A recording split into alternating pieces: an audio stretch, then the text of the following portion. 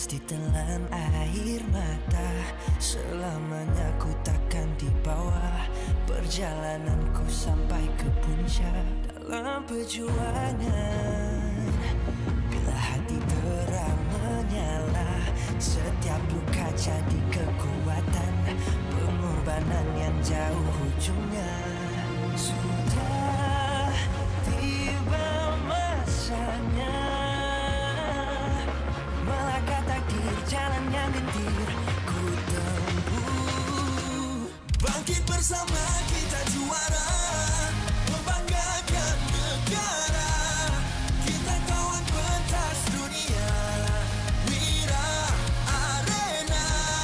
Bangkit bersama kita juara, membanggakan negara. Kerana di hujung cerita pastinya kita Wira Arena. Kita Wira Arena. Kita Wira Arena. Sweat and grind, guess we never gon' fade. This that definition of a legend. Every single move that I make, feel it ain't no doubt. Dorang kena aku, I'm a winner. Cuba check gerak-geri aku semua tiptoe macam ballerina. Genggam bara api, biasa berjadi arah. Mimpiku mula menjadi, tiada siapa je yang halang. Kalau bikin hari-hari, benda susah jadi senang. Segala cabaran aku ready, masa depan aku terang. Sudah tiba masanya melangkah takdir, jalan yang gendir ku tempuh. Bangkit bersama kita juara, membanggakan negara. Kita kawan pentas dunia, Wira Arena. Bangkit bersama kita juara, membanggakan negara. Kerana di hujung cerita pastinya kita Wira Arena. Kita Wira Arena. Kita Wira Arena. Satu hati, satu jiwa, pakai bersama kita Wira Arena. Yeah. Dari bayang kenyala api, nama kita terpahar di bumi. Yeah. Bangkit bersama kita juara, membanggakan negara. Kita kawan pentas dunia, Wira Arena. Bangkit bersama kita juara, membanggakan negara. Kerana di hujung cerita pastinya kita Wira Arena. Kita Wira Arena. Kita Wira Arena.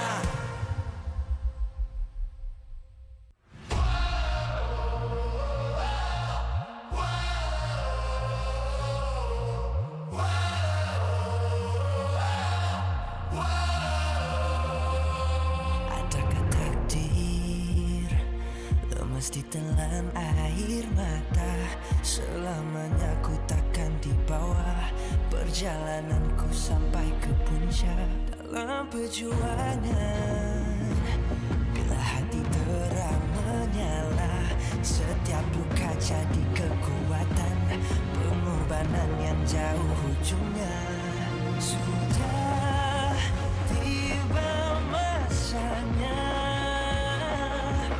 melangkah takdir, jalan yang gendir ku tempuh. Bangkit bersama kita juara, membanggakan negara. Kita kawan pentas dunia, Wira Arena. Bangkit bersama kita juara, membanggakan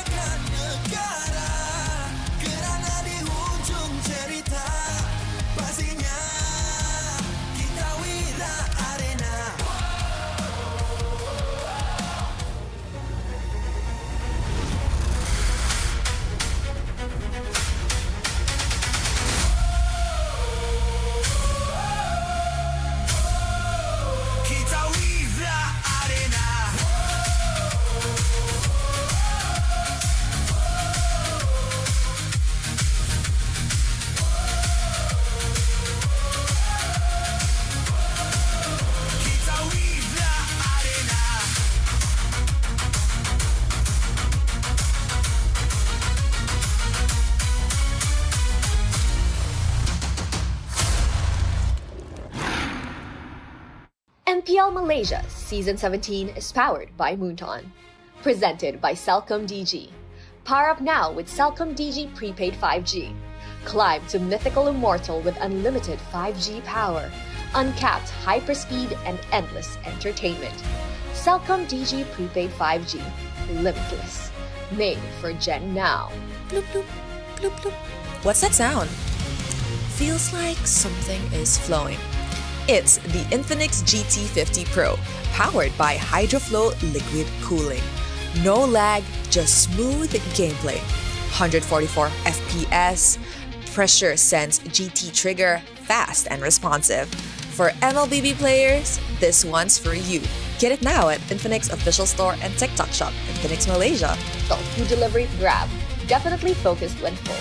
When people is hungry, they lose focus. Then, they will have bad aim and bad performance during the game time. Hence, order from GrabFood to stay focused. Cultured by Todak. Get your official MPL Malaysia merchandise at a Todak booth or online at store.todak.com. MPL Malaysia is now cultured by Todak, empowering the next generation through Todak Academy and its industry-focused TVET and STEM education programs. Official motorcycle partner, Yamaha. Official content partner, Media Prima. Official streaming partner, Tauntaun. Our strategic partner, Fairy, TNT Co., Obsbot, PSM. Supported by KBS, ESI, Rakan Muda, MESF. Bersiaran secara langsung dari Stadium Juara. Penonton kini sudah pun membanjiri arena untuk menyaksikan perlawanan lower bracket semi-final di antara Team Vamos menentang BTRM Malaysia by Vitality.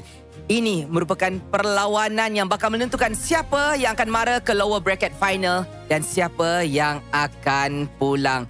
Pemain-pemain nampaknya sudah pun melakukan persiapan terakhir mereka. Pertempuran besar akan diperlihatkan.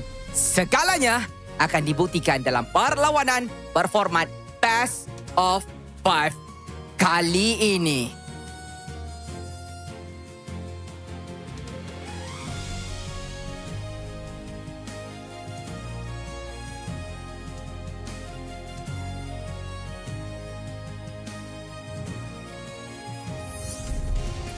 Selamat datang ke MPL Malaysia musim ke-17 playoffs hari ketiga. Nama saya Rose, host anda sepanjang musim playoffs ini. And of course, kita pun ada Poji di atas pentas bersama dengan Rose. Terima kasih Rose, tapi saya sebenarnya excited sangat. Saya macam nak lompat-lompat tau hari ni. Boleh ada energi lompat-lompat selepas malam? Ya, saya akan ada energi lompat sebab energi ni datang daripada first day. Saya seronok sebab clean sweep 3-0, 3-0. Semalam reverse sweep 3-2. Saya tak boleh nak expect apa akan berlaku hari ni kan. Apa kejutan dengan hero-hero, Rogernya keluar apa semua. Kita nak benda tu. Betul-betul. Actually, playoffs ni sudah jadi sangat-sangat interesting. Like you mentioned, 3-0s, 3-2s. Adakah hari ni? Hari 3-1 pula. We never know. Tapi bagi Rose, yang paling interesting adalah match pembukaan kita hari ini. Which is Vamos menentang dengan BTRM by Vitality. Sebab kalau semalam perlawanan ada 2 nyawa, sekarang siapa kalah akan terpaksa pulang. And of course, say bye-bye to EWC 2026 di Paris. Kalah cakap bye-bye, tak apalah, cuba next season. Macam dah tak boleh nak buat apa dah. Tapi yang penting sekarang Ros, game seterusnya di antara Invictus Gaming menentang dengan SRG. Siapa yang menang dapat first ticket pergi Paris. Weh, tak sabarnya nak tengok siapa yang akan pergi Paris bersama dengan Rose dan talent-talent lain. Poji pergi ke? Hopefully kita pergi. Saya macam dah ada orang, you pergi I bayar. Dia cakap macam tu. Bestnya. I'm pretty sure SRG dan Invictus Gaming akan all out untuk mendapatkan first ticket ke Grand Finals and of course Paris. A lot is on the line for these two. So Poji, you rasa audience ready ke? Saya rasa audience dah pun ready. Tapi sebelum kita nak pergi masuk ke dalam game, Rose, macam biasa ada It's My Time punya emote Layla untuk saya kongsi dengan semua penonton yang berada di rumah. Scan JQR dekat bawah ni, korang boleh tebus masuk ke dalam Mobile Legend korang. Semudah itu. Game pun jadi enjoy, boleh spam-spam. Boleh spam-spam, betul tu. Poji, honestly, I dah tak sabar untuk mulakan hari ketiga playoffs kita untuk musim ini. So with that, mari let's show it to our panel. Pasukan mana yang akan terpaksa cakap bye-bye to their EWC dreams? Panel, see you guys now.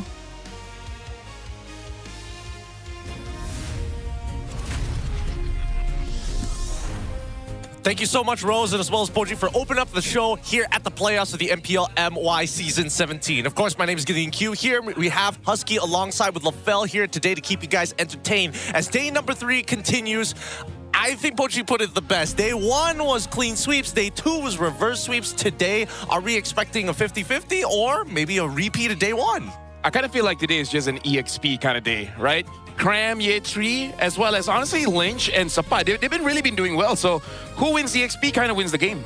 I feel like EXP right now, it's in a bit of a hot spot. Paquito has really shaken up the meta, and I don't know if anybody can really deal with it, especially now that it's been powered up with the Cellcom DG prepaid 5G power pass. Go limitless with unlimited 5G power and uncapped hyper speeds made for the Gen now. By the way, you can also redeem trading cards, each having individual players on them. All you got to do is to come over to the venue and go check out the Cellcom DG booth to go redeem one, because you've seen them crack a bunch of packs here already today. You could be next, but let's talk Vamos v BTRM. Husky, I mean, you were looking at yesterday's games. You had some wide opinions in the group chat. I think, okay, first of all, I didn't expect reverse sweep to happen for both series. I personally felt like Vamos overall as a team, just based on the power rankings, I felt like they had it against IG. I think overall, they looked like the more solid team before going up against IG. But I gotta give respect though. IG coming back 3 games in a row, and all of them were extremely exhausting games, right? 20-minute games, the whole base is bare. I think what they had over Vamos is just the resilience. And sometimes Vamos can be a slightly more emotional team.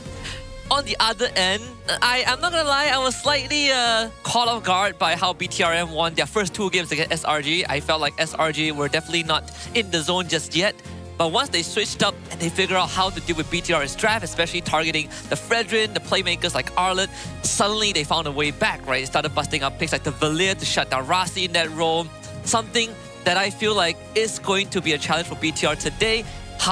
Do they have an alternative in that draft? I mean, it's all or nothing here today, right? There's not a lot of second chances, unfortunately, for Vamos alongside with BTRM. And let me really double down on this, because if we look at the overall playoff brackets, you're noticing almost straight away, we're already at the lower bracket semifinals here. With the conclusion of the upper bracket semifinals, and now one step away of IG or SRG booking that first ticket over into Paris, all eyes are looking at that lower bracket.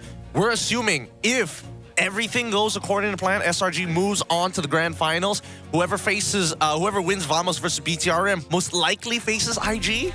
Yeah, most probably, because again, IG did win yesterday, but it wasn't as clean as SRG, because SRG, once they get back their momentum, it was very apparent that they have gone back to like the S tier kind of team, whereas IG, it was still pretty close, right? Especially in the last game. If it wasn't for the Zushin being able to catch out Nako on that Moskov, Vamos could have won that game. Would you say that yesterday was more towards the draft, or more specifically the discipline in the game? Because I've heard multiple different opinions, right? Especially those who are coming off watching the grand finals of MPL PH. They look at this and they're like, whoa, we are fighting for the sake of fighting sometimes. SRG, BTR, draft, IG, Vamos is a discipline one. Yeah, I agree. I think SRG basically, I think the whole series between SRG and BTRM really came down mostly to the draft. Whereas for IG and Vamos, it was really scrappy, right? I think, like LaFell said, if we just look at the last game itself, it really comes down to who gasses out first, who gets tired, faster. And it was pretty obvious from even the early game onwards that there were some glaring mistakes, some micro mechanical errors there from players like Clawkun, from Natko, and that really contributed. When you go into like the 20 past minutes, it will start affecting you. I mean, it affected certain players a lot more than others. I mean, unfortunately for Air44, he's feeling a little under the weather. We've saw on social media, hopefully he's recovered well enough. But that's not all. We've got a quote from Sapat himself. A win slipping away. Against IG last night, our decision-making as a team was not good because we started feeling pressure after throwing a few team fights in Game 3 and Game 4. We were actually leading in those games as well, so we could have closed it out 3-1. It really affected us mentally, and going into Game 5, our thoughts were quite messy. Is this the lack of experience? We're finally hitting that wall at the end?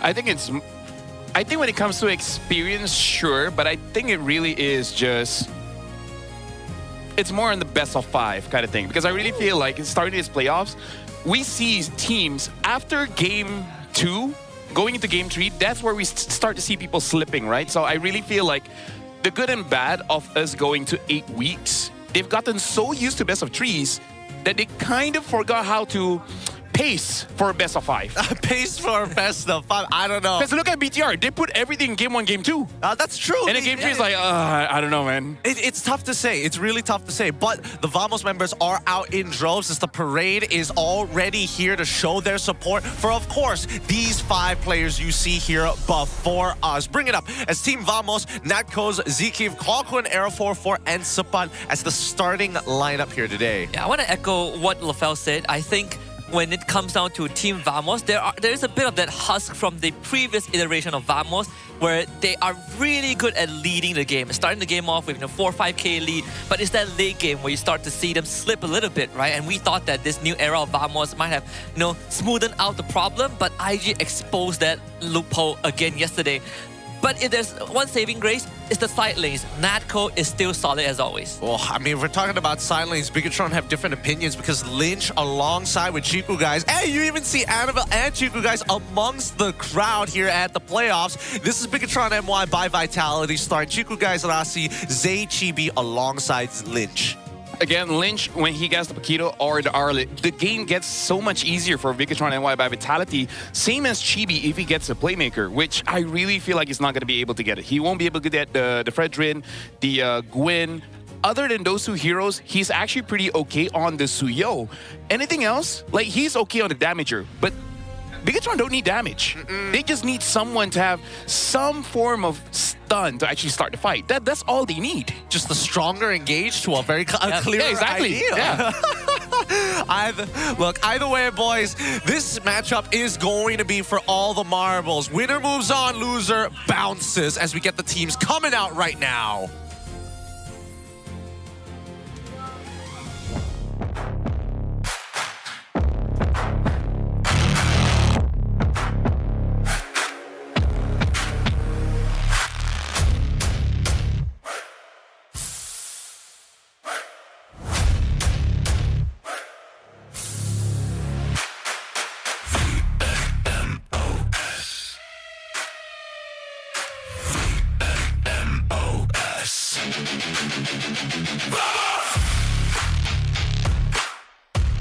Victory looked them in the eye, but was ripped away by a devastating reverse sweep. A brutal reminder that nothing can be taken for granted. Last night was heartbreak, but tonight is redemption. Can they find the fire to push forward?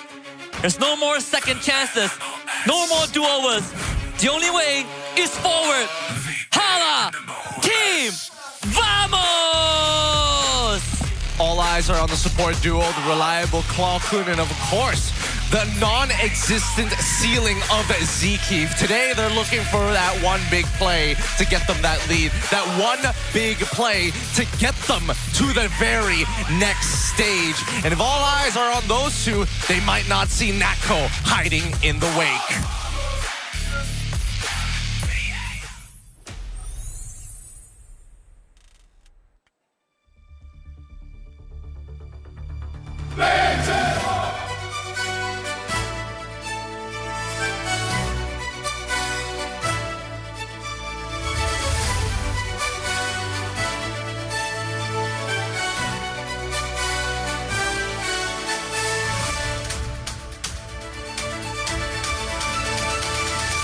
Stood head-to-head with giants, pushing them to the limit.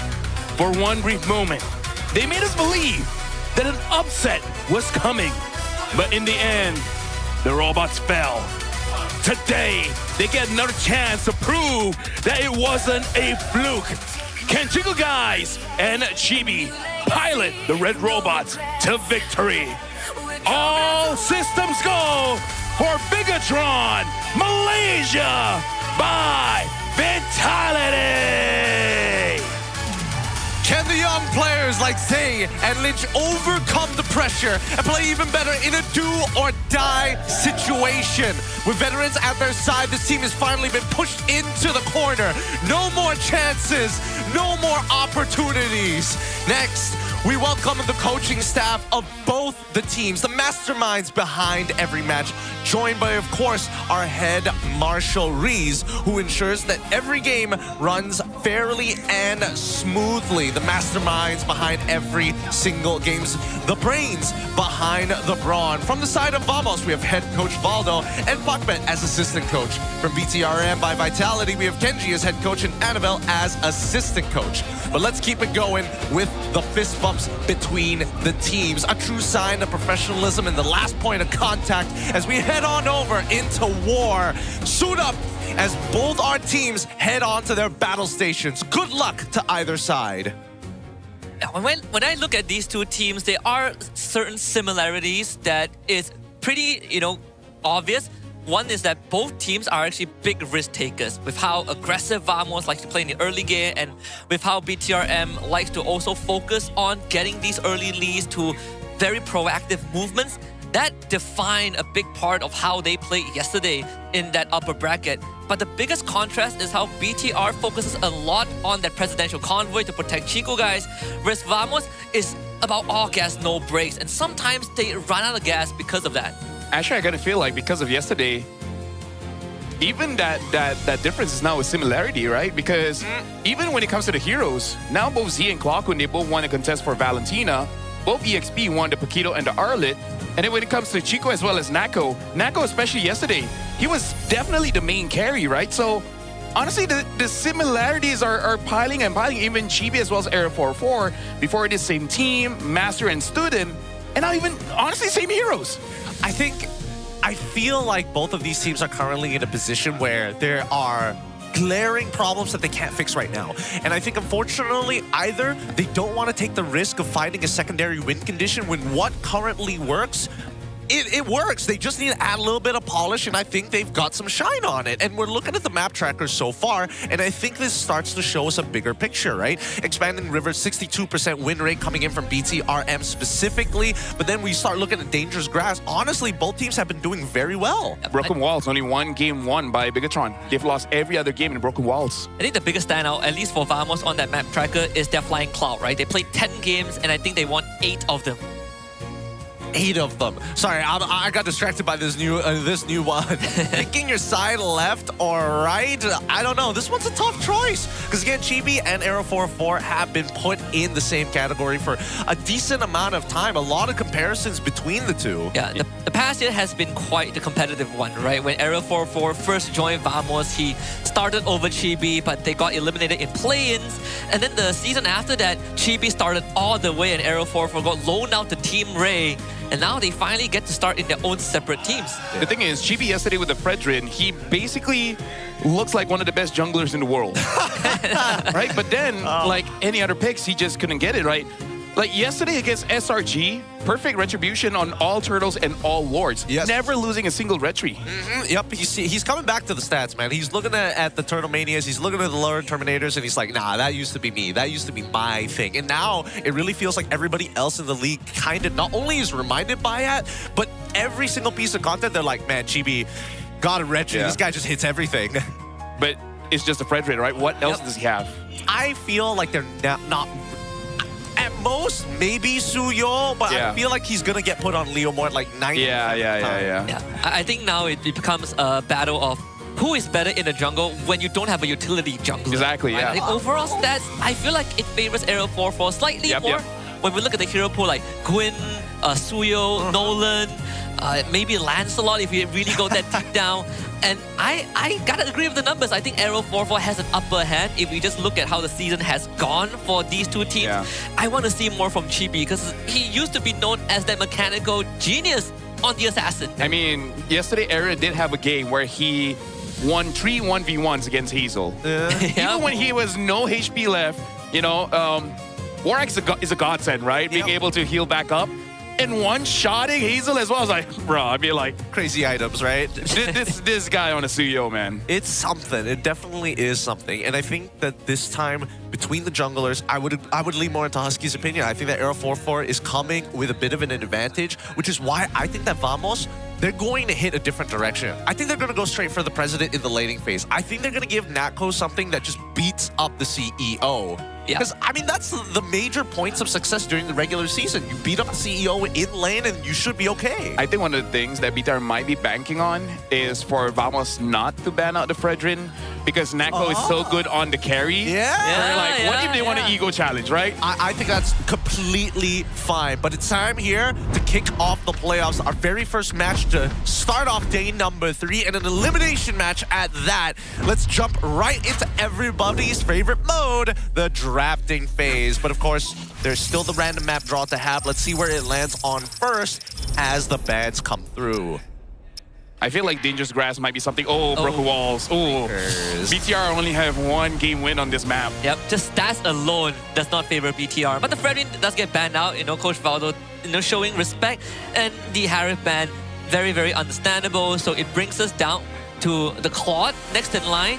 BTR could be one of the teams that first pick Claude because of how important it is to Chiku. Yeah, right now looking at Paquito bus. Vamos 3-0 when they have the Paquito, but 0-3 when they have to face against Paquito. And now with the Phobia's ban, that screams Paquito for Spig. The thing is, if you ban out Paquito, both teams won the Arlet. I don't know if it's for Spigable, but I'm sure it's in their head. It's definitely something they're going to be thinking about here, but let's find out, right? Because now that we see the Gwyn ban, this should be a free pack unless there's anything else that I am missing out here in terms of be brave, first pick pack. Just first pick pack, right? Yeah. Unless the CEO says, give me Claude. Just don't give Zushin.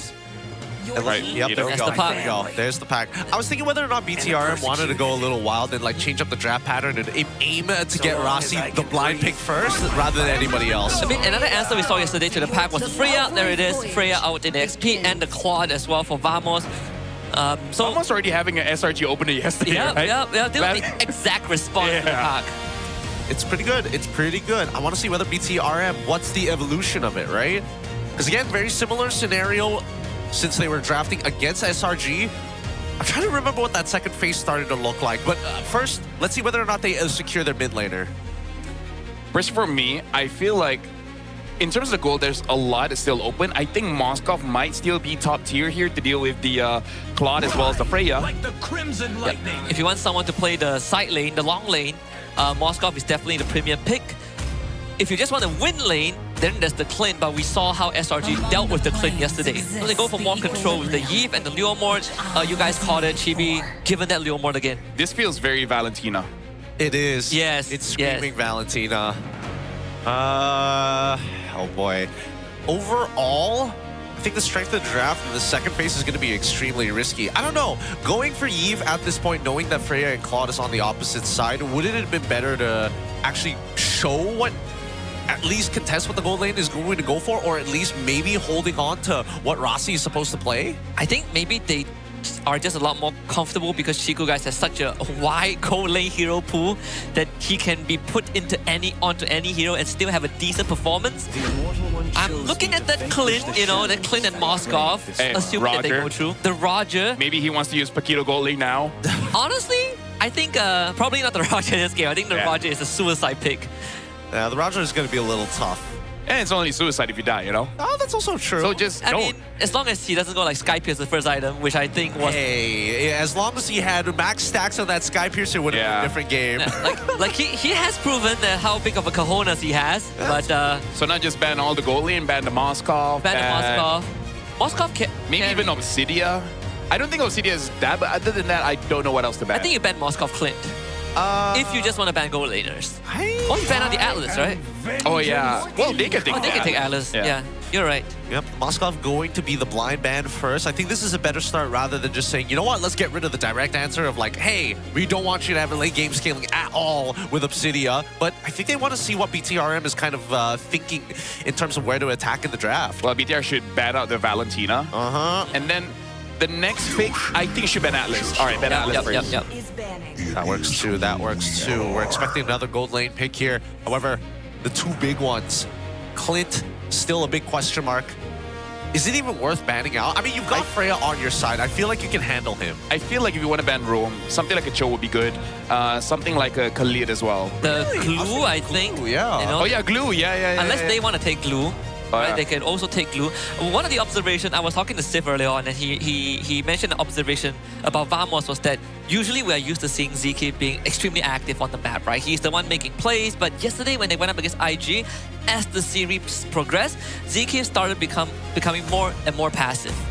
I think it's just lack of direction, right? Especially with such high risks as well. To call for a play at this level, we heard it from Sapat, right? It gets messy. It gets really, really messy, and you lose a lot of confidence after making 1 or 2 bad plays. Hopefully, they're still not feeling that level of mental fatigue now that carry is gone. We are really running out of a lot of options in that gold lane. Eventually, we're going to need to see something here. This could be a glue angle just because of the carry ban, right? It reinforces the fact that you want someone that is incredibly tanky and that BTRM have very little solution to deal with. They have the V, which is pretty good against tanks, but better off without the carry. I think at this stage, now that the majority of the Trinity... Oh, a majority of the Trinity is still out of the pool. Now there's still left Obsidia. Now, I feel like because of the Kalia ban, it really is between Clint as well as Irithel. Yeah, you don't want anyone that is able to crowd control them. Right? Those are the heroes that don't want Purify. Like, Chiku actually takes sprint on Claw, so... Yeah. Like, if anything, he wants to have the freedom to move in the team fight. Yeah, he can do no wrong. He can't do no wrong. With 23 seconds left, still on the clock here. I am curious. Vamos, I feel like it's pretty free to go glue, but at the same time, is glue the only answer? Cho? There's a Cho open. Yeah. Either way, I feel like we roam first. Yeah. Got thought. There we go. No, directly into the Eve. It's okay. Yeah, I feel like they just want to revitalize Hero because this playoff has started to become more about team fighting. And I feel like they just want to make sure that they have a simple... We understand how we're going to win the first 3 minutes of the game. I just hope they Heroes with Revitalize helps. I just hope Rasti doesn't get high lows here. I think they need someone a little bit more active. Yeah, I think they're definitely going to need something a little bit more active. I personally think that right now, Glue, probably their best bet, does really well into the Suyo, does really well into Freya. Maybe not so much against the Gato Gacha, but I think your main concern is eventually I'm going to have to deal with this Freya, whether I like it or not. At least we can displace him in the meantime. If you want to get even more active, the Khalid is sort of an option for you to go fast. They pick the Glue and the Clint, which we have, been predicting. So I just want to hard win the lane against Nako. At least give Chiku guys a lane that he knows that he has control over. So I feel like this is Valentina, or do they really want to counter this Glue? Then what about Zetian? I think it doesn't serve a specific purpose here. It's not bad, of course, but I think haven't seen Clockwood on that hero for a while. Yeah, I think there needs to be, unless if they do go Zetian, I feel like this entire composition suddenly becomes a dive composition, right? That's kind of the entire purpose if they are going that direction to Wombo combo. But this time, I think this is a little bit more flexible with the Valentina. You can manage a lot of the expectations of a lot of the melee heroes on the side of BTRM, right? You've already got 3 of them as the major melees. You can manage expectations. Honestly, looking at draft here, Vamos draft, they have pretty much whatever that they want. And for BTR, the good thing that's going for them is that yesterday the Glue didn't do well because he kept on getting kicked by the Cho and it keeps on getting bursted down. Right now, I don't see, other than the Gato Kacha, to really lock him down. I'm still feeling Vamos for this one. You're still feeling Vamos. What about you, Husky? What are you feeling? BTRM or Vamos? I think just by ease of execution, I'm leaning more towards Vamos' draft. Interesting. Okay, so we've got 2 for Vamos here. I'm going to say I like Paquito a lot, but at the same time, the Freya is a little scary. But let's jump on into this. Let's see whether or not BTRM can prove that their concepts against SRG aren't just a fluke. And Vamos, hopefully, they've got the stamina to go all the way. It's going to be Broken Walls for Game 1 with BTRM on the blue side and Vamos on red side. And again, we look at the statistics. Broken Walls, not really the best map for BTRM as they've only won 1 game on it. But I personally want to see how much impact this Glue has, right? Like, sure, ZK on the Gatot can taunt Rusty and control him, but that's the last target you want to go on. Yeah, right now both want to contest for this. And honestly, smart by ZK delaying Chibi. Chibi able to dodge that one. Oops. And yeah, a bit too early from Error. Too early. Didn't weave in the auto, unfortunately. But this is why Rasi is so good. His laning phase with this glue has been impeccable the entire season. And I think that a lot of teams kind of forget that Rasi, he's got that eye for opportunity. I think he's one of the few glue players that consistently catches out the backline. Like him and ZK, right? Like, and coincidentally, both of them are big glue players. Yeah. Hopefully, the earlier interaction with Air 4-4 isn't the result of his sickness. Hopefully, like, he gets used to it on stage. But right now, looking at Vamos, especially when we're looking at the lanes here, because I would say Vamos likes to freeze the lane, but Bigatron is pretty good at neutralizing those lanes. So, in the first turtle, I kind of feel like Vamos, they should have the upper hand, especially Sapa with that vengeance, man. Like, I feel like he can just get onto Chibi, and there's not much that they can do. Yeah, I think that unfortunately they can get the Phantom Steed out of Chibi if they tried hard enough to force it. I think it's a matter of space, right? Can they actually find the choke point? Because for the most part, I don't see Bigatron wanting to actually sit on top of this turtle first. They kind of want to just chill for the most part. Oh, wait, hold on. Oh, all right. So they trade Flicker for Flicker. Obviously, they got Clock and Flicker out. Turtle secured by Chibi. And Valkyrie's Descent comes in for Suppa. Is going to be hopping on the Chibi. ZK will just use his body as a shield. Chibi, though, getting cleaved in half. Clockun finds that trade. Both teams get 1-4-1. Vamos coming out on the end. But Bigatron, they're the one with the objective. Yeah, I don't know about that one. Yes, Bigatron got the turtle, but I feel like they kind of lost the trade because, again, one of the members that died is Chibi, your jungler. And being a Leomort, sure, you can kind of come back because you have a lot of damage, but you also kind of would rather not die, especially knowing how Aero 4-4 likes to path around the jungle.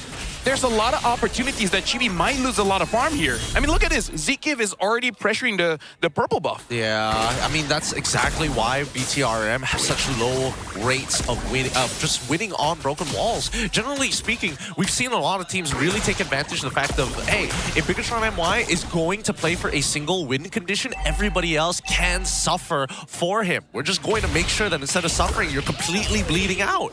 I would say Clockun also, he stole the knockout punch from Lynch, right? And that extra damage was enough to kill Chibi.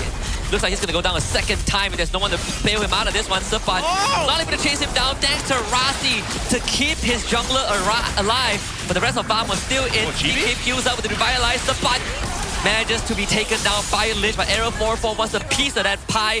Gets the trade onto Lynch. Chiku guys now in the fight. That's the clinch. Lawkwood not able to do enough damage, but the Terrify plus the arrow not sufficient. Chiku guys walks away. Oh, scary stuff. Scary stuff. Chiku? He should be okay here. Rasi's opened up the map for him just to make sure that, you know, his eyes are on the prize. The CEO must stay alive. Yeah, and throughout that messy fight, honestly, the goal lead hasn't really moved an inch for either teams here. Vamos has a good idea of trying to punish Chibi whenever Chibi does try to take camps away. It's a good thing, honestly, that he's able to run away because of that Eve as well as the glue, making sure that everyone is slowed down, everyone is stunned up just a little bit, buying enough time for Chibi. But now, second Lord here. RWM, the AOG connects on Chibi, the full dive commences. Lynch with the knockout strike, not enough, as Chibi still ends up going down. Turtle going for Aero 404, as Z will be the next victim. And that will be collected by Aero 404. A backwards taunt. Rasi becomes the victim. Double kill for the Gatot. Unfortunate. Unfortunate. I can't say that Bigatron MY was playing that poorly, but I will say that Vamos was just getting a lot more value from their spells compared to Bigatron, and that was the real difference maker here. Now, at least with this invasion, Vamos now getting a more secured lead of their own, but the trade onto the top side tries to mitigate that damage. I mean, this is kind of why I said that today is going to be an EXP kind of day, because somebody's taking over the game here. Lynch is not having a bad time, but somebody's just making sure that Chibi does not have any room to kind of do anything, because the moment Chibi is spotted out, there's no kiting. It's all die from Vamos. Yep. And then Gatokacha enables that, right? Not to mention Clockun stealing the RWM gives Vamos a very straightforward setup. Not only is it a straightforward setup, it's just the fact that you're able to make counterplays, right? You keep BTRM sort of in check. Now, it's going to be the cursed first item coming in from Rossi at the very least. I'm going to quickly look on backwards to see where they are. DHS already purchased by Natco already, but the Endless Battle is done for Chiku, guys. So this is going to be his most powerful. They have one more turtle fight to at least get some early value out before Vamos kind of slow the game down and give Natco the space that he needs. And thankfully, the turtle is spawning on the top side, so Chiku guys will definitely have the chance to join in. Yeah, right now for Bigatron MY by Vitality, it really is just about how Chiku guys and Zeke kind of set it up, right? Because I feel like at this point, Chibi kind of cannot show his face. Oh, the AOG sidestep by both Lich and Chibi, but at the cost of a flicker. I mean, you said it, LaFell, like he cannot show his face, and that's exactly why. Vamos are kind of conditioning him, right? You are not safe wherever you go. Like at this point, it looks like a hate crime. They're targeting him for sure. Yeah. Making sure that it's personal, maybe, but do it for the kid. Do it for the kid. Yeah. Oh, man. They're trying to give at least Aerofor for a chance, despite him being a little sick today. But with Turtle up, we see that this is going to be a tough contention for either side. Yep, Stolen Phantom Steed, Clockwood's hands.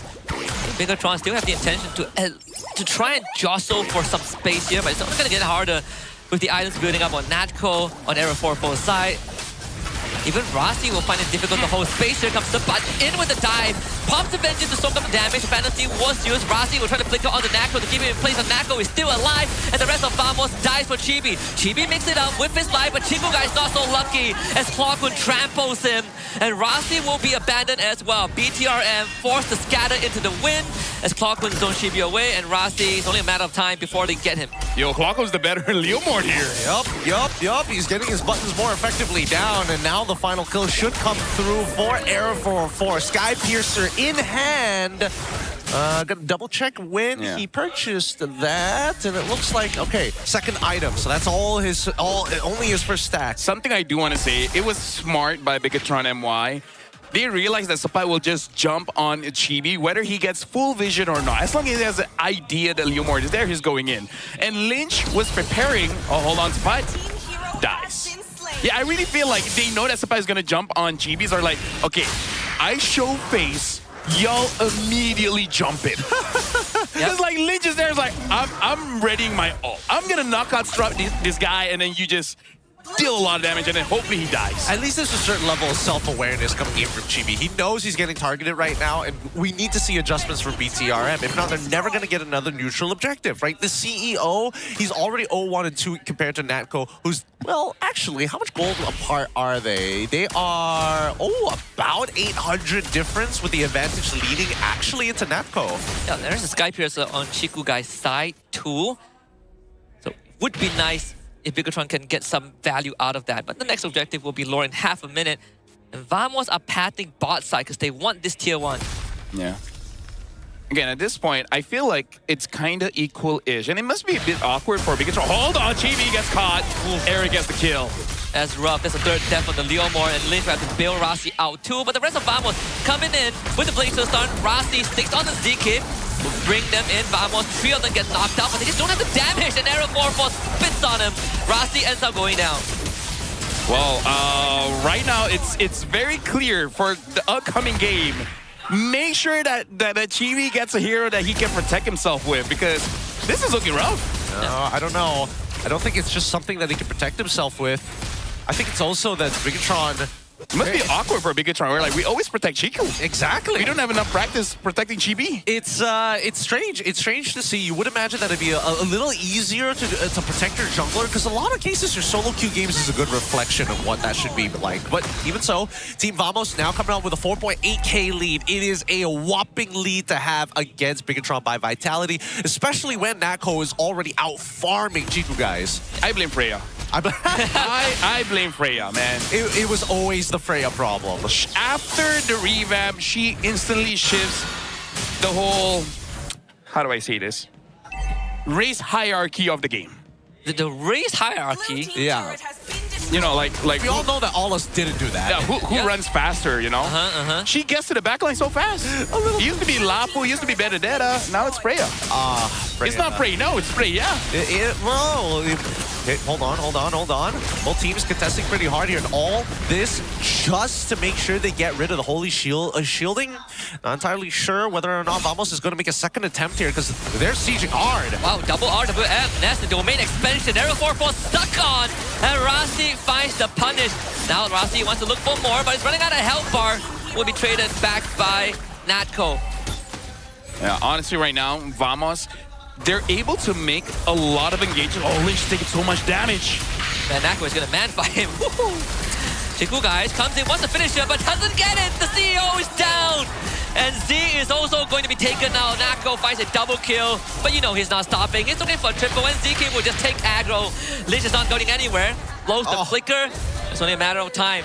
He's buying time. He's buying time at least. He saves the T2 down bot side because of this, and probably, in the long run, probably saves an inhibitor for free. Lynch has bought plenty of time. He's done his job. Yeah. And here's the thing, like, Chico guy's track record on the Clint right now.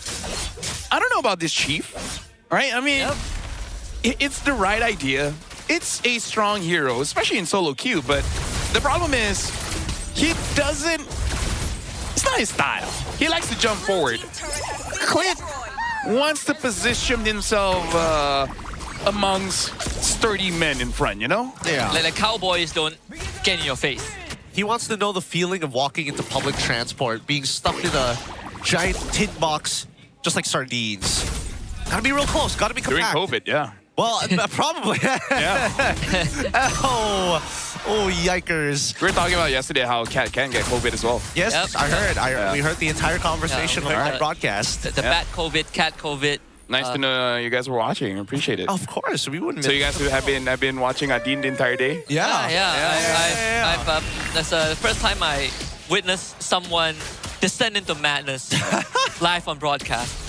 Shout outs to the Malay Unk, you know? Hey, man. Which I think he's younger than me. He is. All right, well, that's something then. Hey. Oh, boy.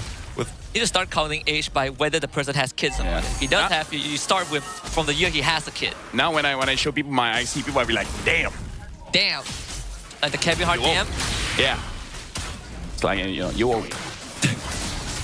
Now they take their time here. The Lord Dance is already commenced, and the waves are not in Bigatron MY's favor. That top wave is building up fast, and Vamos knows this. Yep, and Lynch will have to take on the duty of clearing out that wave. That's why Vamos is willing to walk on forward with a stolen RWM2. There's nothing much that Rasi can do about this. Chibi zoned out by ZK. A free lord for Vamos.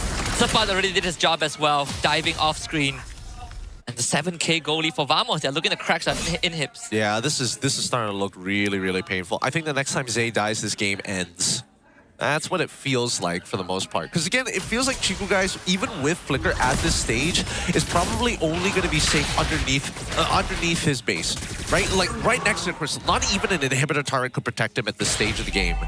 Honestly, like Bigatron's best bet is to hope that they can kill Sapat, right? But look at Sapat's item. Like now he is building more defense because he know that he's just jumping in, try to get a reaction, and you know, killing Chibi is the main objective. But if you don't, as long as you get some kind of reaction from Bigatron MY, that's gonna be good enough.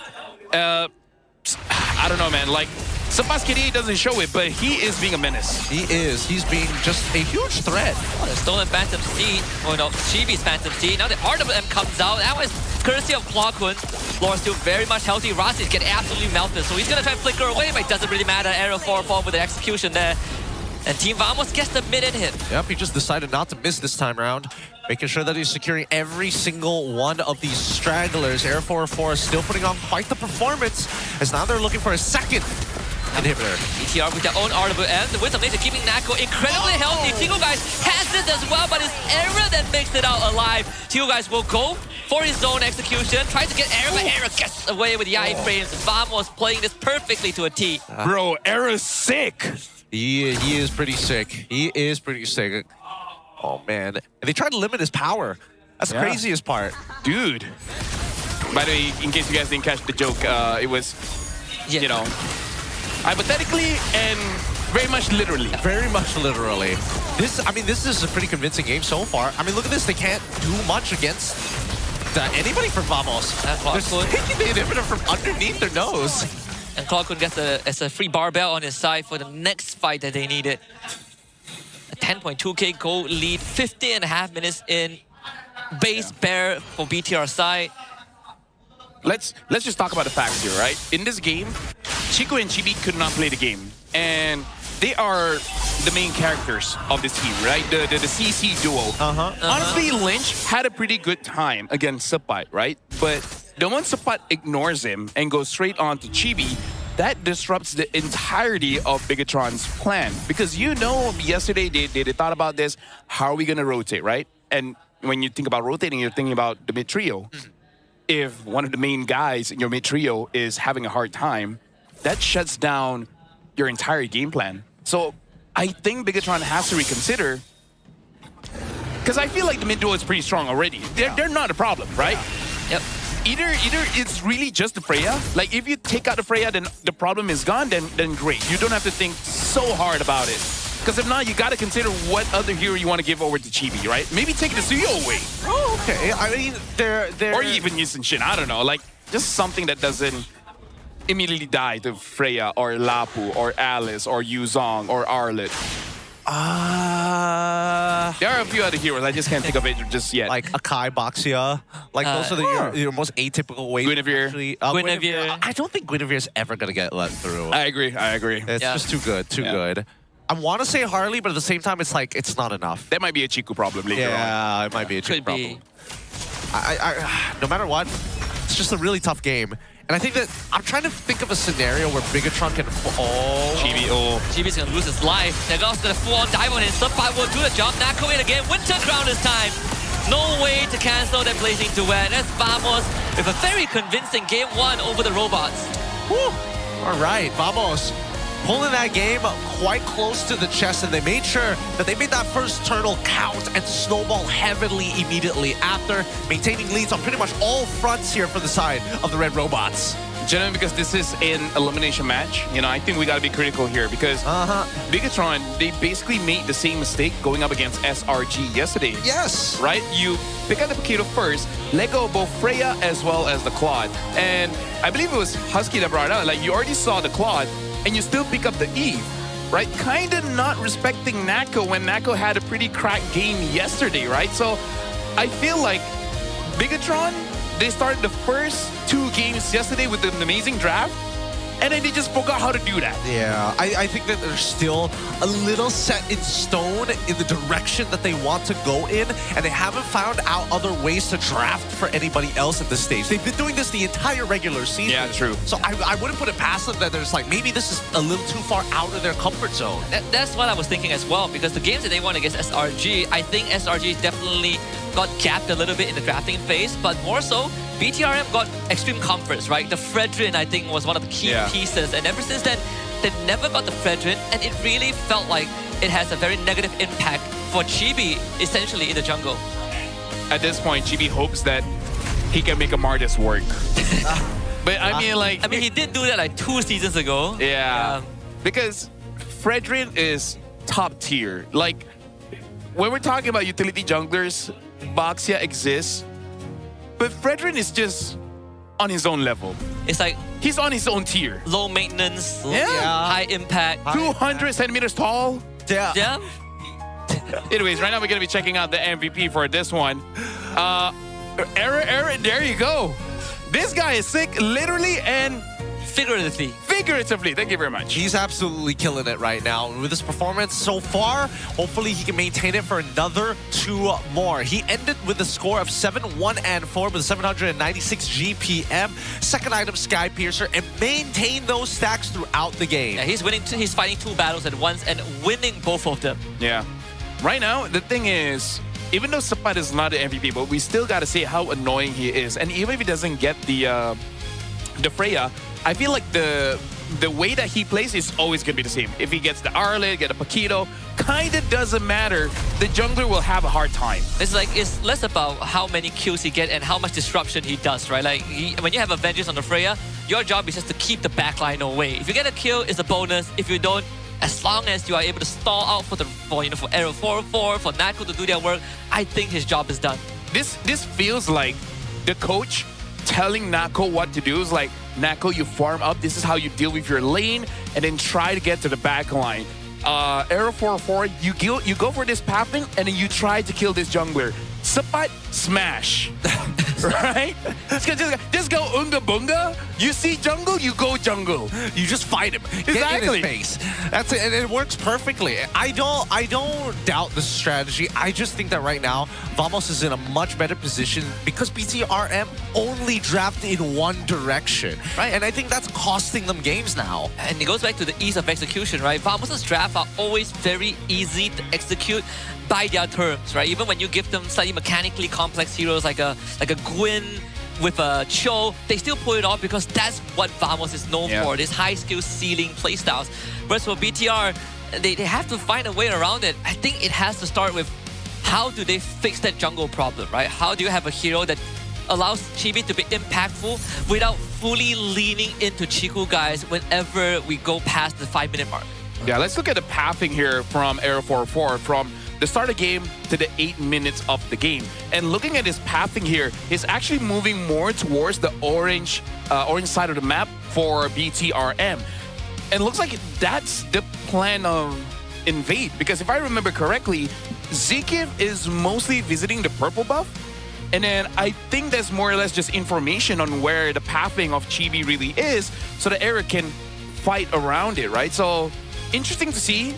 He farms on his own orange side of the map, but he invades the orange side for BTR. Yeah. Yep. It's interesting to see because usually most of the time you would see junglers actually invading on the strong side of the map that you want to end up towards. And I thought maybe it would be closer towards the gold side, but unfortunately it wasn't. Actually finding money on the opposite side worked out for him. Yeah. Who knew? Playing around Freya is good. It just so happened that the first two turtle also spawned bottom side. So convenient when things start to line up. Overall, I thought that maybe Colquhoun was able to create a little bit more impact on this Valentina, but I think unfortunately when he started to have to figure out how to steal the ults, it became very clear it was either Zay or Chibi, and I don't think Lynch was able to peel enough people off. I feel like Z had a rank problem. Me and Husky, we feel this. What do you do when your EXP is losing, and your goal is losing, and your jungler is losing? You just start praying. You're like where do I go? Like as a mid laner, you're just like, man, I have the tools. It's like, if I come to you and you die before I arrive, then I go to the other guy and he dies before I arrive. Now, and then you miss your minions. Yep. Now I'm stuck trying to defend mid, and then they dive me. Yeah. Then my game ends. But I would say for an Eve in this position, it's pretty tough because you, like at one point you have to start thinking, at what point do I have to just book it, press out until I die? You know, like do I have to full send it? Do I have to like out early? There was no winning play, I think, for Z in this spot. Yeah, not a lot of winning plays overall. I think he wished he was a Valor in that game. He does, right? He does. I will protect one guy, but I will do it so well. I think a Lilia wouldn't have been too bad as well, right? Like I guess what Vamos has, it's not optimal, but gives you certain ways to peel for Chiku, to peel for Chibi. But unfortunately, it's pretty tough when you're stationary and you have a Gatot and no Natko coming at you. I don't know, because again, when we saw the initial picks in the draft, right, eventually, I mean, they already knew where Claude was, and they already knew that he was going to make sure that Yves was going to be a little hard to play no matter what, and yet they still picked into it, right? So at this stage, they knew what they were playing against. I think if they want to stand a chance, it's either they start playing for a different style of early game, right? They had Lynch on Paquito already. They could have gone for a gank onto the Freya lane early on, like pre-level 4. That could be one of the options. Secondly, they should probably look at these neutral objectives a little bit differently, right? Chibi cannot just go for these mega steals if he's going to be the main focus and target of every turtle fight. Yeah, I think if you want to play for the CO, maybe you prioritize the CO's pick first. Given the strongest possible gold laner, you know, Harith, Claude, Moskov, either one of them, maybe the carry, and then you go back to drafting around him, right? Like yesterday when they play SRG, Chiku gets priority over what he gets. In the regular season, they do the exact same thing. Right now, honestly, I kind of want to see if coaches follows Arcadia's style, because when when his back is against the wall, he will always pick mid last. Think of all the history of MPL MY where Stormy is picked last and somehow he always gets the counter. Joy is strong, you pick up Odette, right? The enemy has some kind of like an Atlas, you pick up the Valier. And then the enemy likes to dive in a straight line, you pick up the Nana, right? Somehow, and yesterday there was a lot of melee heroes, the Lilia, right? If you have a player like Stormy, like maybe that's like the defining thing, right? But I want to start seeing some coaches let this one person be the final pick because no matter what, he will have that counter. I mean, they do that with Chiku guys, but in gold lane, you don't have the much impact with the heroes you're given. Yeah, because right? I feel like it's more of a win condition and encounter, Exactly. Yeah. Like, I just think gold lane heroes are just not it, you don't really define the game until you get your items. And it's very easy to ban out second phase. Yeah. Like, oh, you don't have a goal laner. Not too many choices. I agree with that, but I don't know whether I necessarily agree with all the weird potential mid picks, because this right now with the stakes so high, it's either they win or they walk, especially with their dreams on the line here. Are they really willing to say, you know what, it's time, we're gonna have to go for a crazy mid pick? Zay, what do you have in your pocket? Chang'e? No, right now I'm thinking Gord, the Kimi. Some games, honestly, the Odette could work. Because before Valentina became a hot pick, Valentina was one of the one that's late.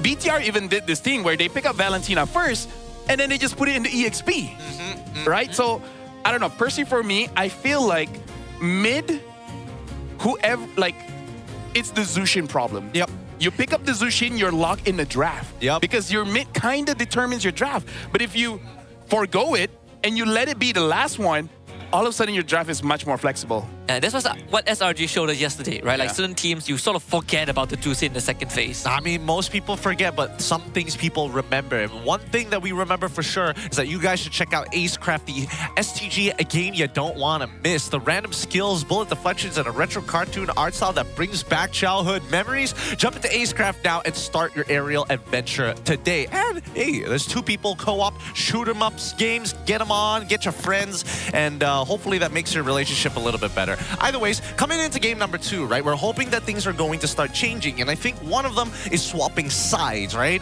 BTRM yesterday, there were And maybe no broken walls. Yeah, don't get broken walls. I honestly, I don't think the broken walls is like the worst. But hopefully with the side switch, it should be enough. By the way, most people have been asking me about the festival esports con. What do you guys personally think about it? I think it's There's great, a huge right? Yuzong there. It's a huge Yuzong there. One thing, plenty of food stalls. I've heard a variety of food, like fish and chips, for example. I'm looking for that. Takoyaki. There's a watch party going on from today until Sunday. Big giant screens, plenty of seats. Look, that's not the only thing that they have. They also stand a chance for anybody who's going over to Esports Con right now to win an Ozbot camera and plenty of in-game diamonds through lucky draws. And this year, of course, the MPL Grand Final ceremony gets a huge upgrade with the Stream stage. It's bigger, bolder, and built for champions. So you can't afford to miss it right now. Because again, people are coming out. Luckily, majority of people are in the arena checking out those games, but those who are still bumming around outside, hey, they're going to be coming back in real shortly. You know what's the problem with MPL MY? What's the problem? When we go to playoff, all of a sudden we want to make the stage like international. That causes the problem for the internationals later on. I think we're doing too much. Yes. I wonder if that's like a There's some seasons we had to tone it down. If you remember, we had to tone it down because we're like, guys, the next one is coming in just 2 weeks. Guys, this is domestic playoffs, not M series. What are we doing? Look, all this is building up into EWC Paris. I'm pretty sure it's going to be a good time there, and I'm sure they're going to have a 6th stage, all right? Yeah. It's pretty hard to one-up Paris. I got to tell you that. I've been disappointed in my life, so you know. With that being said, though, let's look at our MPL MY Insider by Cellcom Digi. We talked to Lynch. We asked him, what can you say about the reverse sweep last night? And he said, I felt like SRG had a read on us after game 2. Our movement, our playstyle, and team fights, it was very shocking for me. He was surprised that SRG read them. He was like, how do they know we keep ganking EXP? That's crazy. That's what... That's wild. Oh, maybe How do they know Chico keeps joining the turtle? it's like we did this 6 different times in 2 games. It doesn't help that they are sort of still doing that in the previous game where I'm okay. I mean, turtle fights very normal, right? You get 4 members there, but it's how they move. Like Chibi just nose dives into the pit, try and make those heroic steals. And I think, like you guys said, they should start changing how they approach these early situations. You can't just sacrifice your jungle when the whole enemy team is gunning for him. Actually, now I have an epiphany. No wonder Chico used Hayabusa before. Because they were talking about what hero is like a Claude in case Claude gets banned. Hayabusa. What hero is kind of like Harif, where even if it looks bad, you can outplay it. Hayabusa. Imagine having a Zaman Force going at maximum going completely insane, resetting it. Wait a minute. What was on the... is it MIL Dark System? Did he read it wrongly? Like Mother-in-law Dark System? I had to do a double take. Hey, I don't know. I don't know about that one. But let's see, because if Phovius got let through, Guinevere gets let through. And they banned the claw. That is... No, here's the thing, right? Now that you see the mid already being picked up, now I want to see if Bigatron is going to switch up their mid laner here. Because now you see a Phovius. The Gort kind of looks good. The Valir kind of looks good. There are a few counters to the Phovius. And then, of course, we also want to see whether Lynch is like, fine, I'll use the Alice just to make sure this Phovius is not that big of a problem. Or do you want Atlas Gord here? I would take Atlas Gord, honestly. I would take Atlas Gord. Right, like second, third, right? I think there's less incentive to keep the Guinevere hidden. Go for the more BTR-centric draft. But BTR, they keep doing this, huh? They keep ego challenging. It's like, I know your hero beat me, but I'm gonna beat you. I'll just be better. Yeah. I mean, well, Coach Aeon did say that their micro is on a good level. And they are. They are mechanically good. It's more on the macro side. It really is like playing, I don't know, Slay the Spire.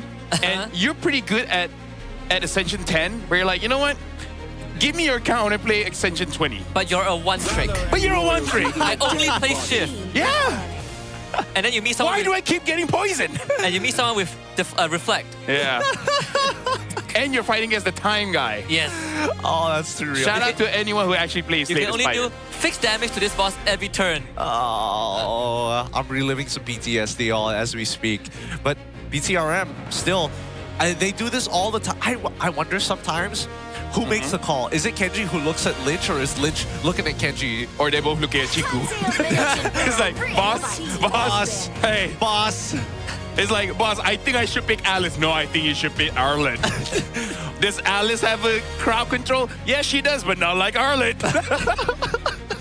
There was an interview where Coach Kenji said after one of their losses that they felt like majority of the time he has a winning draft, but the team couldn't carry it out. So you just get a losing draft so the players can win it. Yeah. They have to actually try hard. Hey. Reverse psychology. Thinking in 2026. Thinking in 2026. That's the best way of putting it. Ah, yes. Thank God they get rid of the Gatot at this point.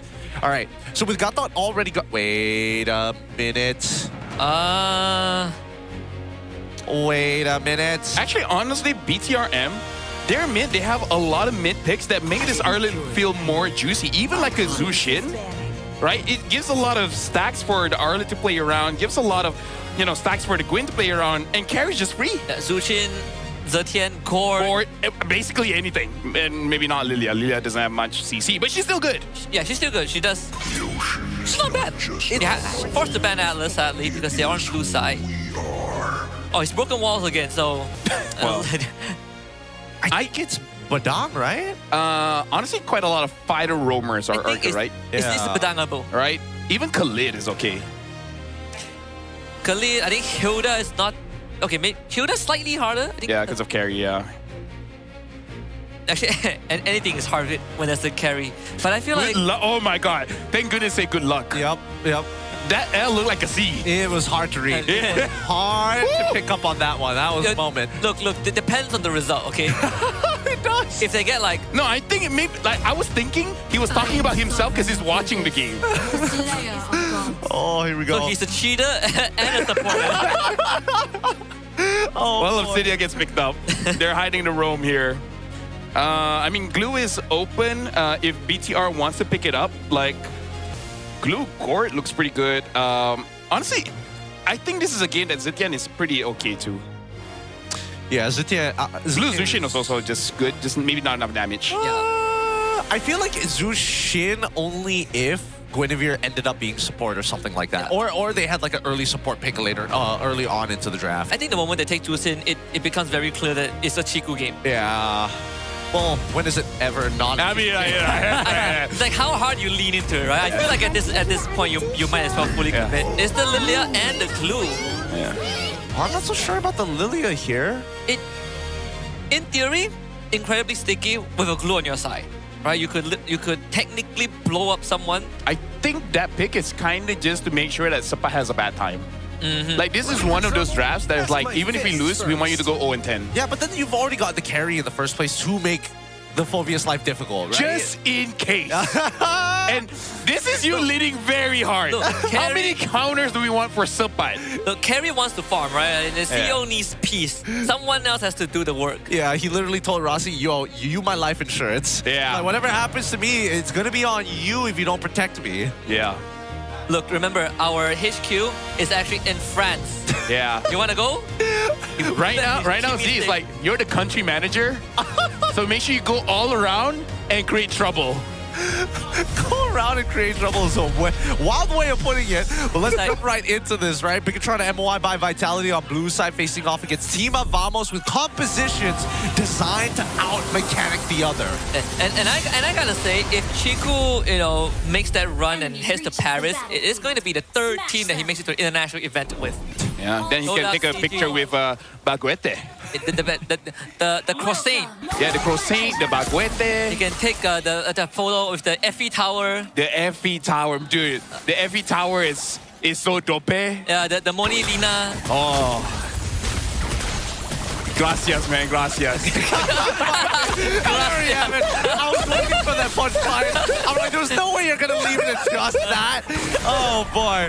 Early game, looking like an early recall for Zay. He misses out on his level 2. So worst case scenario here for the side of Bigotron MY by Vitalities. They should be able to steal Camp 2. Yeah, pretty unfortunate because sometimes you do overestimate yourself when you have a clue as a roam and then you end up taking like horrible trades. Guilty. Happened to me far too many times. You just need 1 or 2 good games, and then after that, you just feel like a glue god. The thing is, especially against a Cho, right? Like he got some quality of life buff, so weaving in the attacks are easier. Means these early and he takes the adaptive damage early on, so the poke is actually quite painful. I think there's also an argument here that. Oh, interesting here. Obsidia from Nako is taking Inspire, so making sure more mana regeneration as well as cooldown. Honestly, I'm starting to see Chiku guys using Inspire on Claude as well. I wonder if that's going to be a new thing. Especially like a few patches ago, the marksman has a lot been changed in terms of the mana. Maybe this is just a good way to like balance it out. Don't know if it's good. That's the thing. I don't know if it's good, which is the big problem. I don't play gold lane, so I have no idea. I think the attack speed is kind of okay. It helps you kind of like trade just, I say mildly better because the base stat of just raw attack still is a little more effective. Uh-oh, he's 4 though. Yeah, he just hit 4 and that's the window closed. Yeah. Well, right now we do have to see how they're playing with it because I really feel like Chibi has some slight PTSD of getting jumped on, but I don't think this draft punishes him too much. Because he's always one of the first on the objective, right? RWM out from Qualcomm, he's just gonna full send it. Final Slash gets committed, and Vamos walks away with the turtle. Lynch and Rossi working together to keep Arrow 4 in place, but Chibi needs help, and Chifu, guys, helps him out. The CEO gets a hand onto this. The trade does come through, and Vamos gets 2 in return. And again, we see both Vamos as well, Bigotron and MY by Vitality. Right now, Malaysia is moving towards meta. First turtle, all go in. Gold lane, abandon your lane. Yeah. How interesting. Like, I understand why Nako is joining because, again, whether or not he gets the same amount of gold as Chiku guys is going to be highly dependent on how he farms. But the real difference maker is how many stacks of those bones he actually has. And good kick here as they're looking for a kill onto Rossi. Just another free pick for Nako. Yep. Rossi hit 4 in time, but sadly is too far away from home. He's dead again, right in front of Chiku guys' eyes. Yep, and didn't even lose a minion. Yeah. Best part. The only good thing is Chibi's taking some camps away, right? Because at this point, I think Chibi will take it. Oh, Chico is still in front. Yep, he's gonna get a harpoon, nailed down, and that's Hua-kun with the kill. Very silly. Very, very silly. But also very utilizing the enemy's habits, right? Because looking at how Vamos has been playing, they knew Chico is going to be there in Turtle 1. So Nako is ready to join that. So that's the first of read. The second read, Chibi will always be first on the scene to touch the turtle, right? Maybe because he's from Trungano. It's just one of those things that they do. And then the second one is Chico Guy's tendency to overextend for the kill. Nako just has to pretend like he's a little baby, and then he'll just eat it up. Yep. Not saying Chico eats babies, but you know what I mean. Yeah. That's more of an Epstein thing. Well, there should be something here. ZK flickers out. Rasi is going to be the victim again. Does have the ultimate sticks on Arrow 4-4. Gets the pullback and then a knockout from the Chibi. They need a bit of follow-up. Arrow 4-4 ends up going down. And Nako not able to do enough damage. So BTRM, they get something. Very nice. Very nicely done there by Rossi. And Chico cancels his recon. Oh, bro. Oh. What are you going to do? What are you going to do? Say something to Chico. What am I going to fire him? Yeah. Chico's like, you don't go back. You stay here. We need to fight for Turtle. I mean, they do have a numbers advantage, but only for a while. As Sapa jumps on the Z, that's going to be Black Shoes out. Chibi gets the objective for himself. Rossi needs to disengage, and now they have to knock up onto the Phobius. Phobius goes down. Arrow 4-4 rise in with the steed. They get Chibi in return, and Hua-kun looks to blast down Rossi. One last white blast will do the job. 2 for Vamos. Yeah. This game looks a little bit more even without the Freya, because right now Sapat, he's doing a pretty decent job of disrupting honestly mostly disrupting Z.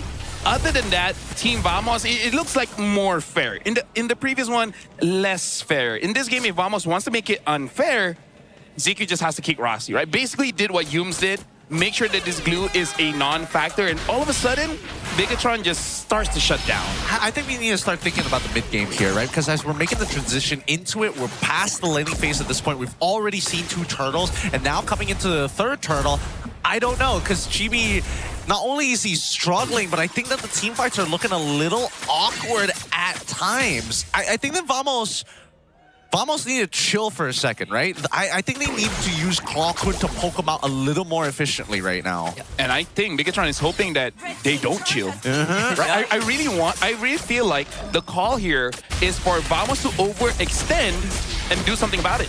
Oh, well, they just found one. That's going to be Chibi that goes down. Okay, let's start with not getting kicked by Cho. Yeah. I think you know, like BTR's trap compared to game 1, this one a lot better, right? You have more answers, like snap answers to Vamos' aggression, but more importantly, shout out to Coach Snap. Coach Snap, shout out to him. You have a lot more skills that you can layer to keep Vamos under control, like the glue route into the Quinn knockup, the final slash as well. Plenty of setups to really punish Vamos if they overstep. But like Lefel said, right, just don't get kicked by the show. And again, like you would say, like easier said than done. Sir, elimination match. This is one of those things that you don't have a choice. It's not easy, but they gotta do it. ZK finds a kick, but wrong direction.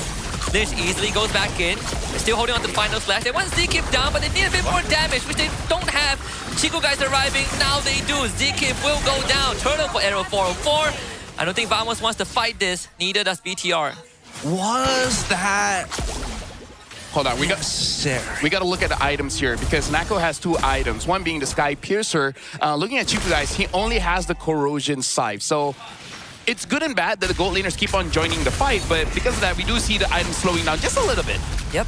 And the network is still the same, right? Despite Chico guys having 3 kills, although one of the deaths was from the gank earlier on in the bottom lane. Nako will now pick up on tier 1. BTRM trade the top 1 for themselves.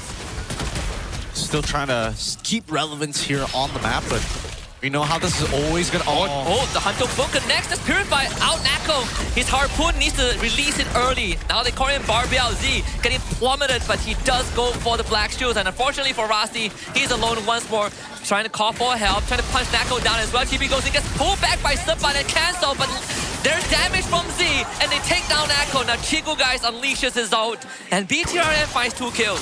And this is where we see BTR shifting the job scope. Rossi is more of the one hunting down, and Lynch is the one that's peeling for the team. This is this is good coming in from Team because it's basically saying that, Lynch, you're taking care of the CEO, and Rossi's just going to be the problem. Yeah, I think they know for a fact that Lynch has to be the one that gets the Purify out of Natco, or Rossi has to do it. One or the other, right? They have interchangeable roles, but it's a lot easier for Rossi to do it because they're already trying to make sure that they are targeting these lead foots that are being thrown out by Bigatron, who are probing for a response from Team Vamos. And I feel like what Rossi really needs is for basically, honestly, it doesn't matter who, get the attention of Zkif. Because Zkif is hunting for Rossi. As long as they're playing like opposite sides, eventually Rossi will get onto someone.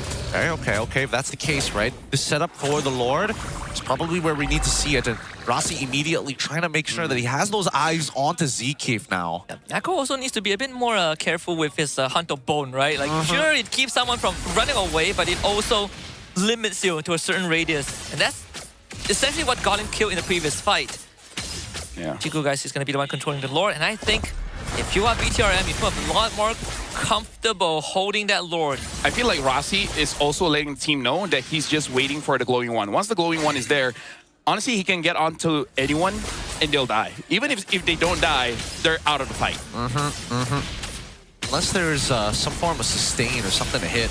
Oh, Zkif. Is he looking for to open up the mid? Yes, he does. And now he's looking for an angle. Hunter Bone connects onto Lynch. Lynch is going to get locked down the RWM. A bit overstepped. And now lead given over to Team Vamos. Lord is very low. They turn to Zkif, but it's going to be Z that steals the Lord away. Rossi sticks on the Clawkun. Double kill for Chico, guys. Clawkun needs to disengage, but Chibi in with the retribution on the Arrow 404. Clawkun will get out, but Arrow 404 will not. As BTRM finds 3 kills. Man, what a kick. Yeah. No, honestly, even Z as well. That's what a country manager's supposed to do. Take things away from other people. They are. Actually, I don't know what they do, but you know. Well, I mean, they call it redistribution. But, let's look at this replay one more time. Zkif with a great kick here to kind of open up the space that they needed. However, Suppot also recognizes, like, I don't stand a chance against this carry specifically, right? So, again, it's about pushing and pulling constantly. And I think this is a very even fight with both Bigatron as well as Team Vamos having extremely similar plans. Of any game I won 5 games is this one, because again, like elimination match, dude. Yep, it deserves to go 5 games. Yeah, and honestly, both teams deserve to fight against SRG or IG to get to the finals, because Chico, guys, somehow he hit his prime and even got higher than that. And then for Vamos, I don't know, like as an organization, people know them to constantly go to the grand finals, but they haven't gone for a few seasons now. Ever since season 14, right? That was the last grand finals appearance where they went 4-2 against SRG. I mean, it's been more than a year since that rebuilding phase. I was expecting, well, at least my prediction had Vamos in the upper bracket. Yeah. Clearly, that's not the case. It's quite a shocker. But I feel like this is a good problem because BTR showed up. Yes. This is giving me almost like DX Soul vibes. And Rossi was there too. Rossi was there too, right? Yep. I mean, he did take down this guy yesterday. Well, 2 days ago. Yeah. So showing who's the problem. It was Siska this whole time. Which, funnily enough, was what Siska said to Rossi in the regular season. And then Storm is just in the audience saying that, hey, I like those 2 guys. Especially Siska, he's my team. Well, especially since there are 2 more teammates compared to the one on the opposite end. It's 2 against 1 and the 1 is winning. And the 1 is winning. Unfortunate. Until we start seeing, like, I don't know, Zay being replaced by Storm in BTR. It's probably the only time we're going to see a potential transfer. I don't know. I think that a lot of partner teams right now are probably not only looking at their roster, but they're trying to figure out a lot of other stuff here in MY. But in the meantime, Vamos and Bigatron, MY by Vitality, have refused to make contact with each other. Yeah. I mean, vision control is easier for BTRM just because you have the Gloom. It gives you a vision of basically the entire bush, right? You just drop 1 Gloom in and then you see the whole bush. And not to mention Rossi on the glue too, so it's pretty hard to walk up. And you have an Arlet, the Gwyn to worry about. So Bigatron can plant themselves in these areas.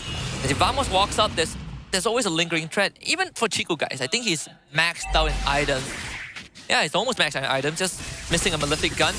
You walk up to him, he melts you. He's melting the Lord.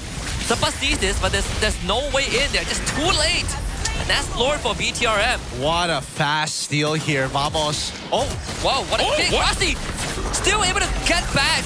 And that might have bought him some precious time. Rossi escapes. I've never seen that interaction. What does he have? Right. Wait, let me check his items. Chastise Pauldron. Is it just because he has tough boots? Maybe. And I think the extra range because of that flicker gave him enough time to flicker out. Like, I haven't seen that. I've never done that. I didn't know. Well, technically, if like you just fast tap the kick, you don't get the distance, but you get the immediate control. So like, I guess there's like a 0.5 second. I don't know. I just think personally, I think that tenacity works really strangely. Because it's like you get a percentage and there's like, what does that percentage mean? Remember when Edith knocks you out and you have tough boots, she doesn't get to flip you? Yeah, it, it's like that. Oh man. Man, ZK almost went down to the gloom itself. I think BTRM, they're going to stick to protocols like what we saw from them yesterday against SRG. They set up an inhibitor and they just won't force the issue. There's no need to force the issue at this stage, right? Especially the first couple of lords of the game. Really not going to matter too much, especially when you have like hyper scalers like in Oh, Chibi? I thought for a moment he whiffed that.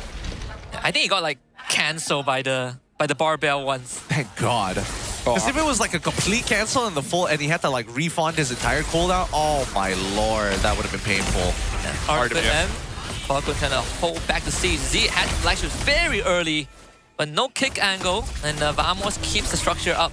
Vamos, right now, they're hoping that Bigatron overextends and they kill them in the base. Because if they have to fight for Lord, seeing as how Z has the Ice Queen 1, Silpat, Era, they kind of don't want any business with this Lilia right now. You're not walking up to them.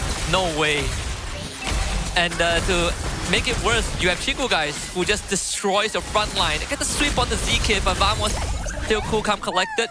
Another successful defense. Yeah, it's just tough to break.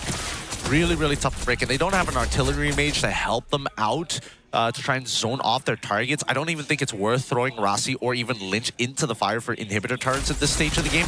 Especially, I mean, maybe if you were trying to get the long lane inhibitor turret, but I don't think it was going to happen in the first place. Unfortunate that only 10 stacks of the Sky Piercer for Nako here. But I feel like even with 0 stacks, I think Nako should have enough damage to deal with Bigatron. He just really needs the opening and hope that Chiku doesn't kill Vamos first, which, you know, like, there are some rules of the world where you just can't deny that. A carry with enough items is kind of... It will make every team fight very quick. Yeah. It just devolves the whole dynamics of the game down to whoever dies first loses. Well, yeah, basically. That really is the truth of it all if we had to boil it down. But now, look at this split. Look at Rossi showing up on the top side. And ZK finds the kick that's Purify out. So, nothing out of that. He needs to get controlled by Subpad, but I think ZK is going to die here. There's no way out to even commit the final slash because why not? And now Subpad gets control. He is going to be dead as well. Dave. That was a throw. Not really sure what Vamos wanted to achieve with that, honestly. I think they're like, hey, Rossi isn't here. This is our time. But we my time, my era. But we kicked the person with Purify. What? Yeah, why? but, you know, like, in the heat of the moment, you know? He would have had a better chance if Natko was there with the Hand of Bone. Then, sure, I would understand. Or he asked his team, like, he doesn't have Purify, right? No, he doesn't. But even then, you would need the Purify to be used first. And now it's a 3v5 defense. They have Minion to work with. Artaban gets used. Arrow 4 will sacrifice himself. And the CEO will claim it. That's BTRM with the equalizer. All right, there we go. The equalizer 1-1. I don't know. I think like if Zkeep wanted to go for that kick, he honestly could have set up the kick earlier, waited the Dragon Lilia underneath his inhibitor, mid-inhibitor, to get the Purify away early, and then do it again later by the Lord Pit. But no. Shout outs to Midnight. I understand the logic of BTR's draft not being the greatest, but you can't argue with results. Hey. This is the CEO. You know, he makes the big bucks. He makes the big bucks for a reason. He's the man willing to cut it deep into the business. Oh, man. And Midnight just witnessed Charizard beating Blastoise. Yeah. Oh, no. Isn't this what you look into when you're watching anime? I can't. How do you punch a cosmic being and win? One Punch Man. Right? I can't. This is why you watch BTR, because you just love anime. They make me believe that my Chikorita can beat a Torchic. Okay? They made us feel like they could have beaten SRG. Hey, have you heard? I mean, they almost did. They almost did. They almost did. If it weren't for that darn Freya in the last game. If it wasn't for the darn Freya, but I think it's I don't know. This one was just an unfortunate throw there. An unfortunate throw there for Midnight side. Midnight say that Cho won the game for BTR. Cho- Yeah, Which yeah. he yeah. did. I mean, I like the show pick. I just didn't like how the kick went. It's like, let me throw this real quick. Oh, well. I think it would have been more worth it if he didn't have to use his flicker and also didn't go for it in the first place. Because again, it's a lore dance. It's a lore dance of high caliber, and you could tell clearly, hey, this is a diagonal. If my team tries to follow up, they are gonna have to flicker just to keep distance. Yeah, the only way for it to work was that if he got out there, right? Yeah. We're going to be looking at the MVP here, and I feel like, Rossi got the MVP for this one. Again, playing very well on the glue, but I think Zeke just missed the memo. When we're having a Lord dance, it should be more of a tango, but he just break dance. Yeah, I think it also... He tried to style on the guy. It's quite peculiar because Vamos has this, MO, right? Whenever there's an objective coming up, what we first do is that we try to get map control and then we force resources out of the enemy team. That's what they've been doing the entire season. But that last Lord dance, they did none of that. Yep. Which was pretty weird considering that's what they always do to win them the game. Maybe Mirko is actually voting for Vamos. Could be. Was he wearing Vamos jersey? Is he wearing Vamos jersey? Or DJY just got into a call and he said Vamos is going to smash BTR. Oh my goodness. It's either or. It's either or. DJY, stop watching. So yesterday, Mirko wore the SRG jersey and Bigotron got reverse swept. Okay, so I think Mirko, if you haven't heeded my advice just yet, wear BTR jersey. Oh, you know what? Wear what you wear on cast. Just cast as well. Wear a suit. Just no pants. Start casting, Yeah, just start casting. That's probably the best way he can get away with his restream at this point. Man, I'm looking at the items here, and it's just like, man, what can you really say about the 17-minute game, right? It was slow, grueling, painful, but Vamos. It just felt so weird how they would just leave Sapat to die. They're like, he's not on Paquito anymore. He's on Fove, but like, nah, you just hold him there. One thing that I do have to say for Vamos, very easy fix. Sure, Zeke, we already talked about that. Sapat needs to dive. But Phobius is an amazing hero. We all know that Phobius is an amazing hero.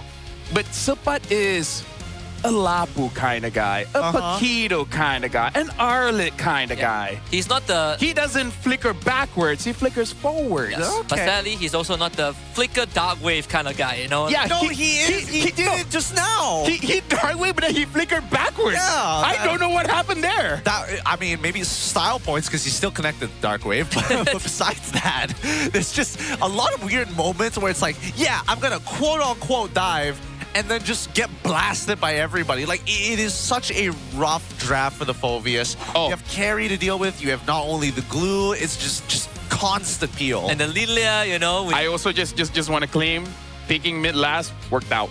And I also want to claim that collectively agreeing on picking Chico's heroes first was the right choice. It almost looks like we know about this game or something, etc. I think we just know a lot about these teams in particular. These guys. We even know how Chico would die here, No, it's crazy because, again, they follow these same patterns. If we can pick out these patterns, I'm pretty sure other teams are going to be able to pick out these patterns, which is my only conclusion, is that there are problems that they cannot fix on the day itself, if not the regular season, and this is their best iteration for a consistent style of game. Yeah. Or it's just their way of conserving their stamina as well, because legit I feel like yesterday was kind of a wake-up call of like going 5 games is very tiring, because remember day 1 it was 3-0 and let's be real, it was a very easy 3-0. You could not break a sweat on that series, right? Yesterday everyone broke a sweat a bit, right? So I really feel like they want to make sure we want to pace ourselves well enough. Interesting. Because really, like, that 8 weeks just got them too used to best of 3s. I mean, okay. If you're looking for a team or like players who have played on average the most games, the most series, you have Chiku, guys. You have Rasi when he was with DxO. You also have what's his name again? Chibi, Chibi as well. You yeah. know, back in the Vamos home. And place I days. guess Sapat as because Yeah. Sapat Chibi. But on average, BTRM has technically played more games and they're more used to the environment, of just long series. Well, here's what I think personally. I think that maybe as much as I would like to believe that BTRM are trying to pace themselves in a lot of these scenarios. I think both how teams. long? Vamos Or, as well, yeah, both teams. May I bring up the point of scrims being as pretty close to a best of 5 as you could possibly get? That's true. The BO4, right? The 4 Yeah. game scrims. I don't know. For me, losing 2 games, I'm out. I'm out. Is that how you want SEA games? That's how you got the contract. Like every team came and you're like, if you sucked in the first 2, we're out of here. Let me just tell you, in the SEA games, only the final series is the best of 5. So that's why you're a regular season And player. qualifiers, it was like best of 2 or best of 1. We just make sure we go all out and don't choke the other game. That's fair. You just confirmed that we're not ready for a partnership. Yeah. Oh, that's very fun. Good fun here that we have on the English broadcast, but a very difficult game to really break down here from BTR's side because both sides are so, I don't want to say stubborn, but they are locked in, unfortunately. They are cemented in their playstyles, and I don't think there's much they can do to really change it. All we can speculate on is maybe the potential picks they might throw out, but unless they start thinking about secondary win conditions, it's going to look like that every single game, back and forth. Gideon, we actually already set the win condition for BTR, as well as an online coach. Midnight agrees with us.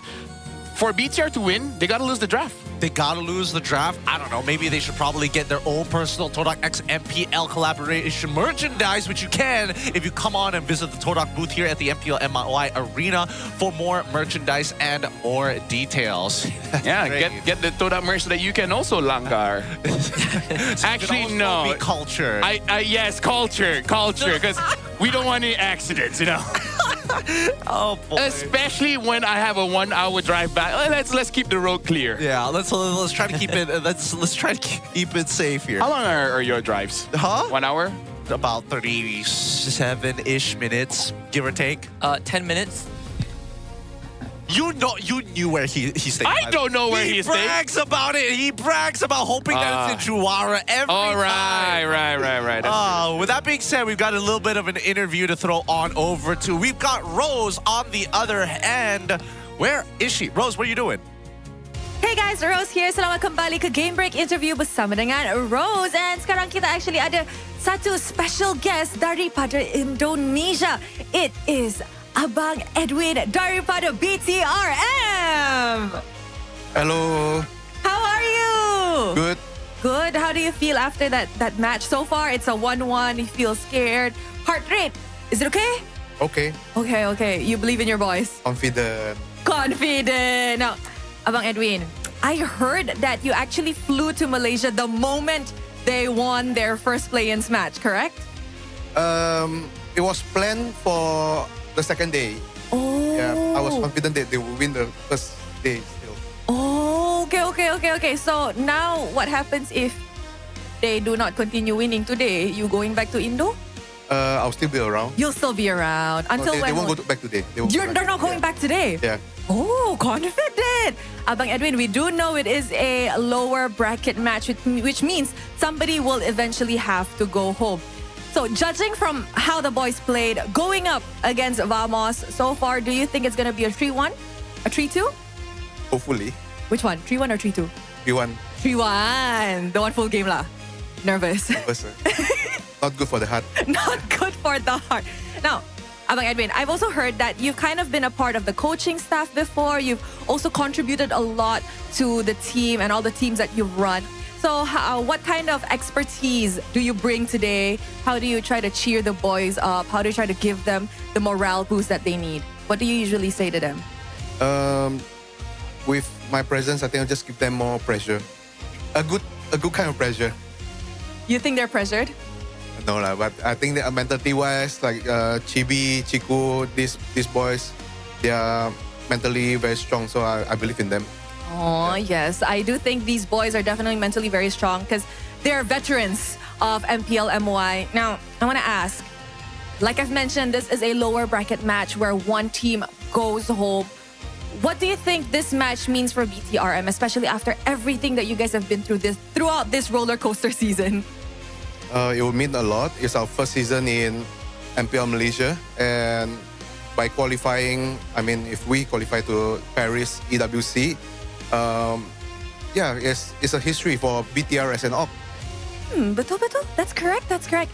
Now I want to ask, in a scenario where BTRM wins up against Vamos today, BTRM heads to the grand finals this season, do you perhaps have a little treat for your boys? A special reward, a special something? Yeah, for sure. I'll bring them to Paris and go look at the Eiffel Tower. Wow! Is that all? No, that's because they are already going there. Yeah, that's because they're already going there. Maybe treat them to good food. Yeah, for sure.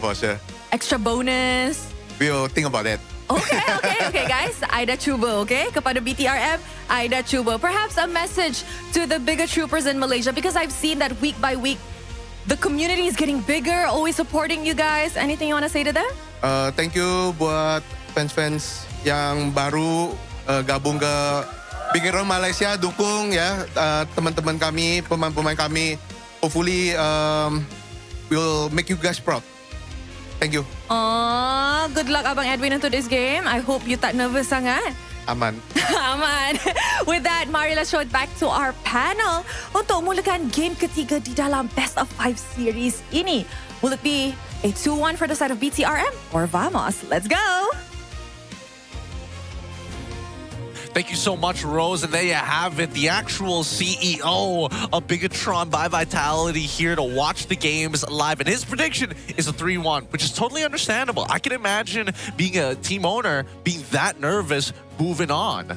You have two divisions, and one of them, unfortunately, has already lost their chance to Paris, right? So BTRM is his last hope. And it's great to have him here. I'm used to seeing him crashing out on his live streams whenever BTR is playing.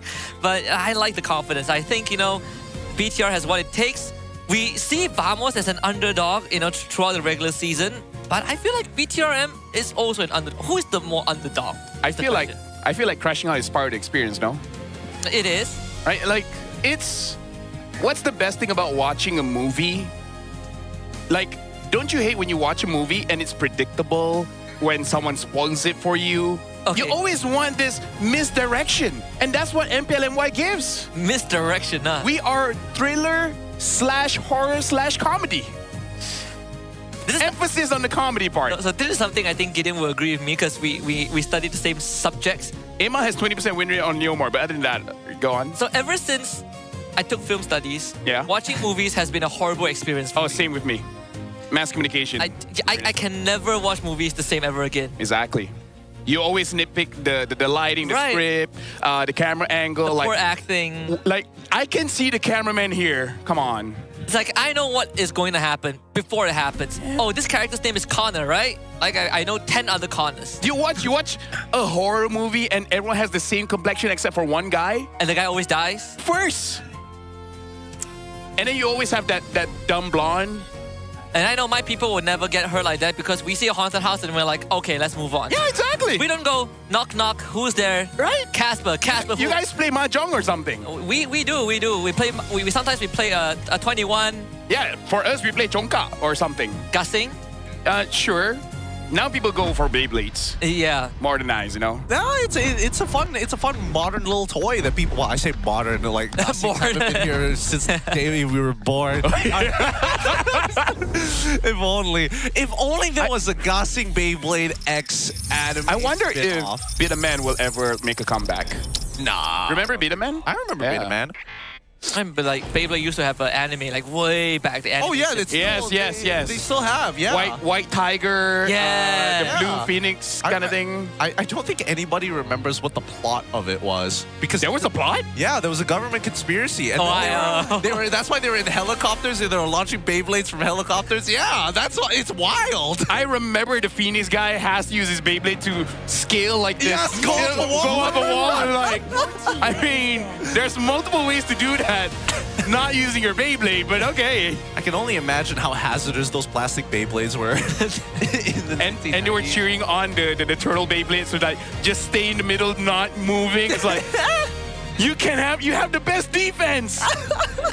All right, fun facts here.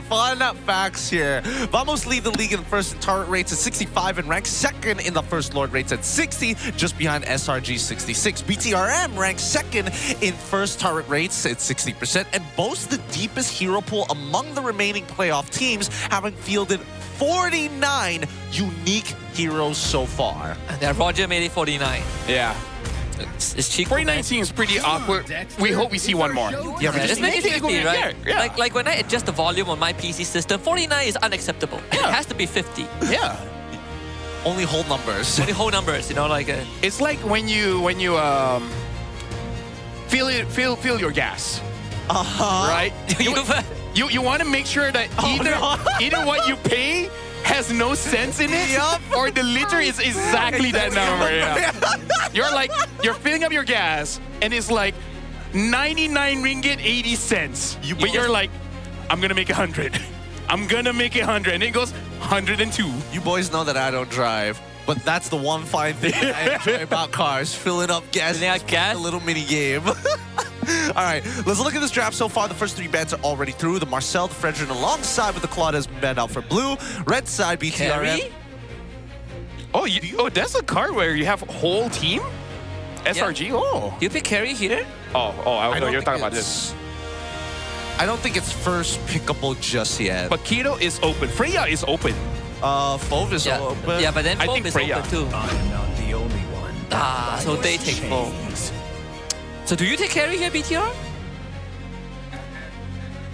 I think carry Freya is valid because Vamos can still use Freya. Nako used it yesterday. What if carry build? Carry glue. Is glue open, right? Glue is open. Yeah, glue is open as well. They're not bad. They're definitely not bad. But they instead go Yves. This has been pretty consistent from Zay every single time. No, it's consistent for second pick. Oh, so yes, consistent for second pick. But I think that... Is there...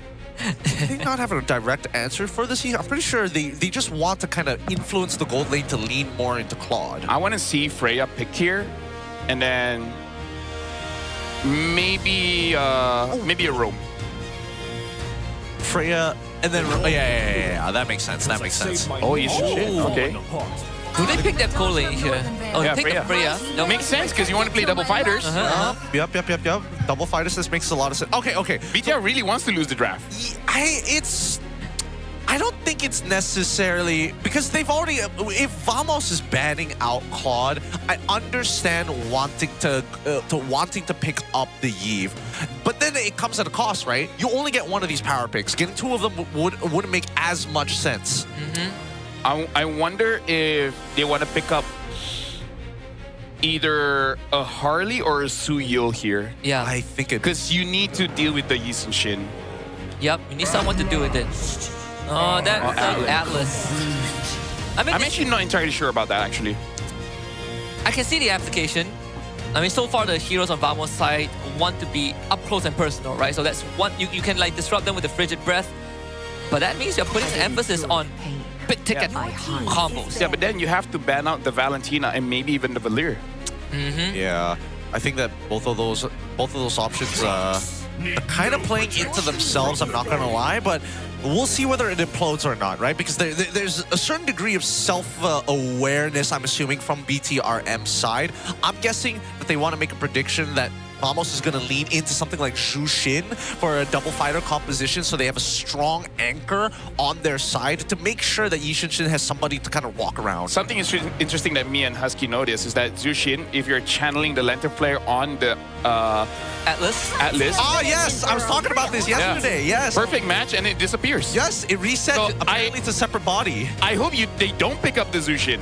They shouldn't. They shouldn't. And then we were exchanging theories. My theory is that when Atlas splits into two, it's considered as a different unit. Yeah. My theory is that God just allowed it to happen. Like, Munton tried to buff him, but God is like, that's not enough. I will add a little bit more. Our religion does not permit this buff. Yeah. But that's my theory. I could be wrong. They were like, which religion? All of them. Everything All of them. They all agree. They all, Even Satanism. They all collectively. I asked Buddha and he's like, nah. I asked Buddha, he called up Jesus. Jesus was like, no fam. Nah, fam, it's all good. Kalia Leomord. gets banned out. Leomord was already having a hard time against Freya before. I don't know about this. And now he also has to deal with freaking Phoveus as well. Yeah. It's not a good look. It's definitely not a good look, but Dude, we need something. if Vamos have Valir, I think you picked Valir here, right? Valir. Susu No! All right, wait, bro, we can't have a perfect game, you know? Look. I think Vamos realized that BTRM's win condition is to lose the draft, and they're like, we will lose harder. So we win. Yeah. You can't get in my head, SA. I get in my own. The reason we don't talk about the glue is that's a carry. I am the true loco here. And the Eve, so... Dude, that's so weird. That's Who is this? Is this Lapu? Yeah. No choice but to go Lapu. Man. This one, it's going to be interesting. Vamos should have had the better draft. They honestly were one step away from it. You know what? It is what is it, you know? It is what is it. It is what is it. But I think as long as they don't get hit by that fat wombo combo, because that's the big thing that we're looking for. Yep. 4-man or 5-man Fatal Links, no matter how bad the situation, can honestly change the entire game. And that's probably what we're going to have to wait for as we look at our versus screen. Before we start heading on into this game, let's wrap this up. Overall, team fights are looking like they want to go for just general overall power. Team Vamos need to get in deep into enemy lines. If they can take out Chiku, guys, they've got a chance. Let's head into game number 3 between Team Vamos and Bigatron Malaysia by Vitality. I personally feel like, you know, BTRM, you have the Atlas, but you are not necessarily looking for a 5-man Fatal Links, right? As long as Chico guys is around, one target would be enough as long as he goes down. But BTRM on red side and Vamos on blue. Yeah. You don't need that, like, fat engage. Even a starving engage is okay. You just need Chiku guys, you know? Yeah. No matter what, as long as we see some plays come out of Rasi with those Fatal Links, that would be the most ideal. The hard part is level 1, because look at this.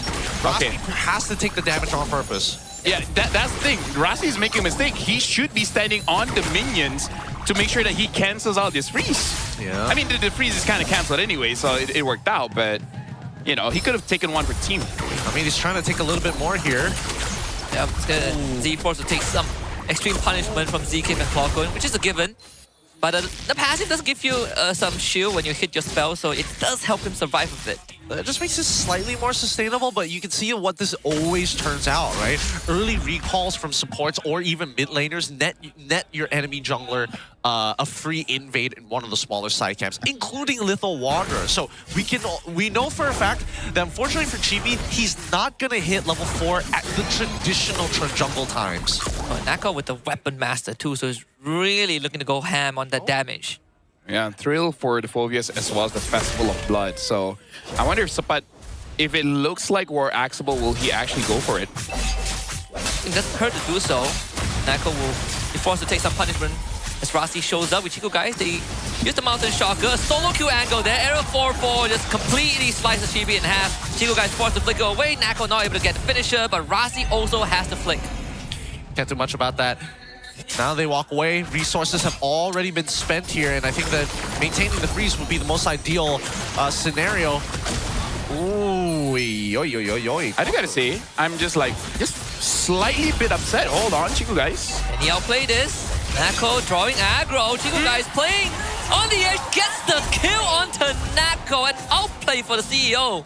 You were saying, LaFell? If the CEO was watching, he'd be like, you know what? Take it. The thing that I said I wanted to be upset with is that Chibi, like, can you stop having a bad Leomord game? I don't know. It doesn't seem to end. You're kind of my boy. I don't want to see my boy keep on getting appled around, you know? Yep, well, Rasi is dead here. Oh, man, that's unfortunate. Couldn't have used the mechanics enough. And honestly, really well played by Zkeef. Looking for a potential invasive, but keeps them in place. Arrow 4-4 has the board ready and waiting. He's gonna unleash it onto Lynch, but Z's gonna get chased out by Sapat. He's resetting the Infernal Pursuit, but Lynch bails him out. Sapat goes down, Lynch might go down as well. The RWM gets dropped. Z with the box. As there's gonna be a stake from Z-Kip. Crimson Beacon in from Clockwood, looking for the lift-off. Z goes down, and now the transfer on the GB. Arrow comes in again, a double kill for the YSS. Oh, they take him down, no problem here. And this is the best possible scenario for Vamos in enemy territory. Lots of waves to work with, a full conversion as they steal away the orange buff and the small camps around the top side of the map. No plating, however, so it's only really a lot of gold going into Air 4-4. I feel like the obvious mistake from Bigatron is they should have cut their losses. Like, you already saw that there's nothing much that Lynch could do. You know, that's part of the game where you're like, our friendship has a limit. Our friendships have limits. It's like... If you gotta go, you gotta go. It's like, I'm only friends with benefits, you know? If you don't give anything back to me, then the friendship is done. It's like, the moment I can get caught, we're done. We don't know each other. When the cops come, you're in handcuffs. I'm out. Exactly. I'm snitching. I'm gonna say, it's all your stuff. Yep, it's all you. Let's see, again, keeping Chico guys alive is imperative for BTRM. And the most important thing is just to keep this tier 1 up. I mean, look at the control that they have, right? Like, they're sending Clockwood here on a purpose. They have Z-Keep here on a purpose, and they're making sure that there is literally nothing Chico guys can do. Oh, he has the flicker, Arrow 4-4. The dangerous spot, another dive, fatal links there. Arrow now goes down. Chico guys doing a hell of a job here. He doesn't have flicker anymore. Nako wheels on him. Chico guys this time will not survive. Okay, and he will be able to get the bot tier 1 in the meantime. Turtle should fall into the hands of GB. Unless Sabot's got something crazy. Nah, I don't think so. Lynch and Z finds the punish, Sabat dies. BTRM, they find the kill at the Turtle Pit and the objective. GB is actually very happy that all the attention is going to Chico guys. And he even gets kills. Like, I understand what Vamos is going for, but it's not a good deal. No. You know? It's kind of like, I want to buy your apartment by giving 4 bungalows. It's not kind of good trade. I mean, the goodwill can only go so far before it starts outvaluing itself, right? And now we see it as the motions being made across the map. It's a lane swap here as Freya is going to go up into the top side, deal with the Lapu, and most importantly, try to get that tier 1. We see the rest of BTRM making their way. This is so slow. I'm getting so... Okay, thank God. Okay.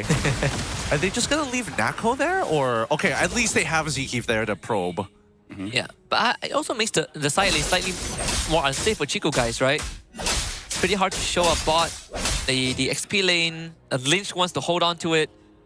So that means Z has to sacrifice some of his gold. I think Chico doesn't mind because Chico is danger. He's the one that knocks. He's the one who meets you in the middle of that night. Yeah, he's the one that retires as a teacher and start making medicine in his... He has a lot of money. Oh, Rossi is Pinkman? Sure, Rossi Pinkman. There you go. It would be better if it was the glue. Wait until they meet the person that runs Lost Spoilers. Wait, what? Oh. It's just Solos on the other side. Solo Spring. Dude, I love The Simpsons. Oh, it's great. What's this right-hand man again? Mike Wazowski? Try not to mix up the imageries. This game is already testing me, man. It is. Just what are these guys doing? I mean, it's well, we witnessed like Vamos harassing Chico guys in his private domicile a couple of times, and they got shot in the foot instead. Possession of the third turtle for Team Vamos, and Chibi now causing the Phantom Steed.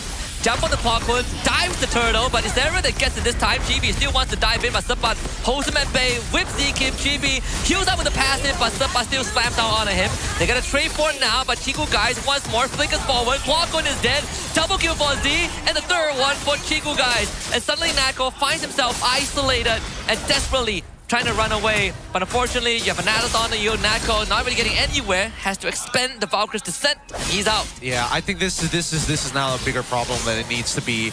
It honestly shouldn't, but for Vamos, I think it's clear. They've been playing these simple style of compositions for a reason. Something that's a little bit more complicated. You can see that there are cracks starting to show across the formation of Vamos. Finding a solo kill, at least for Air 404, he gets one back.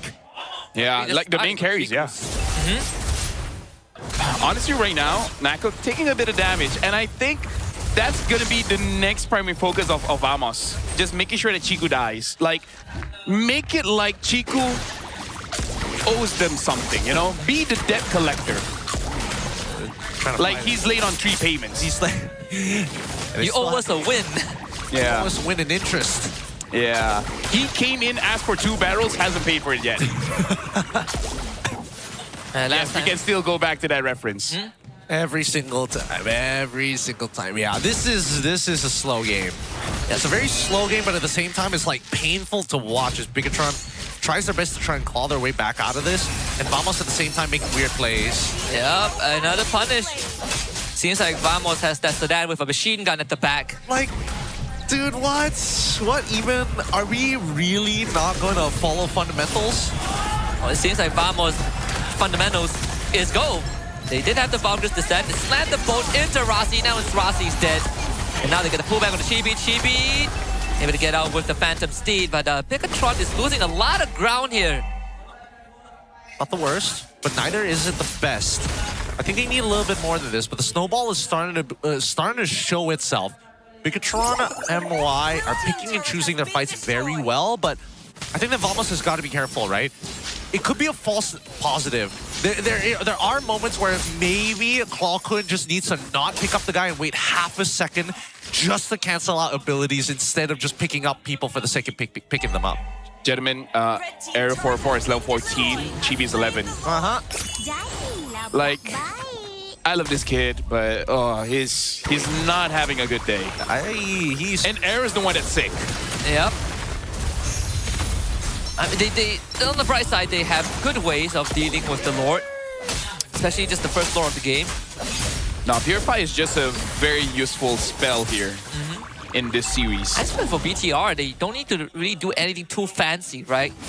This entire lineup is revolved around setting up for Chiku guys, but somehow, at least in the past 2-minute sequence, they have been omitting that fact. Yeah, they've caught him out in some weird spaces. Again, at least one out of those 2 deaths probably shouldn't have happened. The others was a forceful dive, so really, what can you really do? Chibi's gold was less than Rossi just now. Good lord, he's so far behind. Yeah, he was 4.7k when Rossi was 4.8. He literally cannot play, and he can't also... And the worst part is that he can't even, like, redistribute the gold from the other lanes because they themselves need gold. And now they just pray. They just have to pray. The worst thing is now he can't blame Sapat on the Freya. Like, there is a Freya here, but they didn't do much to him. They just went 100% on Chiku. Yeah, I don't know, man. Like, this guy needs a second Fredrin. A second Fredrin? What does his name be? Hold on. It needs to sound like someone that's 6'5". Joseph Morningstar. Well, Clawkun going to be brought in, but could purify Sapat. Gets a 2-man Dark Wave. Chibi gets jumped on again. But Sapat will have to flicker backwards. And they find a kill onto Rossi. The boat connects on the Lynch. That should be the end of it. Okay, Johnson Smith. Oh wait, we already have a Johnson. Yeah. Tyrell. Tyrell. You know what? Just Tyrell. Yeah. Just Tyrell. Just Tyrell. 6'2", plays basketball. Yep. Or And loves Los Pollos. Or just switch it around. He plays bowling. He plays No one plays bowling, you know? He plays golf. He's actually the best golf player in the world. Yeah. He is what do you call it? A sea lion. What's his name again? Tyrell the Sea Lion? No, because we have Tiger Woods. So now we have Sea Lion. Tyrell Sea Lion. Oh, my brains. Oh my god. Come on, you gotta admit, that's pretty clever, you know? Tiger Woods, Sea Lion. Oh, man. Sea Lion is an actual creature that exists. This guy works. But then the hero model is just another tiger. No, it's a lion. It's a woolly mammoth called Sea Lion. Or just make him a dog. Like a dog? Look, Singapore needs some representation in the game, all right? All right. Yeah, exactly. So it's Merlion. Sea Lion with a Merlion skin So the on one release. representing Singapore is Tyrell. Yeah, Tyrell. Tyrell the Singaporean. Tyrell the Sea Lion. All right, his full name is Damien Dyrell. Damien Tyrell. That's as Singaporean as it gets. Super Singaporean. Yeah, everybody knows that. Stinks of SGD. Oh, he must love the Thai fun a lot. Eats a lot of chicken rice. No. Eats a lot of roti prata. They eat that a lot in Singapore? Well, they call it Chennai roti prata here. Oh. Chicken rice, yes. Pepper soup, bak kut teh. And then just less sugar and salt and everything. We cannot forget the signature dish, the Singapore chili crab. What is their national sport? The national sport? Is it football? Oh, no. Is it high rocks? Public protest. Oh, that is so Singaporean. I don't even know what that is. Don't worry. You guys still remember Joe Kim? He still runs a lot, man. He does. He Shout does. outs to Joe Kim, man. Hey, he's gotten a lot better at MLBB from the last time we saw. Yeah? The man couldn't break into like Legend. Now he's consistently hitting Mythic. Oh, He's doing pretty well. he's better than Karakuri. Hey, Not a high bar to... Not a high bar to clear. not the fact that there's a high bar. It's just you gotta hit Zan in the right spots. Like there's gotta be a reason for him to play the game. Yep, like a tight siege, for example. or the skin, free Gara skin. The guaranteed inhibitor bot lane. Let's see if Vamos can do more damage, because they're looking at a 10k gold lead.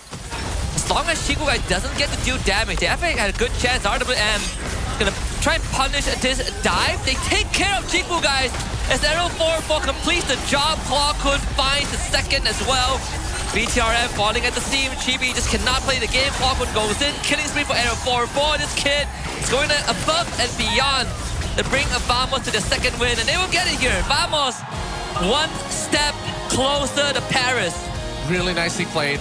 At the very least, for the Vamos fans, they can be happy in the performance of Error 404 because he is not broken just yet.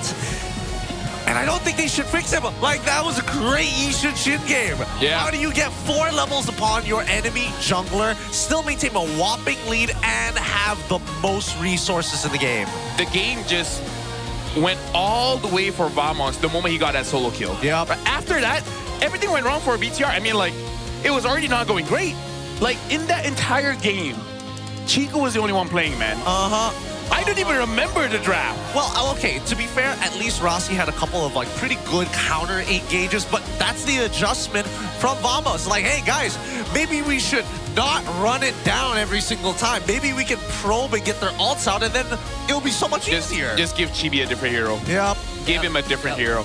I would rather see him use, like, I don't know, Cho Jungle. Like, give me Suyo, right? Like, maybe Suyo, maybe Nolan.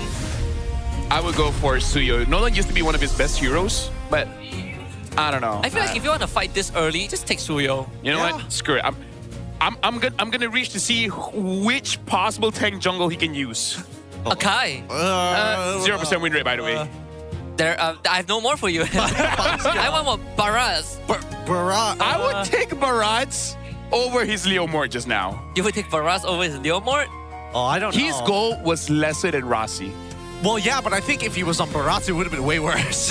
I think after he dies the first time, he never comes back into the game after. Yep. From like a 4-level difference to probably a 6-level difference. There's actually not much tank jungler, sadly. Uranus! Ah, yes. Right? Or you follow what the MSL Myanmar did, the Alice jungle. Would you rather Alice jungle or Uranus? Now tell me. Is the Uranus. Just say, as we're seeing the MVP right here, the MVP is gonna go over against Arrow 404. Yeah, at this point, don't get better, you know? Yep, he's doing fine. He's doing... Is that an okay thing to say on broadcast? Don't get better? Don't get better? Get better after the finals. Get better after the finals? Who are you rooting for here? That's what I think people are going to be confused about. Whether this man's support is in Arrow 404, he's still looking at his boy. But 6-1 and 5 tells a completely different story. With an 874 GPM, he was dominating. I mean, he is one game away from fulfilling his promise from 2 seasons ago, where he wanted to prove that he is more worthy than Chibi, right? Where they are in the same roster. He wanted to be in the starting lineup. He wanted to prove that he is the next coming. If he beats BTRM here, I think he would have proven his point. He's getting one step closer to it, especially since Chibi is now, again, we're seeing all the holes, right? The limitation on hero pool, the overall style costing them the direction, and even drafts. I can only imagine Coach Kenji is trying to figure out, like, you've given me such tight constraints, what more can I give you in this draft? It's just unfortunate. They have more holes than SpongeBob. I know. Sub Annabelle in. Sub Annabelle. He plays a better Leo more. I look at Lavelle. It's a low bar, right? you gotta understand, it's the elimination game. I mean, Before anyone says anything about, Sakai's Yisun-Shin yesterday, in context, Chiku had a Claude yesterday. Yep. And the Claude just dives on the Yisun-Shin. This one, no one really dives. Lynch could. But, bro, I would be so upset if I had a good carry game and my mid trio was playing like this. Yeah. I get dives, I get trades. Z is just protecting himself. Rossi is just ulting when there's Purify. Like, he's basically doing what Zkiv is doing. And then Chibi, yeah, bro. It's a lot. It's a lot of stuff right now that BTRM need to kind of sort out in their heads, because I think this was by far one of their worst games that we see here in the playoffs, right? I mean, there's obviously moments where it's not clean, but the idea is there. Here, I don't see the idea yet. Yeah, this is one of the few games where you could all check jungle gap, and it's true. 9, oh, dude, look at the stats here. 9 orange to 9 purples to 3 to 6 in comparison to Chibi. Oh, my goodness. At least we know that Vamos has a consistent way to shut down Chibi. Just make sure he doesn't get anything from the orange side. And it works out. It really does work out. Oh, Maybe it's the pact made by Error and Sapat, right? They're like, get him. Get this guy. Well, get this person. Get this individual. I don't know if it's necessarily their fault, because here's the thing. There were a couple of good counter engages coming in from BTRM. I mean, obviously, the failed dives down on bot side with our sandbag Nako here. Ironically, kind of funny. But there's still the importance of Zay. I think that the RWM this time was not effectively used. I definitely think there has to be some kind of miscommunication that's going on between him and Rossi, or if not Rossi, with somebody else on the team. It kind of feels weird to have a bad Atlas game.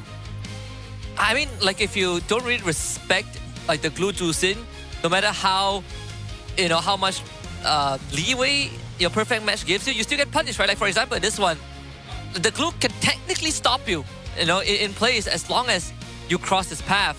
Even though you're not supposed to be controlled in a way, spaghetti code, it's pretty weird. Yeah, but it's strange.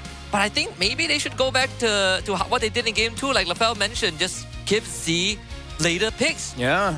Right? Because both times they pick in Eve early and it has not worked out. I don't like committing early, The draft, I mean. Yeah. Gotta probe it a little bit, gotta test it out. Yeah. See whether it's worth. You're the one that asked your teammates to up the hero, right? Yeah. You want to test drive the car before buying it? Yes. That's what I think some people don't care, but those people are in a different tax bracket. That's true. Now that I think about it, I didn't test my car when I bought it. Yeah, I had to think about that. Like, how many people do actually test their cars? Some test drive it and just say, I'll move on. Yeah, right? I just want to drive the car once, I actually don't need to drive. I just sit in it and I'd be like, something's still off. Yeah. Are you doing the avatar thing where you're trying to, like, speak to me? Yeah. It's a guy thing, right? Like, we're simple, you just smell the car a little bit and be like, that's the one. You open the door and this is it. I just smack the steering wheel and I just know if it's not for me. It's like, wow, the headlights flip open. That's the car I want. Hey, pushing up the price budgets there. But let's look at our highlight. I don't know.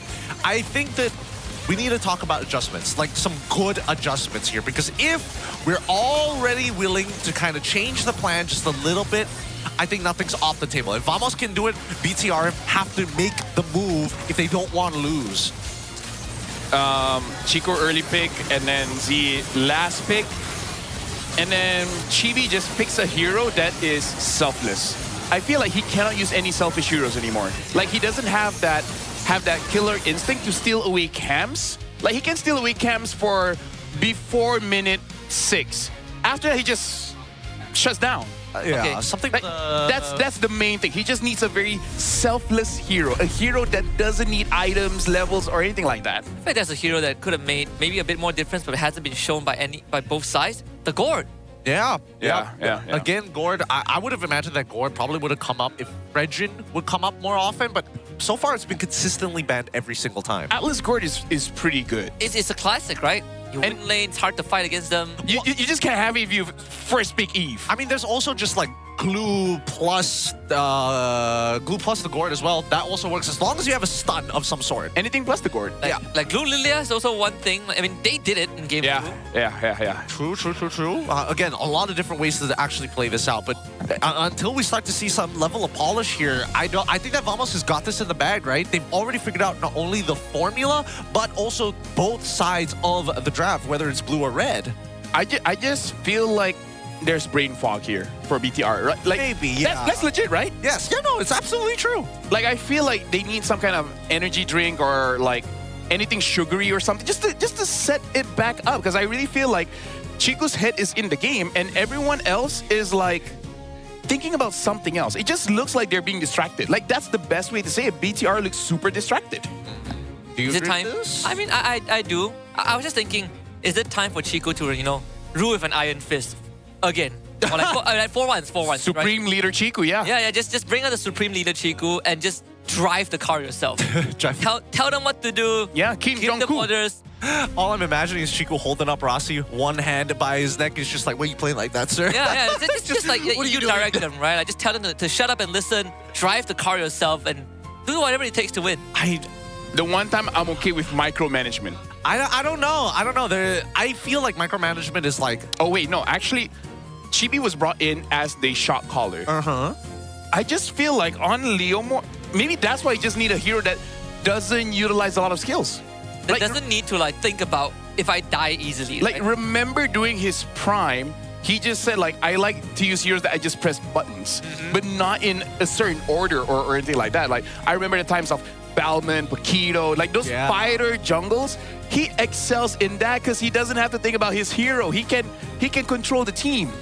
And that's what Chico needs. He needs someone to tell people what to do, because he can tell people what to do, but when he gets the items. Of course. If that is the case, then why aren't we seeing, something a little bit more like Suyo on Chibi? We've mentioned this before, and I think that arguably, I've seen his Yi Shin as well. He could be a secondary carry. Hold on.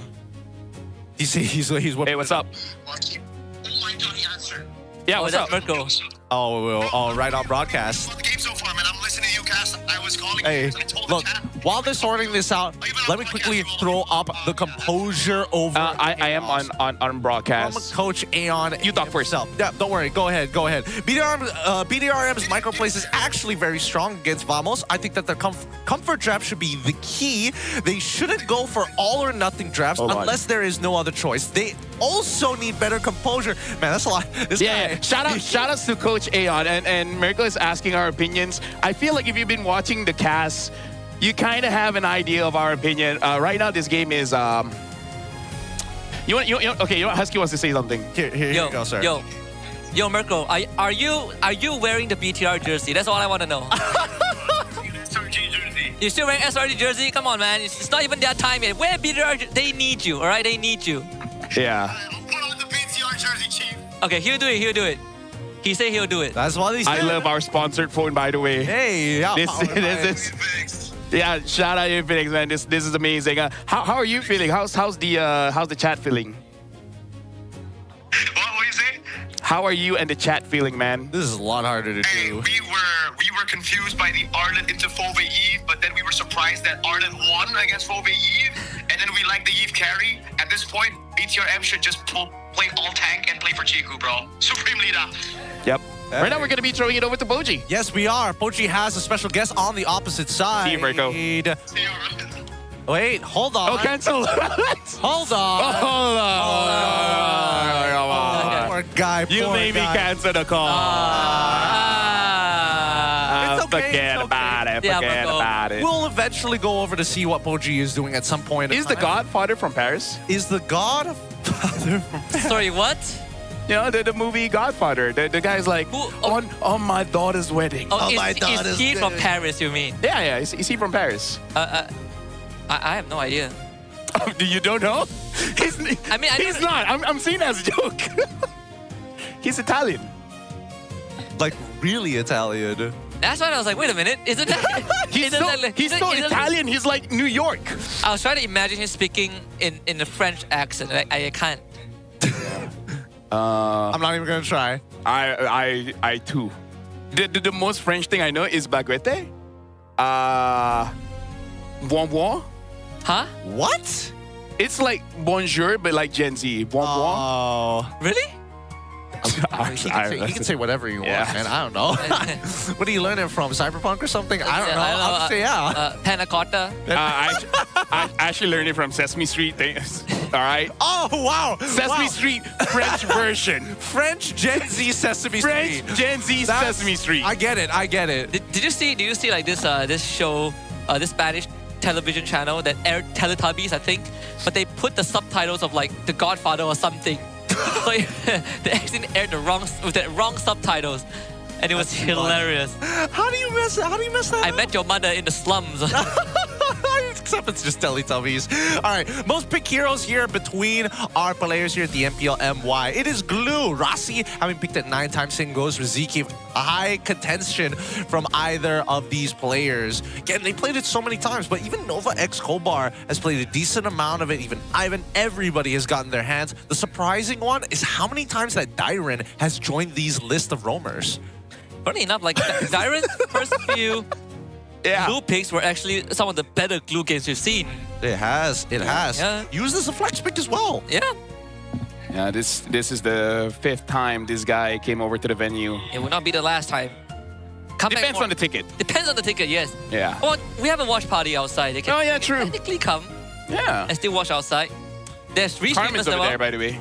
What? There's Carmen. Hi, Carmen. What's up, Carmen? Oh, boy. Carmen's a lovely person. Dude, again, this is why everybody comes down to the MPL arena here, right? See your friends, see some buckos. There's esports con. 3 streamers outside. Like, I think it's Moon and Saifu today, I right? think so as well. I think if Repo was supposed to come, he might have canceled. Is no more hair to probably. lose? No, because of his hair. He's not willing to lose the last bit of it. I mean, Personally, for me, he should. you really don't have you don't have anything to lose if you have nothing to begin with. Claude first pick BTR, by the way. I think they just need to go blue side and first pick Chico's hero. Yeah. And then pick up Z0 just a little bit later. Yep. Oh, but There goes Suyo. oh, Erosio is kind of scary, man. Yeah. Kind of scary. It's very scary. Actually, at this point, I don't mind an Akai. You don't mind an Akai?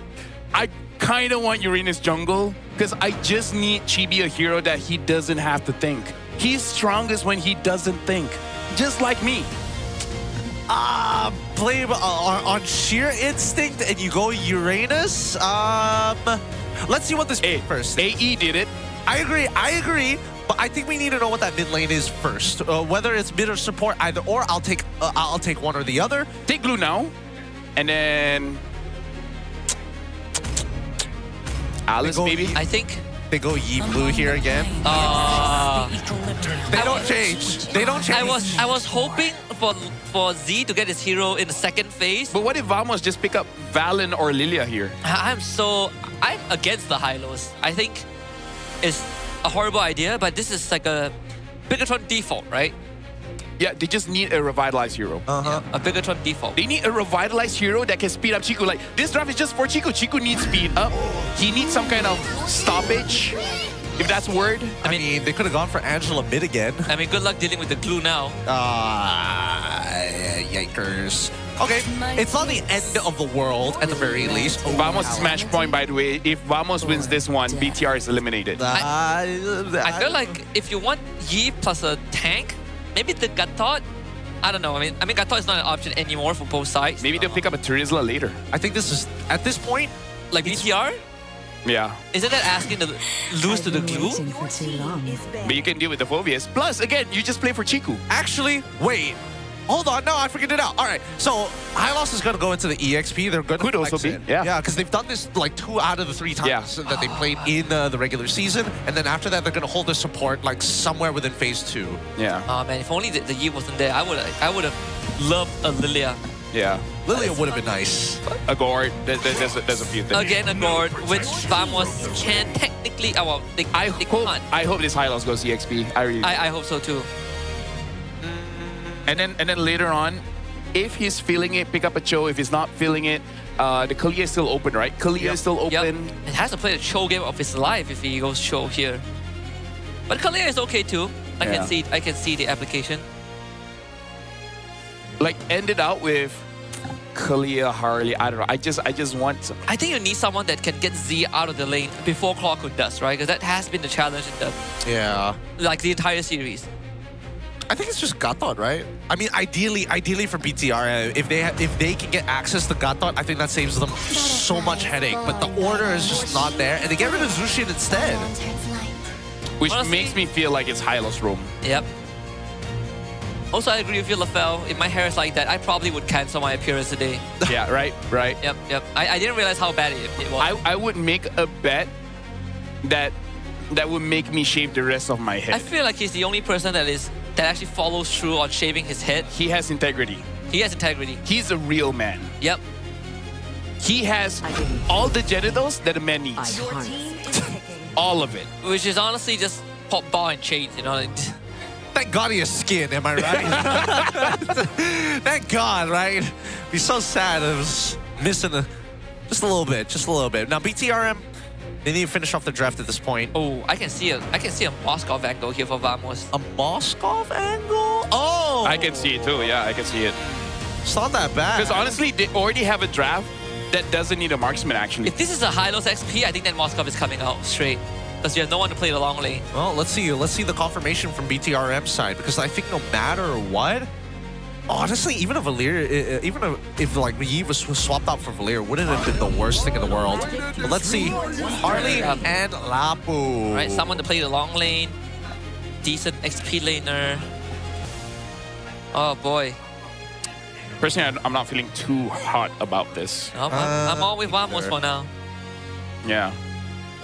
Because Chibi hasn't had a good game, and Harley needs a good person to pilot it. You're banking your... You can also be a bad person, but you just need to be good at the game. I mean, they're putting it all in the Harley basket in the first 5 minutes, which has been going Vamos' way every game. I don't know if this is the correct tack, right? I think now here, right? Because the 2v2 mid is already good enough, so with or without the Harley doesn't really matter. The Suyo kind of affects the matchup if all the CC is applied to one person. So I think at this point, does that mean that BTRM want to just play like 3 and 2 every single time? Okay, you know what? As long as Chiku wins, as long as he's doing well, he defeated SRG, you know? So maybe. Look, if there's any consolation, is that if Chico can find those windows like yesterday, where he recognized that no one can stop him and he just starts the fight with his ult, there's a chance. Yeah. A lot of different opportunities, a lot of different ways to play this particular game. But currently, at match point, already, there's not a lot of opportunities left for BTRM. They need to win this game if they want to equalize and turn it 2-2. But it's all on the line right here, right now. Vamos with a lineup that has some heavy dive and great ways to peel for themselves. Let's see whether Bigatron by Vitality can crack it open. And the odds are stacked against the Red Robots. We hit the game number 4 on Flying Clouds. Team Vamos' best map. 8 out of 10 games won. They'll be on red side for game 4 with BTRM back on blue side. I personally like Vamos' draft a lot more. I think, you know, that Moskov, we saw it coming from a mile away. And this is all the Chico basket. And hopefully Chibi gets a game where he gets to play. Yeah, I would say like that's the popular consensus here. I just want to see how Bigatron readjusts, knowing that the orange side of the map is not great for Chibi, right? Because if you solve that problem, maybe Chibi can make something out of it. Because let's be real here. How can you really win a game when your jungler is not having a good time? Look at Carl Cheesy, right? He's so good, they keep on winning.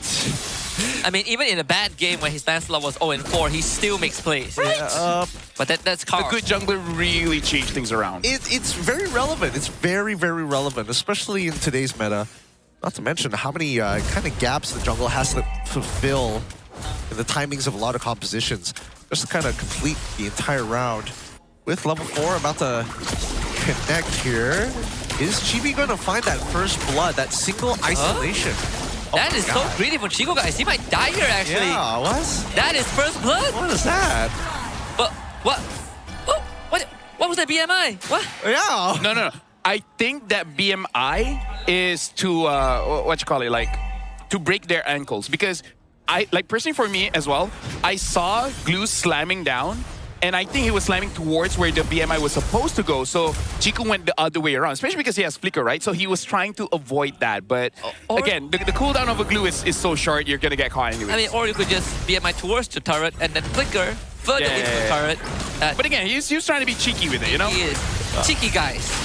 Or something like that. Yeah. They try and blow up ZK with the deadly magic. RWM committed. All for ZK. He will get the kill. But now you have Sapat on top of you, just swinging away. Sapat does end up getting traded back.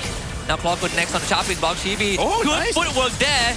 Gets a couple of poker cards in Clockwood's face. Finds that kill. Gets out of there. And Chibi salvages the fight. Okay, that's good. Yep. Unlucky, but very nicely played by Chibi, right? Played it as best as he possibly could. Now Nako, very clear lead in his hands, but we'll see whether or not Chibi is able to turn that one kill into a convincing snowball. Yep, Blazing Duet out. ZK gonna stick on to him. But this fight, it's okay. Chiku guys gets the help of Rasi. Yeah, because you know that when Chiku died, it was Rasi's fault. He wasn't there. Yeah. Stolen RWM. Z gets jumped on. Good law and order. Arrow 4 forced to disengage. They drop the carpet. And no follow-up from Bigatron. Okay, not bad, not bad. That actually worked out pretty nicely. Team Vamos, how they're not done just yet. I love high loss with high mechanics, man. Yeah. Oh boy, Chiku guys. Can you outplay this? You need Rasi. Well, Rasi needs help too. He's fine. He's dead. It's okay. Long live the CEO. Right, as long as Chiku lives.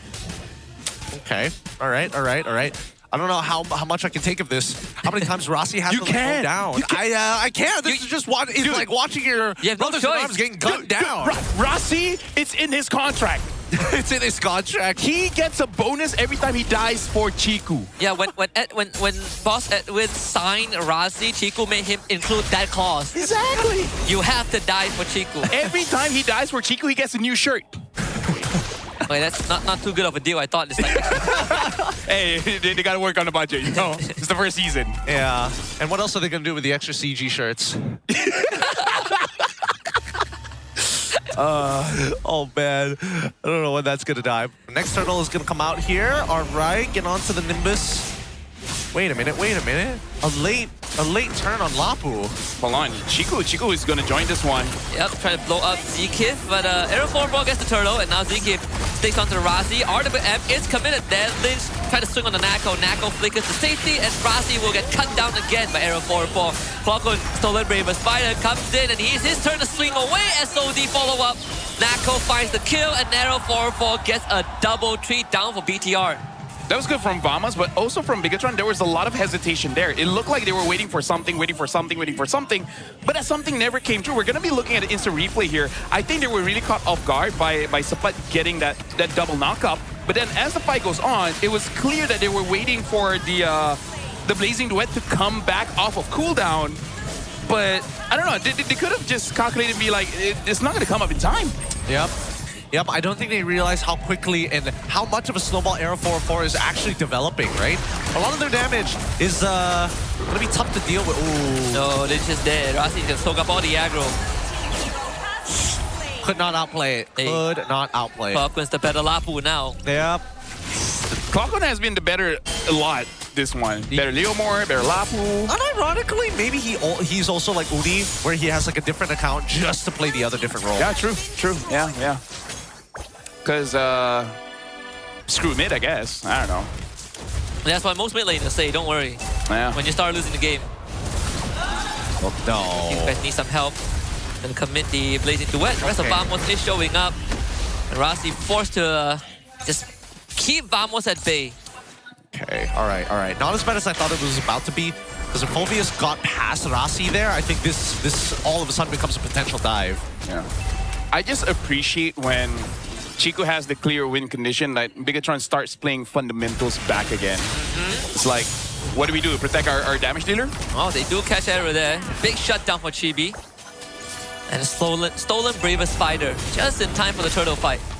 Yeah. And actually Lynch is getting a bit of damage onto Sapat. Right now with Chibi and Chiku guys not having their ults, they kind of just have to play around this for a while. Oh, Chiku guys. He's dead. Oh, sidestep the SOD. Goes back and what was that? Why would you do that? Oh my God. Oh my. Allahu Akbar. Astaghfirullah. Astaghfirullahalazim. Oh boy. Oh my God. Hey. It's like watching MPL India. Oh, I don't know, dude. I don't know. That one was pretty bold. That's a head scratcher. Yeah. Please tell me that's a misclick. Even Rossi can't save him. But then it's Rossi's fault. Yeah, it is. He should have been there. He should have waited at the BMI. Rossi's probably thinking to myself, "Drats, I don't get another shirt." Rossi's like, oh, I'm gonna lose my job at this point. My goal laner is feeding, dude. Oh man, this is Oh my God, not 0-3 and great. oh. Did he think that, like, by going back in with the Blazing Duet, it gives him enough shield? It doesn't make sense. You still die. I think he was hoping for getting some lifesteal from the minions. Oh, yeah. But still, that's a bit greedy, no? It's quite greedy, especially for a guy who's like 2-0-5 currently. Like, it's not like we can't pretend the fact that Moskov right now has some decent items on him at this point. But that's why he's the CEO. Someone has to be greedy. Somebody has to do it. Someone has to do it. Someone needs to be the Mr. Krabs. All right, money. Arr, I love money. My daughter's will. Kind of relevant to the story, but you know. How does a lobster have a whale as a daughter? Have you ever thought of that? No, a crab. A crab with a whale. Lobster is the bodyguard guy. Larry. Bodybuilding lobster. Yep. He protects the sea creatures from the sea when they go swimming in the deeper In sea. the ocean, in the goo. In the goo lagoon. Yes. So, Yeah. so the sponge can breathe in water, but the squirrel obviously cannot. Yep. It felt like you were about to say the opposite there for a moment. No. I was waiting. That was it. There's no follow-up. I had to take a moment there. I was like, are you whales setting me up? I think We whales, thank you for your patience. whales have to come up for air, right? Yes, they are mammals, yes. Yep, they do. So there's inaccuracy in SpongeBob. Or we just don't see her Just coming don't up. see when she goes up for air. Who knows? Maybe that's when she goes shopping. She Because shouts. she's a teenager, you know, and that's what they do. She shouts for air. She shops for cheerleading stuff, I think. Purse? What do girls buy? Tacos? I know. I'll probably have a better answer for this, but first, Lynch in the middle of this fight. Yep. Previous fighter, RWM. Zikip instantly flickers forward. Here comes Chico, guys. The Blazing Duet. There's a bit more damage, though. He's doing pretty well as Rossi gets the kill on the Sapat. Nako doesn't find a way in. Deadly Magic expended on the Zikip. And a small win for BTRM. Yeah. Chibi, I kind of feel like he panicked a little bit there. Because the timing of the ult is very, very off. Pretty much just wasted it. But either way is right now, Chico is still holding on to the Lord, which I feel like is not the right call. Bigatron, they shouldn't be confident. I feel like they need to wait for the ults, but more importantly, take care of the lanes. Yep. It's looking good now, but you know, keep it mindful. Dude, Chibi is getting low. Yeah, especially this is Flying Clouds. They can always come back. I feel like Bigatron are forced to commit onto this, and that's exactly what they will do. Arrow gets the Lord still. Vamos just more on the ball. The CEO is dead, and that means BTR has nothing left in the tank. Dude, Sapai, he knocked up Chiku the moment he came in. Oh, yeah. Instant cancel the Blazing Duet. That's beautiful from Sapai, man. That's what you need from your EXP laners, especially when you have crowd control. Getting the value abilities is going to win you games. Man, a couple of moments that were slightly weird, but got recovered very quickly. The fact that how did they not notice Air 4-4 run through that mid? And why did Chibi take so much damage? That one is unacceptable. There's so many questions. Like, it's Flying Cloud. You could deal with the wave and fly back. Yes! Why are we holding the Lord like that? As a Harley. They forgot. They forgot about it. They forgot, but it's okay. It's not the end of the world. Assuming they don't lose their bottom inhibitor, they should be okay. Yeah. Thankfully, just the first Lord. They shouldn't lose any inhib, if anything. Yeah. It's a recoverable mistake, but clubbing 0-4-1 does not give confidence. I mean, the fact that he died so early. RWM. That's a stolen one from Clockwood just to soften up the members of BTRM, but Chibi's gonna get stuck on by Zkip. Needs some help. Error is in. That's Chibi dead. RWM now from Z. Gonna be look for both Zkip and Arrow 4-4. Double kill for Z. A successful defense for the robots. Z is doing his very best. He's doing all he can to the point that Clockwood keeps taking his ult Right now, Chico does have the 3 items that he needs. Nako has a little bit more. He has 4, if I'm not mistaken. Right now, we're looking at an instant replay here, and Chibi is panicking a bit because I don't think he's utilizing his spells well to deal with this glue when he gets on top of him. Chico guys dealt the most amount of damage, but again, Z was the one that could finish it up. A good item, though, from Rossi. Now he does have the Chastise Pauldron, so able to deal with basically everyone from Vamos a little bit more now. I got a 2k gold swing off of that punish too, which is great. And tier 1 SOD actually connects. Nako doesn't see a way in, now takes it on the Shiku guys. But there's the RWM, Nako needs to disengage. Rossi trying to protect the CEO. Good dodge from the Landshaker. And Chiku guys gets the kill on the support. Clarkwood next on the block. Team Vamos making some fatal mistakes there, losing 2 members. Overheating, man. They overheated, they saw an opportunity, and they were just feeling themselves. They thought they were still 6k ahead. Yeah, now that they don't have that lead, things are actually looking up for Bigatron MY by Vitality. Like, personally, I think they're in position to maybe take over this game. And now that Zay is coming into a relevant point in the game where now he has enough damage, and Chico guys has finally completed the Trinity build, plus getting situational items, that they can actually start mowing down the members of Team Vamos. Yeah, just call back to what's up I talked about in the match against IG yesterday, right? They lost a couple of fights, and then things started to go haywire. Seems like it might be a repeat of that, and it all comes down to this Lord Dance. Again, it's flying clouds. You can easily reposition at the objective. Well, they need to make sure that they control it well. Chibi is going to be late.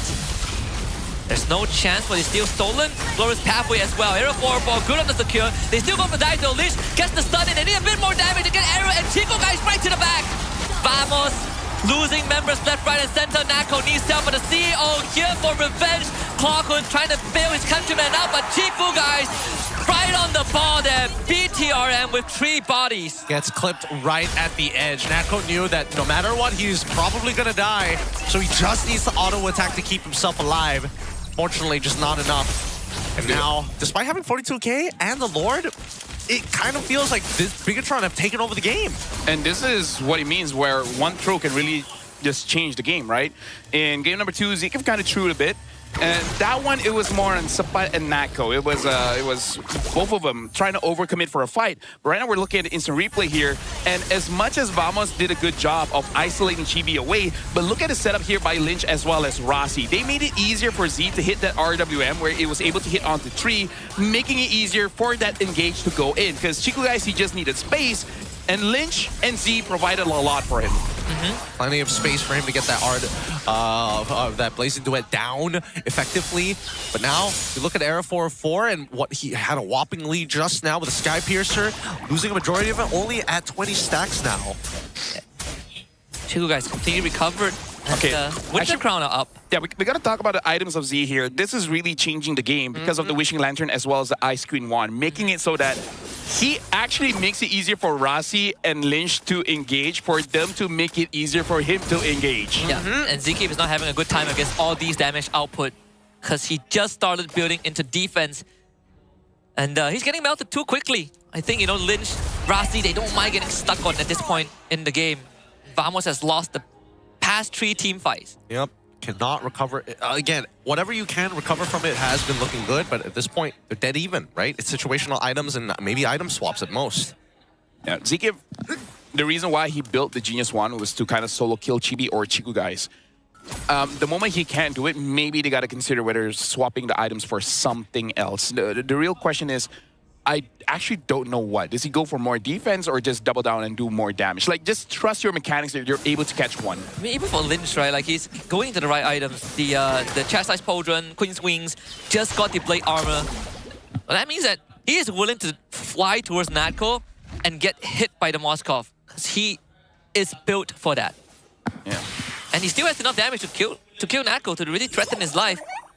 So right now, we really got to look at Z, because Z is, unironically, being the chess master here. He's going to set up for the team so that they can succeed. So he's working double shift as a damager as well as the setup. Yep. Finding an opportunity is going to be good enough, right? He's like Sukuna, you know, he has the domain expansion. Yeah. Other people have domain expansion too, right? Depends on who you ask. Happy birthday, Rossi? Yep. That's a 4-man collab, and he's out. But Revitalize not being there is not great. And Glorious Pathway as well. Pathway, yeah. Like, this is especially good for Natco. Everybody else is kind of like, sure, whatever. Maybe even Claw could, but it just means that they're... Chibi. Oh, he's dead. My God, no. At the same spot! But why would you explore that spot when you have the lore control? This is a bad fight. SOD connects. Chico guys is going to commit to the backline, but Nako is already repositioned. And now it's Sapat to handle Chico guys. No PMI. Chico guys goes to the win the crown to buy some time. Rossi to back him out. Arrow 4-4 doesn't find him. Hawkundo has the Landshaker. Here it comes, and he just destroys Chico guys. And Rossi's efforts now down the drain as Vamos are ever so close to that win. That was... How do you whiff that? That was such a... Oh my God. How do you biff that? What? Why? Why is Chibi there? Yeah. We have lore control. Why are we re-exploring the same spot? I think maybe Chibi was convinced that the only way he was going to get behind Team Vamos is if they mirrored their movements after they've already walked away from a fight, thinking that they're not going to recheck it. But unfortunately, I mean, Vamos... They were lingering a little bit longer. Like, if Zeke had not just been patient about it, he probably wouldn't have found him in the first place. We're looking at instant replay, but it's not the important instant replay. I'm so sorry. We're looking at Chico guys, but the thing is, Bigatron panicked. They 100% panicked after Chibi died. They were squandering around. Chico guys died, where everyone else is like, help? Like, Z's not in the fight at all. Help? Like, Chico, like, deal damage to the person that's attacking Z. Could you do that? Could you, like, not go with the Phobius? Like, because Chico, like, PMI in. I'm sorry, I'm so tilted for that one. But Nako landed an SOD, and he got right onto Z, so Z wasn't in the fight. And then I think they lost track of where the rest of Vamos was at, because Pawkun just had a stolen Lapu out. Look, the best way they probably could have handled that situation, let Chibi die, let them take the Lord, and then play for high ground, right? At the end of the day, Z is the only relevant one other than Chiku guys, but Chiku guys just cannot go in for free, right?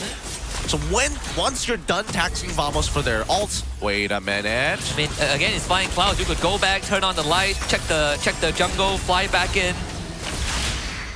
So not utilizing the map enough, but at least they clear out the Lord. Now they just need to see if they can defend.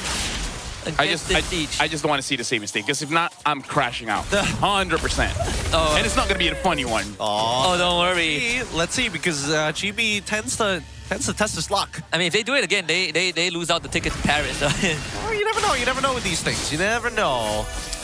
Especially with like compositions of this caliber, like it's much harder to execute upon with what Team Vamos has. A lot of it is just, hey, Zeke, if you're able to kind of open up that map, sure, by all means. Or you end up like Supa 05 and 7, where it's just that mini stun that saves the game, or you're basically just dying to Claude continuously.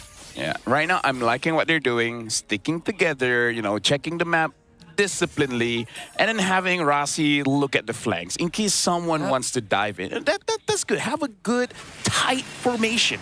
If anyone is to walk in and get caught, it should be Rossi and no one else. Who cares about Rossi? That's not the point of the story? I mean, yes. You have to be selfless, you know? Yes, you have to be selfless. You're a high loss. Yeah, that's what I always do.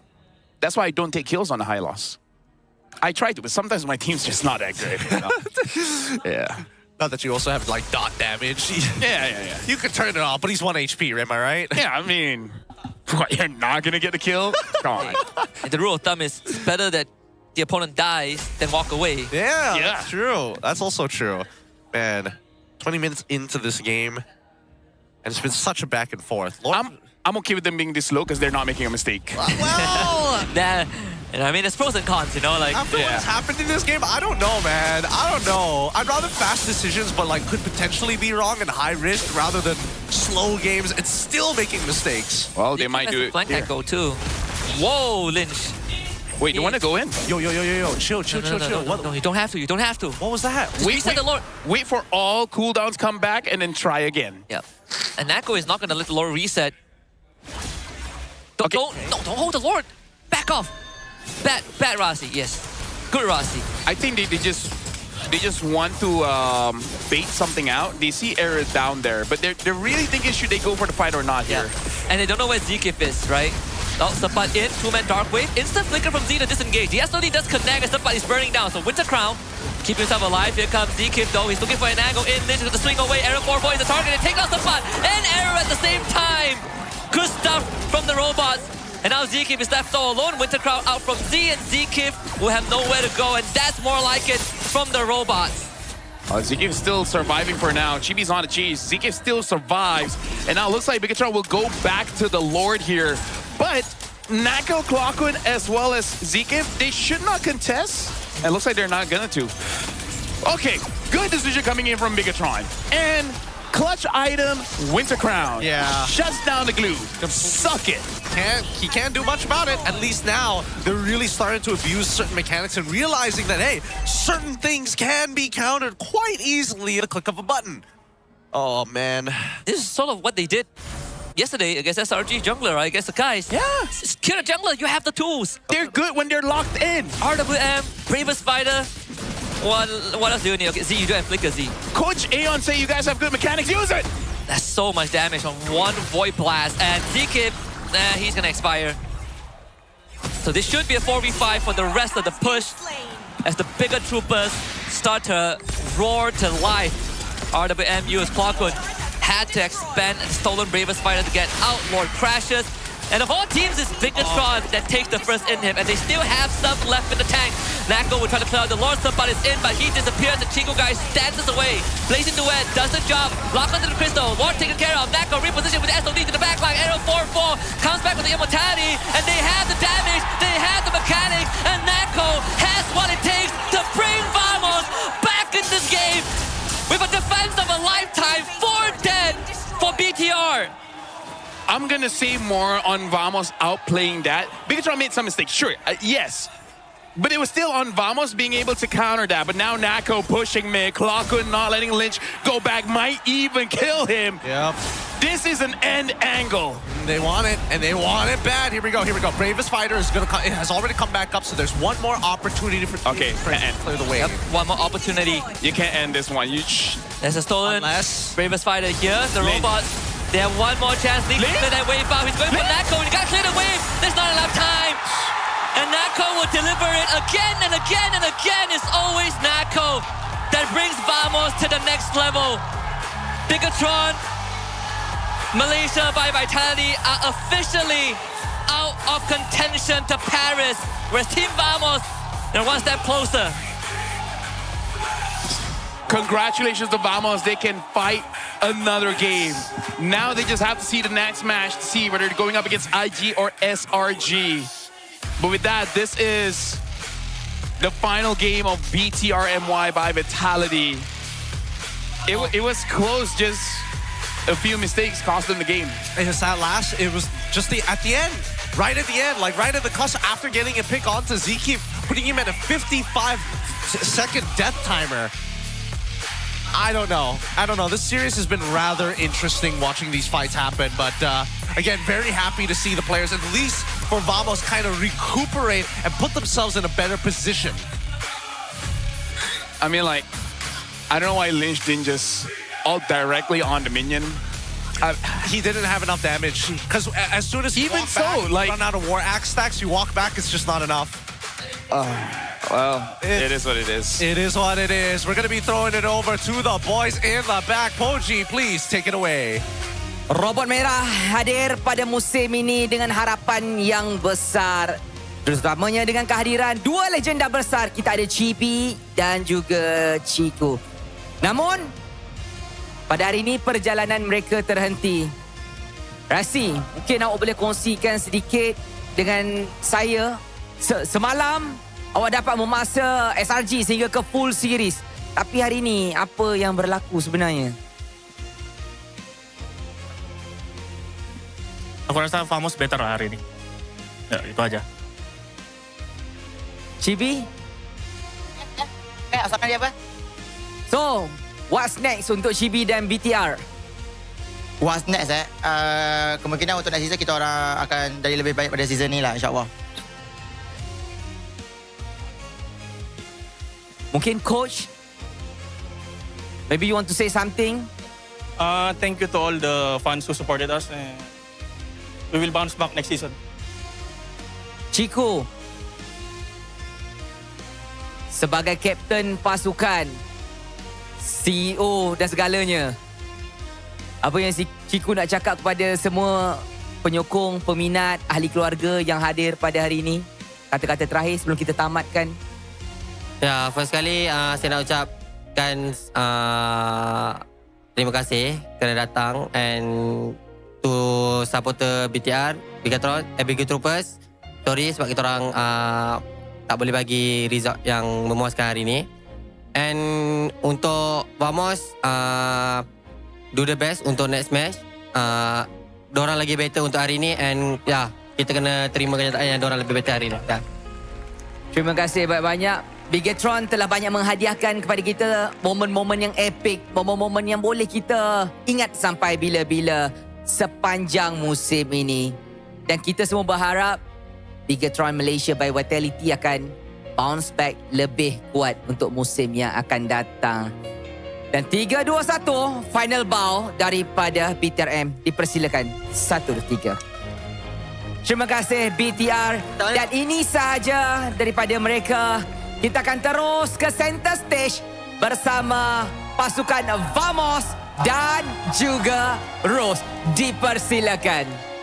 Terima kasih kepada Poji dan juga BTRM by Vitality. Tapi Stadium Juara, Team Vamos secara rasminya melayakan diri ke lower bracket finals pada esok. Wow, boys, congratulations. An amazing ride untuk musim ini. Of course, kita nak tanya Klokun. Ya. Macam mana, apa perasaan lepas menang selepas kena reverse sweep semalam? Perasaannya enak banget.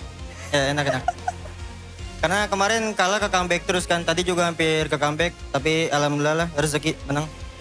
Now, Klokun, Rose nak tanya soalan ni sebab kalau kita ingat balik pada musim lepas, Team Vamos ada dalam situasi yang lebih kurang sama. Yeah. Tetapi the result was the opposite di mana Team Vamos tersingkir di posisi ini. Apa yang lessons yang Klokun dapat pada musim lepas yang berjaya apply ke musim ni untuk pastikan benda sama takkan berlaku? Yang aku pelajari dari musim lepas kan, aku nggak bawa ke, aku pelajarin semuanya lah. Dari main yang nggak sabaran, mau buru-buru gitu. Jadi yang di season ini nggak aku bawa lah. Aku lebih sama tim, lebih kompak sama tim yang sekarang ya. Sama roster yang sekarang lebih klop aja sih. Lebih disiplin, lebih disiplin. Decision making pun sudah di-improve. Communication, trust kepada masing-masing. Good job, Klokun. Good job. An amazing match, guys. And of course, kita pun nak borak sedikit dengan Natko. Hai, Natko. Hello. Okay, Natko. Tadi kita nampak dalam satu quote di mana, quote semalam, di mana Natko cakap, Natko nak buktikan diri di MPL Malaysia. Sebab nak buktikan di mana Natko actually sepatutnya layak je main di main 5, betul?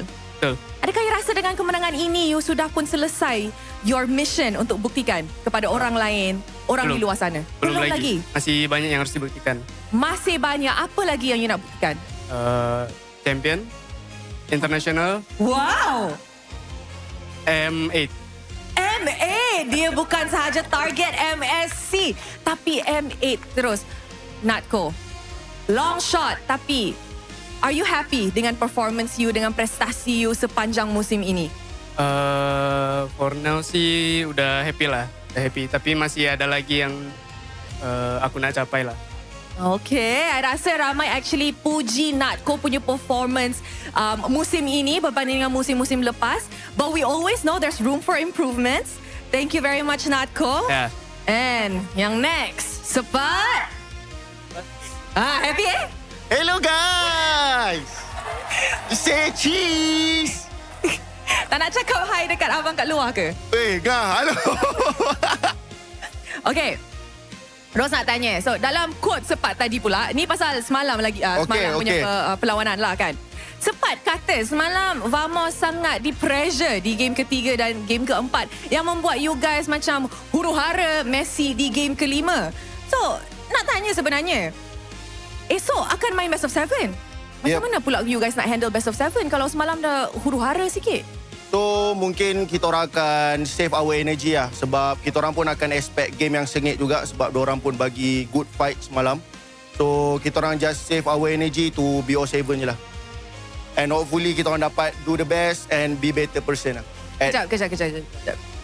You cakap dorang dah bagi you guys a good fight semalam. Tapi semalam you guys jumpa IG. Adakah you tengah cakap IG akan turun ke lower bracket esok?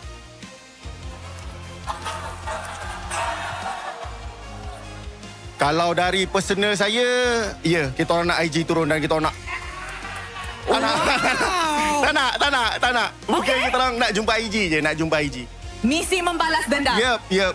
Alright, ini menarik. So guys, kita pun sudah saksikan perlawanan 3-1 tapi hanya seorang yang boleh menjadi MVP.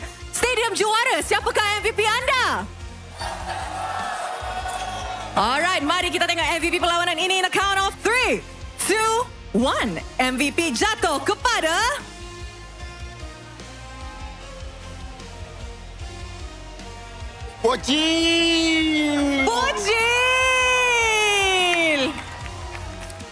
Bocil.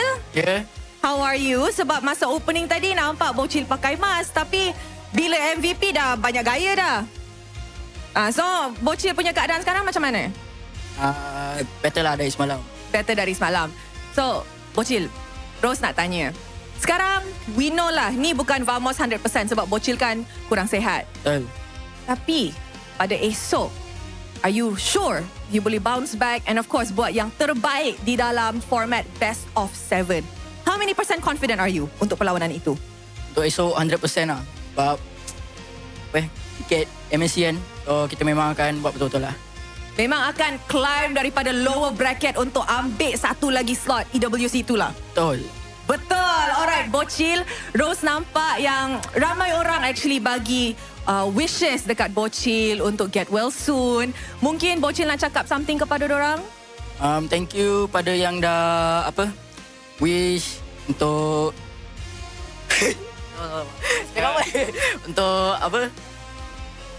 untuk lebih sihat hari ni. Thank you buat dah doakan and thank you pada semua fans yang dah datang hari ni, especially Forza Vamos. Thank you sebab dah support kita orang setiap match and untuk Ripo, sorry Ripo, memang sorry. Kita tak boleh buat apa-apa pasal tu. Boys, congratulations. Thank you very much. And Bocil, get some rest, okay? You need all the rest untuk perlawanan lower bracket finals esok. With that, mari let's throw it back to the panel to break down apa yang terjadi dalam perlawanan 3-1 menentang dengan BTRM by Vitality Panel. Throwing it back, see you guys.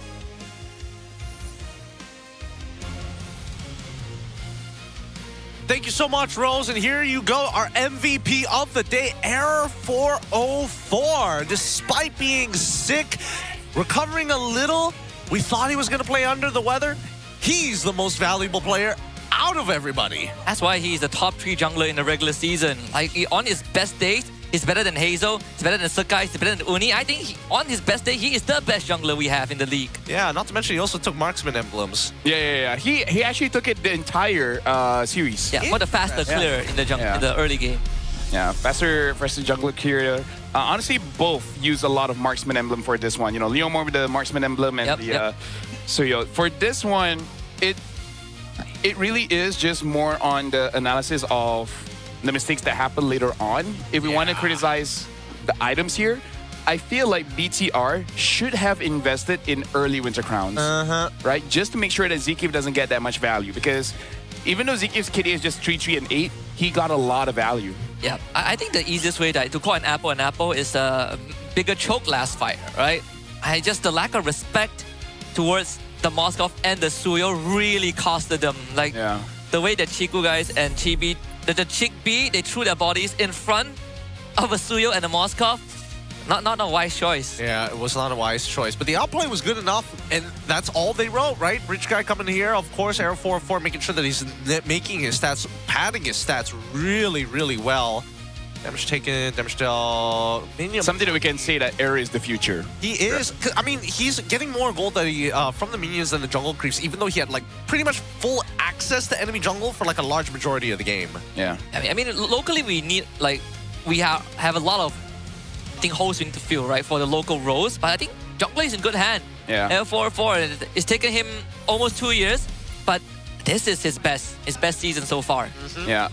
Looking at how the game really progressed, Vamos controlled basically the entire game, right? Yep. Only 1 or 2 mistakes from Vamos gave an opportunity for BTR to scale back up. But there's a dip around, I believe it was 12 minutes of the game, and I think that was when BTR made a mistake around the Lord, right? That's the big blunder, and then Vamos completely capitalized. But yeah, BTR, you know what's sad about this loss? We heard from the interview, they're like, Vamos was the better team. But after that game, I can guarantee they will keep rewinding that game in their heads, and they have a lot of what ifs. Yeah. You know, for Chibi, like, what if I didn't path that way, right? For Chibi, like, for Chico is like, what if I just hold my blazing duet when I'm ending the game? Yeah. What if I just hit the crystal? Yep. It's like, yeah, I think like in that perspective, it's pretty easy to say that because they lost. Obviously, the enemy team is the better team.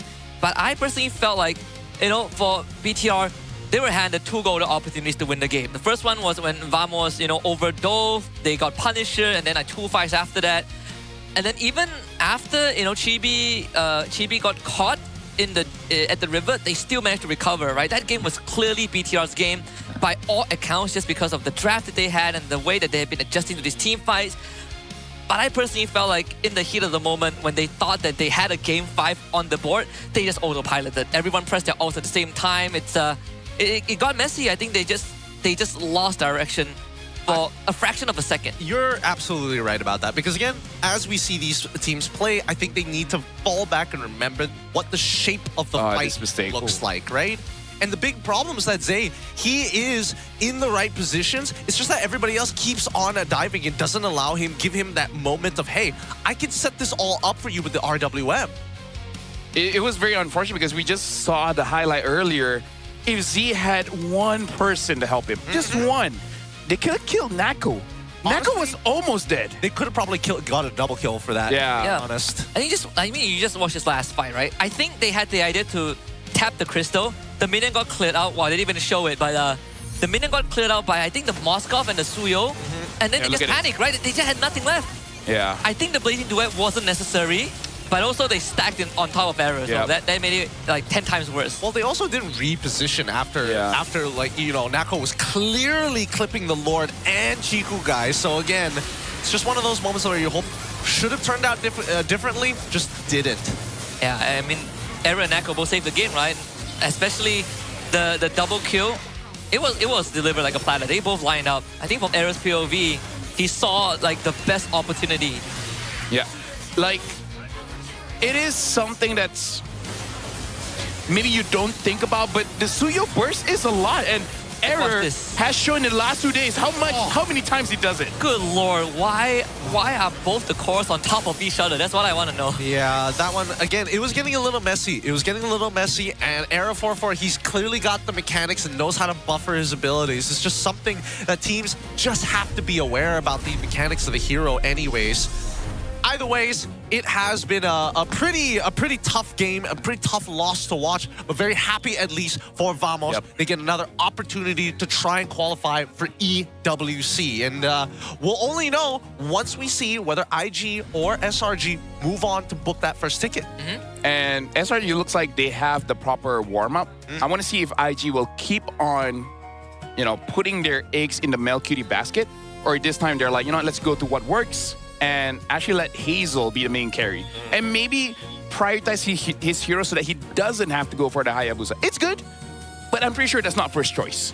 Yeah, I mean, we have the top 3 finalized, right? Like, it definitely is following my prediction so far. I just want to see if Vamos can make it to Paris. At least that's within my expectations. Yeah. Hey, if they do make it to Paris, hopefully they're going to be bringing over some TNT Co. merchandise. Guys, daily prediction activities where fans guess which team will win. All you got to do is write down your predictions before the match and pass those voting cards to the TNT Co. booth. And there's 10 winners per day randomly selected from the correct answers. The prize, of course, diamonds. 200 MLBB diamonds per winner. So a total of 2,000 diamonds are just getting handed out just like that. Don't forget that you can also do online purchases and apply the promo code to get free shipping. And of course, we include you guys in the East as well. Offline purchases, you can buy 2 pieces to get $50 off the next TNT Co.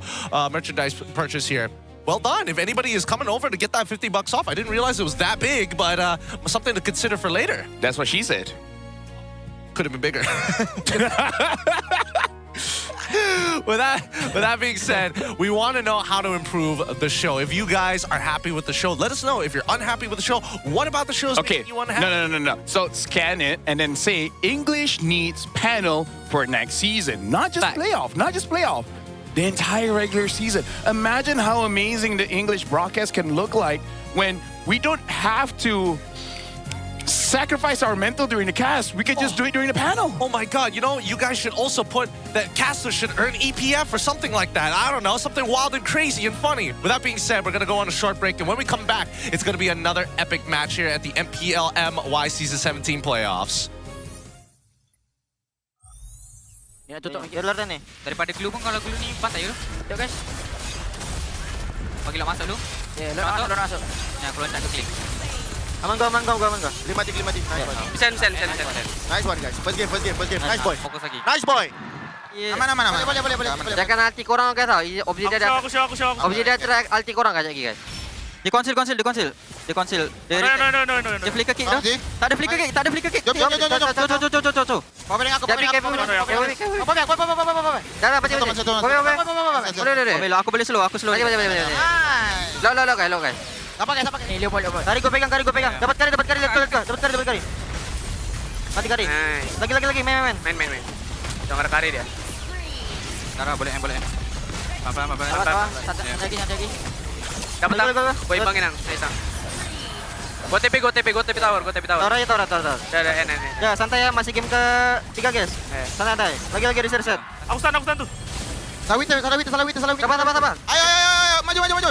Salah dia. Pati. Go. Gua pegang. Gulu dulu guys. Boleh end lagi guys. Boleh. Bawa ke tak. Lagi lord. Enggak boleh sih. Pelan. Salah dia. Let go. Target dia tak ada win tau. Tadi dia win. Nice bodoh ni. Throw wave satu. Sekarang throw mid jom. Ada next bunuh orang je. Kalau ada force tu kita ni. Boleh. Dan. Nice one. Alhamdulillah ni. Ada buam ada. Terasa aku. Ada wave je lagi kan. Jangan kena stand kat tower Josh.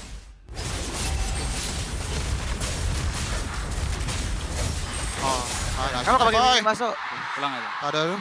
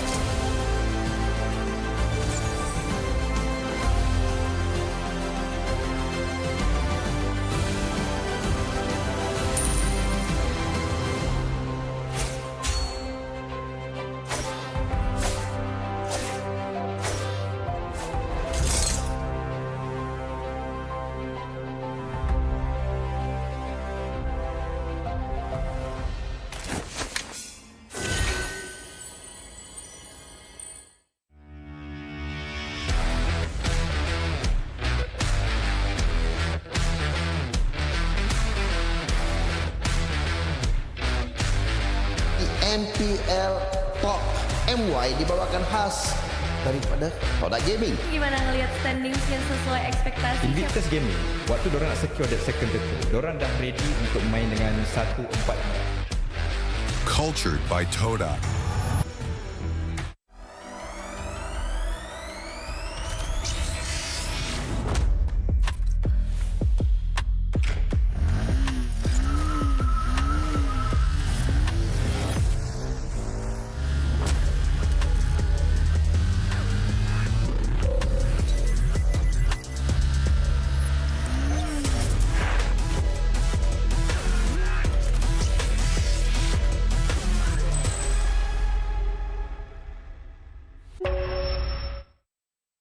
Tonight is movie night.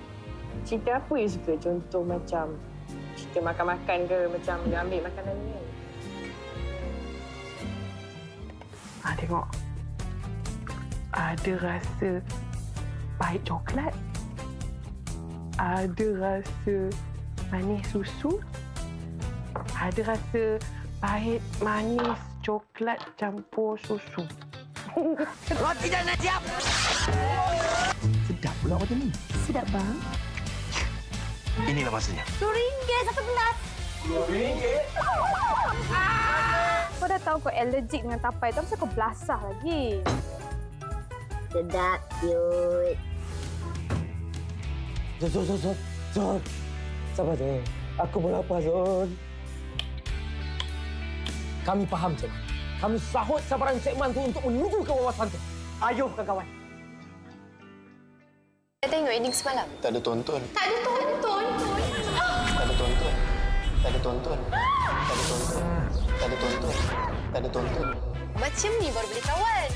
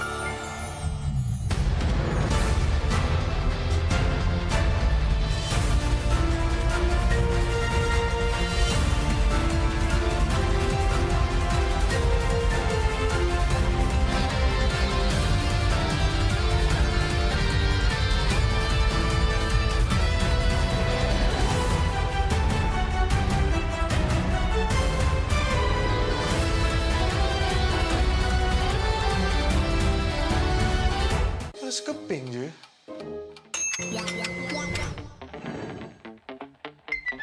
Mesti shopping pun boleh. Siap ada diskaun lagi.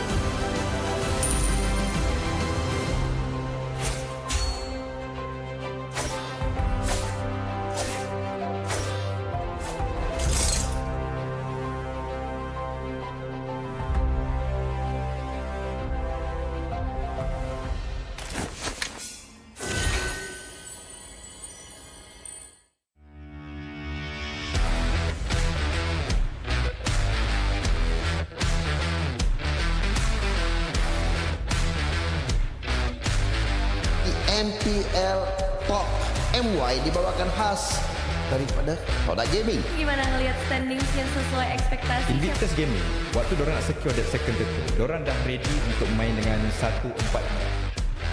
Cultured by Toda.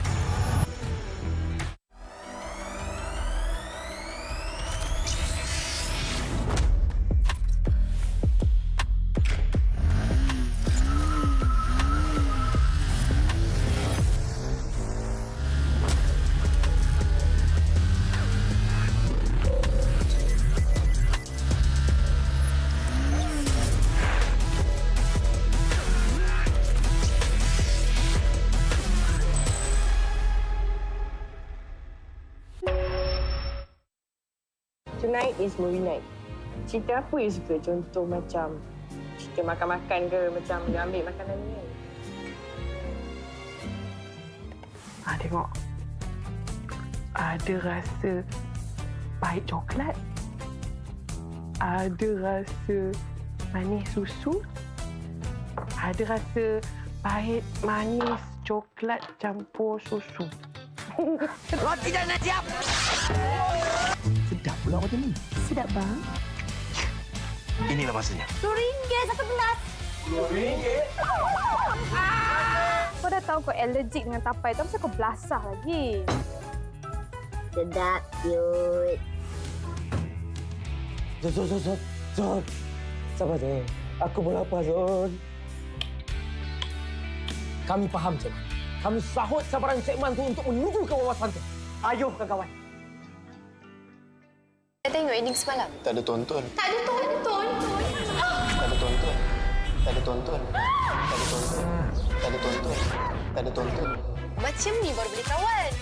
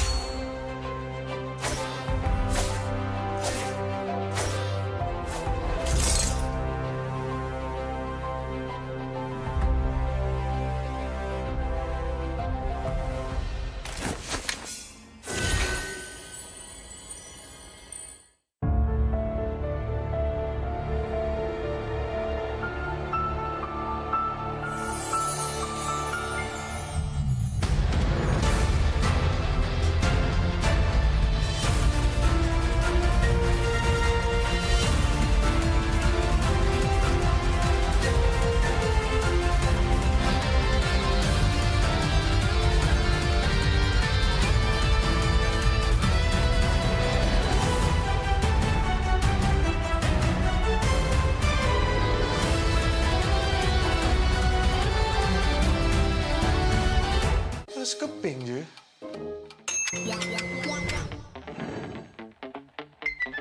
Mesti shopping pun boleh. Siap ada diskaun lagi.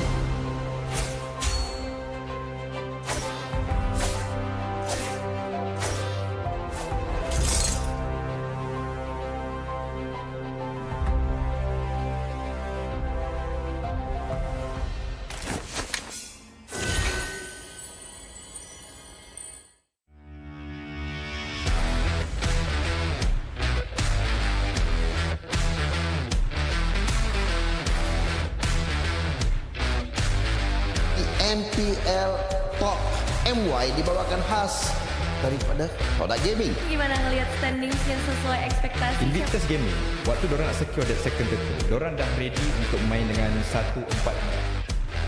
Cultured by Toda.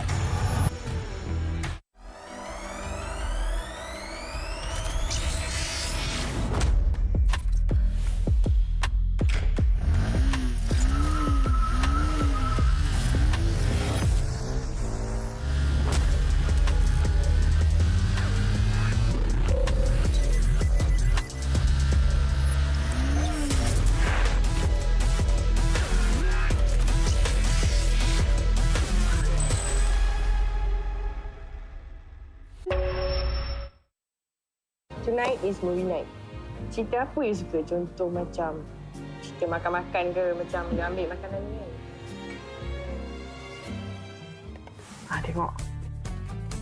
Ada rasa pahit coklat.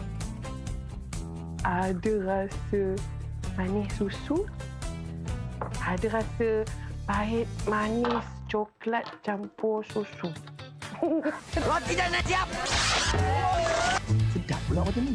Sedap bang. Inilah masanya. RM2 satu gelas. RM2?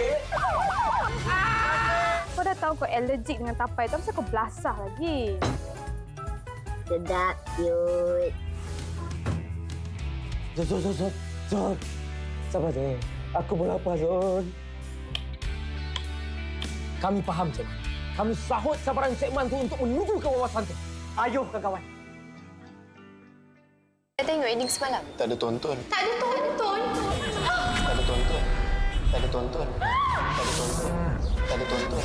Tak ada tonton. Macam ni baru boleh kawan.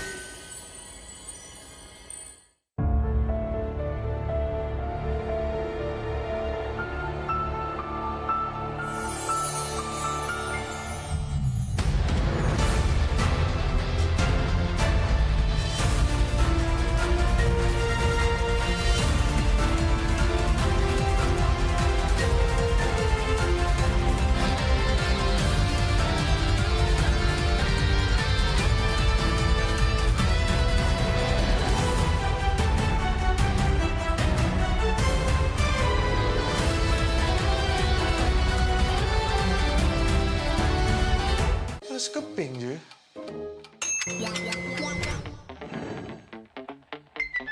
Mesti shopping pun boleh. Siap ada diskaun lagi.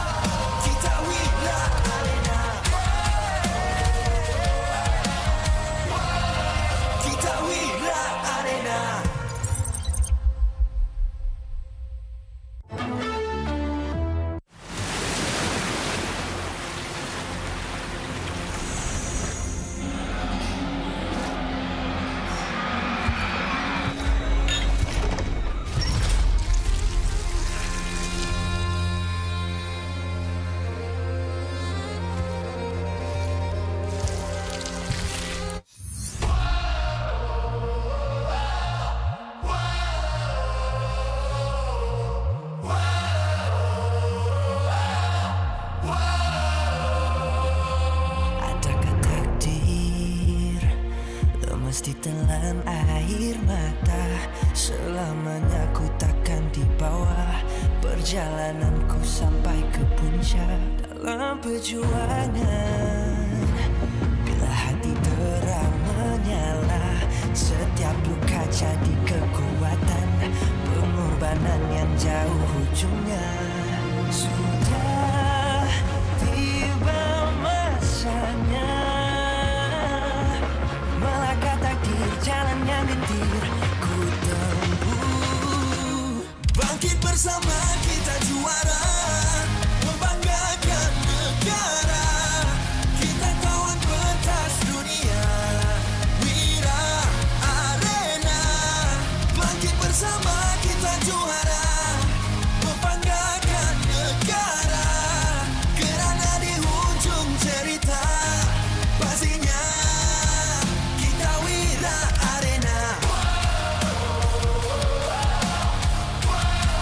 Kita Wira Arena.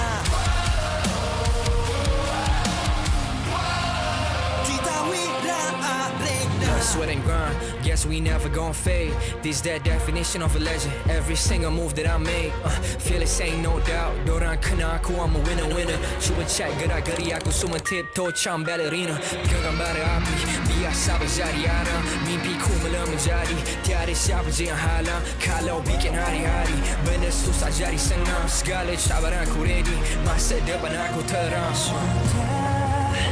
Tiba masanya melangkah takdir, jalan yang gendir ku tempuh. Bangkit bersama kita juara, membanggakan negara. Kita kawan pentas dunia, Wira Arena. Bangkit bersama kita juara, membanggakan negara. Kerana di hujung cerita pastinya kita Wira Arena. Kita Wira Arena. Kita Wira Arena. Satu hati, satu jiwa, bangkit bersama kita Wira Arena. Yeah.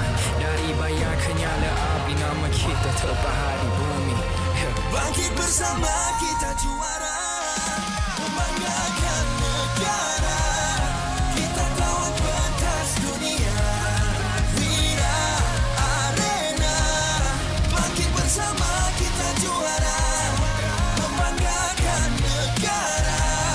Kerana di hujung cerita pastinya kita Wira Arena.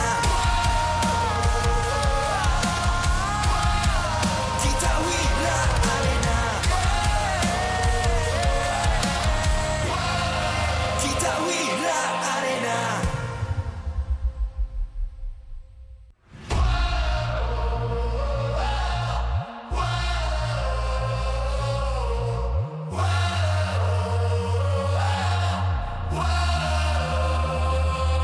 Adakah takdir lemas ditelan air mata? Selamanya ku takkan di bawah. Perjalananku sampai ke puncak dalam perjuangan. Bila hati terang menyala, setiap luka jadi kekuatan. Pengorbanan yang jauh ujungnya. Sudah tiba masanya melangkah takdir, jalan yang gendir ku tempuh. Bangkit bersama kita juara, membanggakan negara. Kita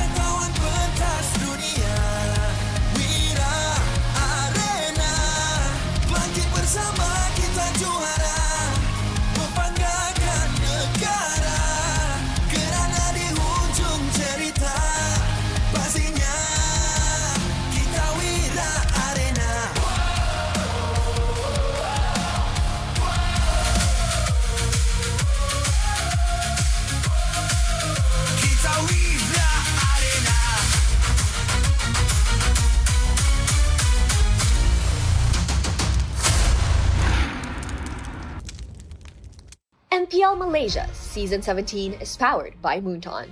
Presented by Celcom DG. Power up now with Celcom DG Prepaid 5G. Climb to mythical immortal with unlimited 5G power, uncapped hyperspeed and endless entertainment. Celcom DG Prepaid 5G. Limitless. Made for Gen Now. Bloop, bloop, bloop, bloop. What's that sound? Feels like something is flowing. It's the Infinix GT50 Pro, powered by HydroFlow liquid cooling. No lag, just smooth gameplay. 144 FPS, pressure sense GT trigger, fast and responsive.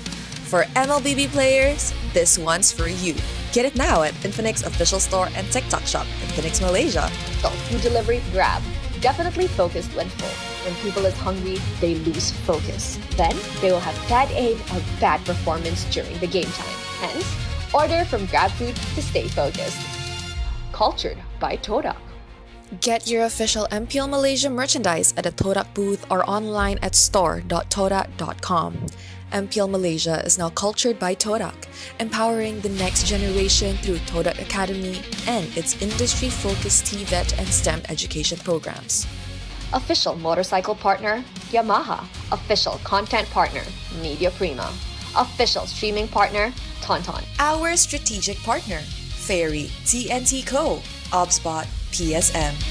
Supported by KBS, ESI, Rakan Muda, MESF. Bersiaran secara langsung dari Stadium Juara. Para penonton sudah pun membanjiri arena untuk menyaksikan perlawanan upper bracket final di antara Invictus Gaming menentang Selangor Red Giants.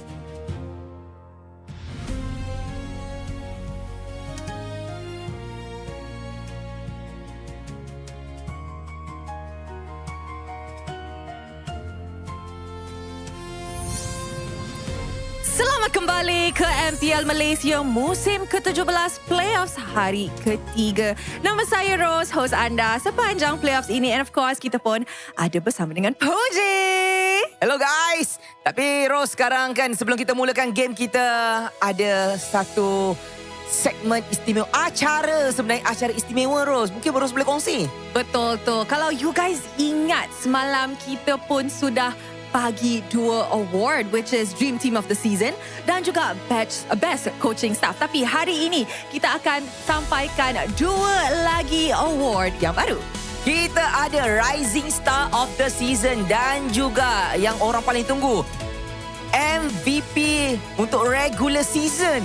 Yes guys, ini adalah cara MPL Malaysia nak bagi appreciation kepada player yang memang all out sepanjang regular season kita. Ada nama-nama baru yang tengah bangkit. Tengah naik. Ada beberapa nama yang mungkin kita selalu nampak di pentas masa kita umumkan MVP. Tapi saya rasa Ros, inilah masanya untuk kita jemput VIP kita naik ke atas pentas. Betul tu Poji. Untuk umumkan pemenang Rising Star of the Season Award, kita ingin menjemput Mr. Nabil Fauzi, Marketing Head of Deliveries and Loyalty Grab Malaysia untuk mengumumkan dan menyampaikan anugerah kepada pemenang.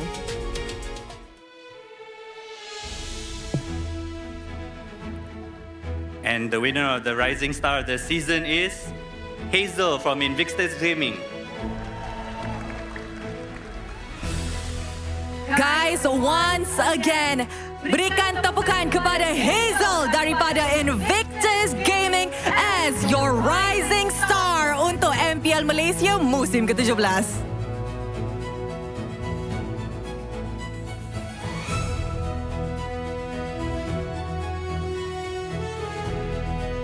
Congratulations, Hazel.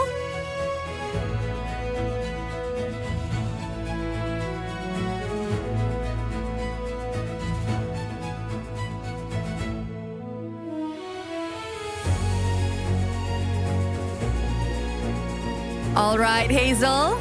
Hazel boleh bagi kata-kata selepas menang award ini. Berat First of all, I want to say thank you to my family and of course all of my teammates yang dah support saya dan kepada korang semua yang dah vote saya, thank you. And thank you for my teammates and my coaching staff buat saya grow and saya boleh prove diri saya. Thank you MPL MY. Terima kasih dan juga tahniah kepada Hazel. You may now take your seats and of course terima kasih juga kepada Mr. Nabil Fauzi for that award presentation. Sekarang tiba masanya untuk kita menyaksikan regular season MVP award. Ini antara award yang dinanti-nantikan oleh semua orang. Bagi menyampaikan dan menyempurnakan majlis penyampaian hadiah ni, saya ingin menjemput Yang Lee, Marketing Manager of Infinix Malaysia untuk mengumumkan dan menyampaikan hadiah kepada pemenang. Dipersilakan. Okay, the winner of regular season MVP goes to Yums from SRG. A round of applause, ladies and gentlemen.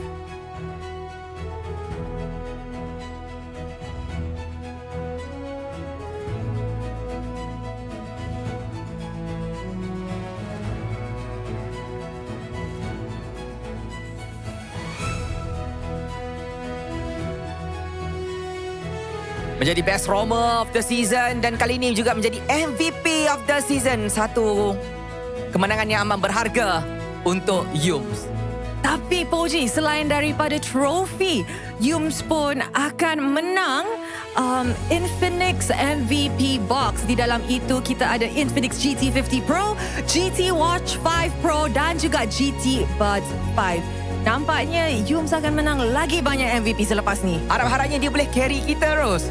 Betul, tapi kita dark system. Ya, tak apa, it's okay. Okay, tu Yums dah buka dah box dia, dah tunjuk showcase sikit dekat semua orang biar orang tahu yang ini ada hadiah yang memang betul-betul special sebenarnya. Yes, sir.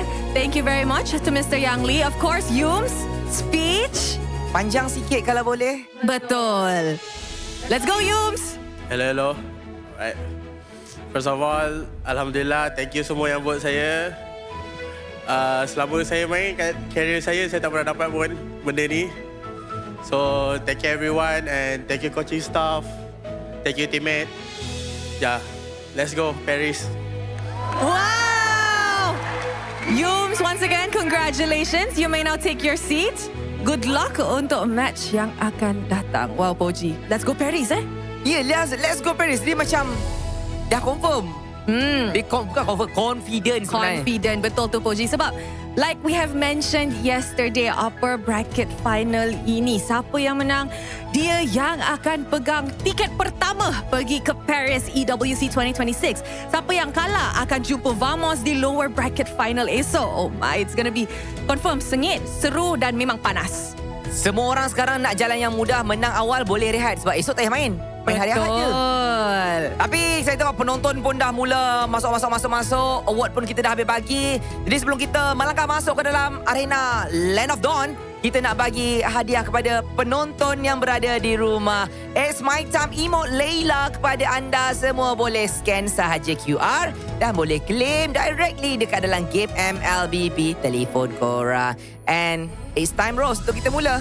Betul tu Poji. Like I've mentioned, pasukan mana yang akan berjaya dapat tiket pertama pergi ke Paris? Only time will tell with that. Mari let's show it to our panel untuk mulakan upper bracket finals.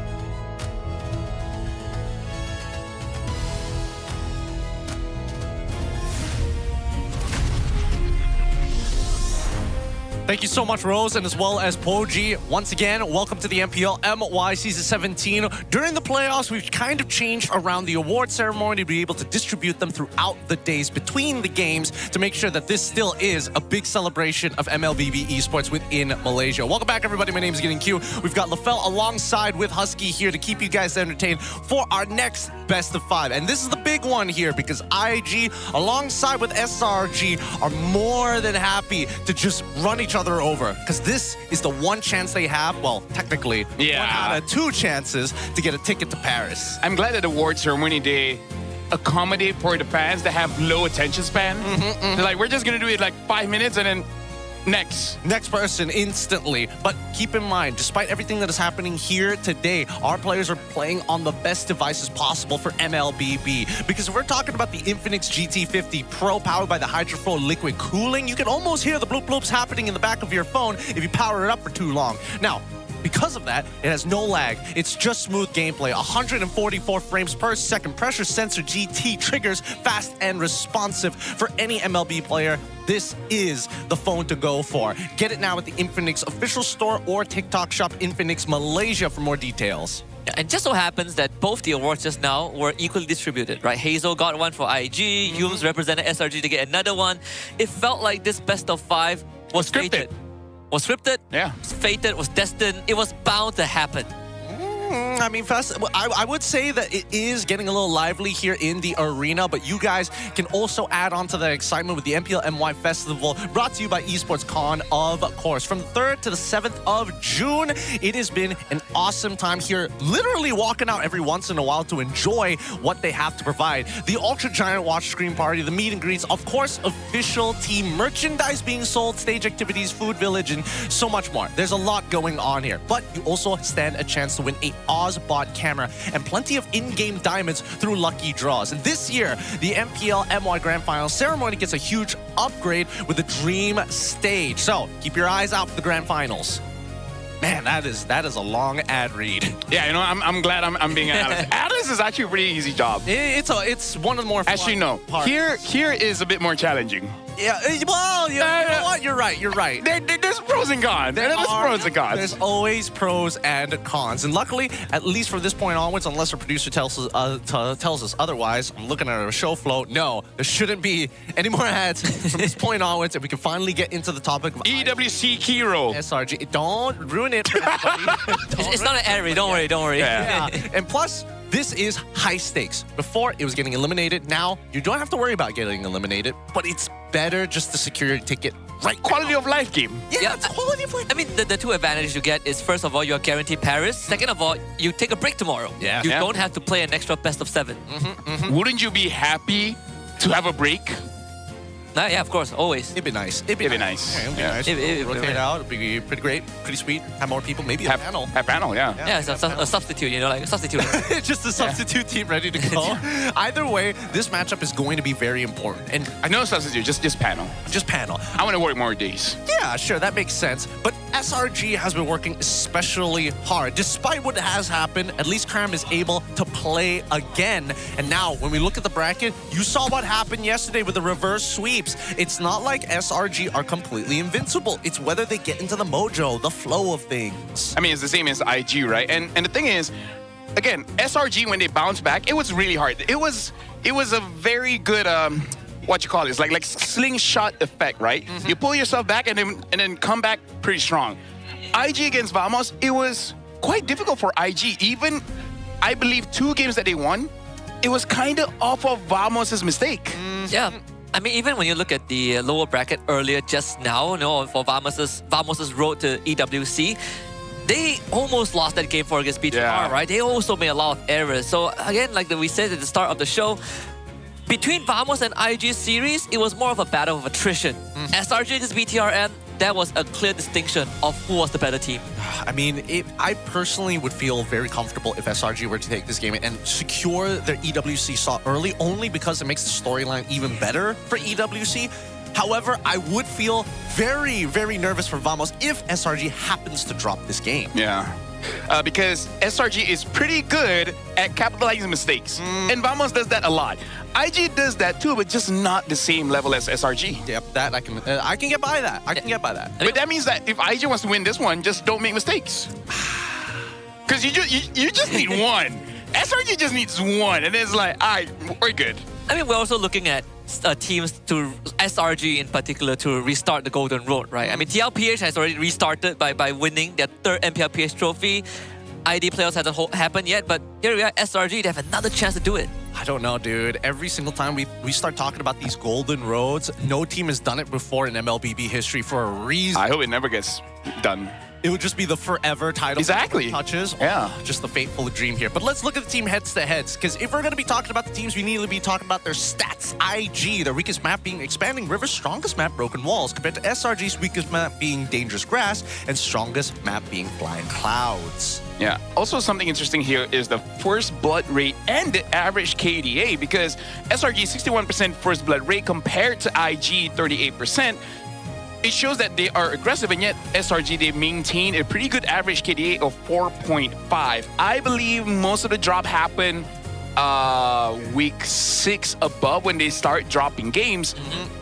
But again, that's just a blip in their entire record. Yeah, I think like for a team, for not just IG, but for any team that goes up against SRG, there's a clear window where you can take advantage of SRG, which is the first and second turtle fight, right? If you can get a lead from there and get a snowball going, you generally put yourself in more of a controlling position. The struggle is, do you get to keep that afterwards? That's actually a really good point here. And most of the time, those are affected by the EXP lanes. That's why, looking at the starting lineup from Invictus Gaming, it's Ye3, Hazel, Suelo, Novax Kobar, and as well as Mel QT. I want to say that Ye3 should have a chance in this matchup, considering that Cram was looking a little rusty yesterday, but after they turn back into form, I don't know whether, you know, is he sharp enough to take on this edge? Personally, for me, I feel like Hazel can take on Sakai's. I don't think Ye3 and Mel QT can take on their counterparts. No. Yesterday, even when the games aren't good, Innocent was good. And then Cram, as the game goes on, he got better and better and better. Ye3 went all 5 games yesterday, and I think he only had 2 good games. Yeah, I think a better way to describe it is that when the IG players are not good, it's because the players themselves aren't that good. But when you look at SRG, let's say Cram is having a bad time, it's due to circumstances. And that's the clear distinction. Well, at least they can also compensate for some of these problems, right? I remember times where Sakai's wasn't doing too well and the rest of the team is able to kind of generate leads for him, kind of hand it over. And I think we need to see that from IG's side, right? We can't expect Hazel to grab every piece of food off the table through the dirt. I'm just worried this draft is going to be difficult for IG. If they don't have cheese, Arcadia might outdraft them just by getting Stormy's hero late. Because again, that's kind of how IG got some wins against their notorious rivals. Like even against Team Ray, they said they needed some kind of cheese, and they brought it, and then they eventually won. Because they never won against Siska before, right? So I just wonder if they have something for SRG. Now, I hope they have something in store for them, because it's all about testing before the internationals. With that being said, we're going to go over to the ping check mic test for each of our teams.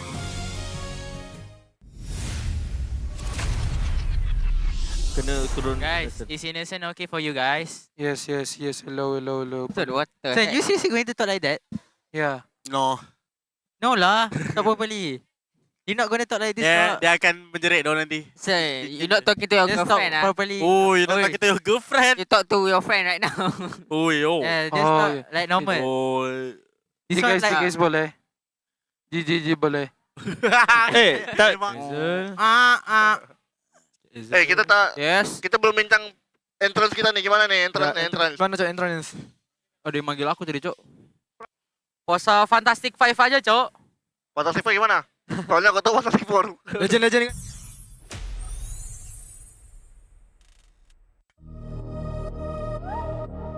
Invictus.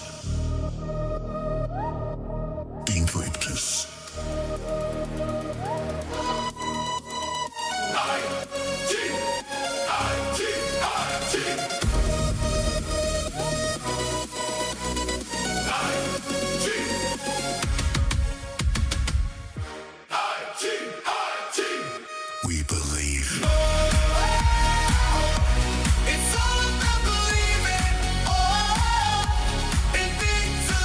The doubters were loud, the critics were louder, and now the silence of victory is deafening.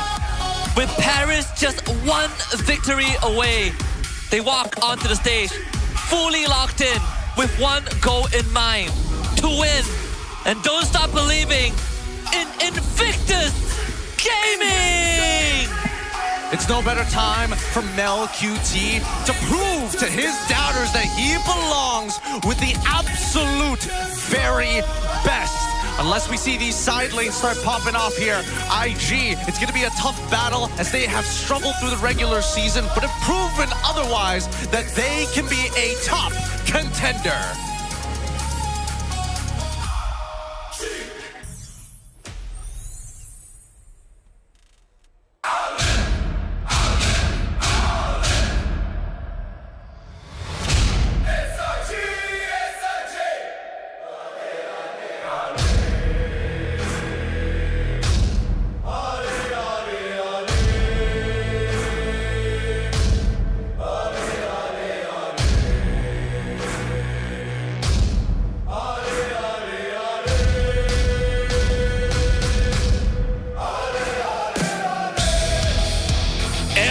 IG is just dripping with aura. The Giants were pushed to the brink.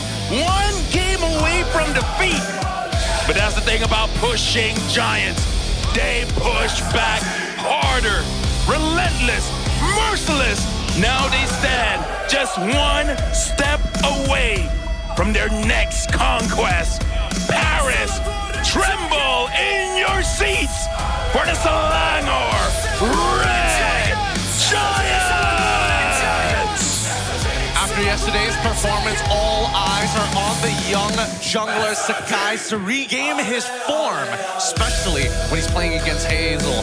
He's dropped retributions against him before, and now that Cram is now looking to get back.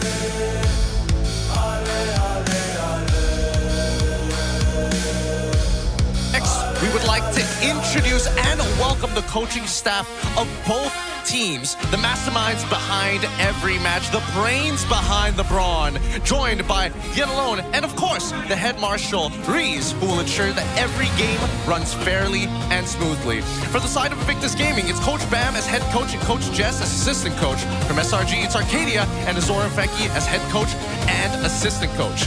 Let's keep it going with fist bumps between the teams, a true sign of professionalism and their last point of contact as they wrestle for control over the chance to go to Paris. I gotta say, looking at this lineup now, and after what happened earlier, BTRM and Vamos, I could be wrong, but I feel like Yetri is the only guy left from CG. Because again, CG was the other team that actually went to international. Now it's just him. Yep, it's just him. It's either him or we're looking further into the future where Vamos joins SRG on that trip. And that would be quite a storyline because it's a completely new roster. Well, save for Sapat, right, who has also been on that stage before. I think right now, a lot of the eyes are definitely going to be on that XP lane. How is Yetri going to fare against Cram? Well, I think it generally should be okay. I think for the most part, feels like unless Paquito is going to be contestable and Phoveus is out in the open, I just don't see it happening. It should be a sandbag from both sides. My worry is, it's just that Yetri's best hero is Freya. Your best hero being one of the most banned heroes in the league, I don't think he's going to get it. And unlike players like Lynch, Sapat, he doesn't really have that, I don't know, that gene on certain heroes, like with the Paquito, with the Arlet. He just feels like he will do his job, but he doesn't have that hero that is a signature. I think we need a standout performance to really make the difference. It's kind of the same as Cram, but he kind of unleashes the max potential of every hero, right? Especially Lapu. Actually, now I think about it, don't give him Lapu. There's going to be a lot of things to worry about in the drafting phase itself, but first we're looking at the big hitters. I'm guessing Phoveus is going to go. I don't know if they want to actually go down the Fredrin line, though. Yeah, I don't think so either. I feel like if there's one team that would probably go for Fredrin first, that would probably be SRG, right? Because I look at IG and I'm thinking Hazel most likely will be requesting for high damage dealers, Suyo, Hayabusa, YSS. The traditional stuff, but we also got a quote from one of our coaches, Coach Bam. From top 3 to champions, before the season started, our roster didn't look very strong on paper. A lot of people even said that we wouldn't make it to the playoffs, but after seeing the players' hunger to win and the way they approached the game, I became very confident that we can reach the grand finals, qualify for EWC Paris, and even fight for the championship title. Yeah, this was the roster that I feel like was up in the air when I first saw the roster announcement, but a part of me was confident enough that they will make top 3. The first leg of the regular season, there were some shakiness, but I think with Yetri's re-entry into the roster, it really did solidify what IG is all about. Although it took them a bit long to find the identity of the roster. Now we have MPL MY Insider, which came out a little bit earlier, but it's okay. Now, here's the thing, right? Honestly, I'm saying seriously with analytical background here. All right, go ahead. IG's vibes is gonna get tested. You guys want to know why? The vibes as in like the team environment? Exactly. Okay. Because Mel Cutie had an amazing season with Homeboys. Once he went to MSC, once he started fighting against really strong people, it got into his head. Now going against Innocent, it might get into his head again. Because yesterday, I think that's the case. I think he was overloaded and he lost his confidence. I want to see the team giving his confidence back. Hey, speaking of confidence, we did ask Stormy, how was the match against BTRM like for you because of what happened yesterday? And he mentioned, not gonna lie, after we figured out our issue in game 1 and 2, we completely changed our draft 180 degrees. It was quite a match yesterday. Yep. And really, again, like, I think we all agree, like, game 1 and game 2, their drive was just a bit disrespecting, right? Like giving away phobias when they have a lot of dashes and blah, blah, blah, and all those kind of things. Once they start respecting, making sure that the Arlet is not available, the Paquito is not available, the Fredrin is not available, then things start to look a little bit more stable. I did not know that SRG had a mascot. Right? Like That's the first time I've ever seen it in my life. What's the name of the mascot? I don't. Probably not Ultra, right? I'm not gonna call him Angry Giant. Something. Angry Giant. That makes sense. The little giant. Little? He's not little. He's about. That dude's like 6 feet tall, man. So he's the red giant. He is the red giant. The slanger is just his nationality. And then all of a sudden you check his IC and he's actually from Malacca. He's like, don't tell my boss. I need this job. I need this bad. I need this so bad. All right, we got 23 seconds left. What do you guys think about the potentials of that first 3 bans? First 3 bans, I feel like for SRG, they might stick with the normal... Wait, who's first pick again? Because I feel like second pick is just going to be banning Freya. IG is considered home team, right? So they should be first. Oh yeah, SRG first pick, yeah. So I believe IG, they're just going to be banning out the Freya. I think they should ban out the Phobius as well, but maybe they just let SRG ban that one. I was thinking Phobius most likely will be perma banned, but SRG ban Yi Shin. The bigger question, yes, will Yi Shin get banned? Right? I think yes, and I think Marcel will get banned as well. Oh yeah, then there's that. Like how far do you want to push this, right? Are you willing to test the YSS? Well, never mind, they won't. Yeah, ban out the YSS, ban out the Phobius, and if Freya gets banned, IG also needs to ban the Harif. Yeah. I feel like SRG is not in a rush to ban the Marcel. They're not pressed at all because they can also pick the Marcel if they want. But that's the thing, right? They don't... They lost with it yesterday. They did lose with it yesterday, and I think it's one of the few situations that, again, as good as Marcel is, I'm starting to get the sense that most teams are realizing unless you have a dedicated, I know exactly what this golden hour is going to do and what it is for, most end up as collateral damage. Yep. We have a lot of people that have a lot of money, huh? Yeah. They all say they want to go to Paris with SRG. I hope they know that they're not going to get sponsored. Yep. I'm trying to figure out if they're trying to get sponsored or they're on their way to get sponsored. And also, you got to understand, it's not simple to even step foot in the venue. You know, it's yeah. You might go to Paris, but you might just end up in a roadside cafe and not actually go to EWC. The security is intense. It isn't. I don't know how they're gonna do it. I know in Riyadh we had like a little bullfight, so it's like a closed-off area. But in Paris, like, but also like there are like the super fans actually get passes secured for them to go to Riyadh in the past 2 years, so they get to watch in the stands. Oh yes, you're right. You're right. Where they basically got their super fans to come on over, and most of the time, here we go. Harith gets locked in. Paquito ban coming in for Coach Bam at the very least. The Arlet is still available if that's what IG want. But again, it's not a signature for Yetri. Like, what is Yetri comfortable with, right? Like, Yuzong, Arlet? Not even. I wouldn't say Uranus? Alice? There's only a handful of heroes left. Again, it's just Freya, which makes me feel like maybe delay his hero. See what Cram is using and try to counter that. Like, at least don't lose a lane. I think there is also like the argument that they might have to pick his hero third if Cram's hero show up here. Because if not, then SRG is going to lock him down in the draft. I don't know. From the looks of it, I personally think that there's just no reason to, right?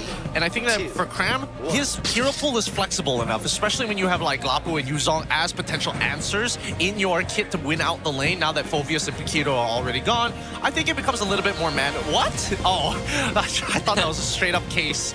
Oh my god, of course I get trolled by Mars, even on the English podcast. Look at the Marcel and the Claude. Let's see if SRG will go for the usual response of like, if you want to just trade out against Marcel early, Hilda and Khalid like comes to mind directly. The glue also isn't that bad, honestly. I don't think it's that bad of an idea as well. There's Suyo and Hilda. Yeah. Yep. Yeah, for now it looks like SRG, they're drafting cautiously in the sense of we're going through the tier list. What's strong, we go with it. And Boxia gets picked up. And again, this is why I'm saying we got to see the vibes of Invictus. Because right now, the team is putting a lot of trust onto Mel. And as much as Mel might feel honored, like, okay, you guys are trusting me, you guys are believing in me, which is, their slogan, but he hasn't been the strongest when it comes to the mental side of things, as being like a lone carry in the team.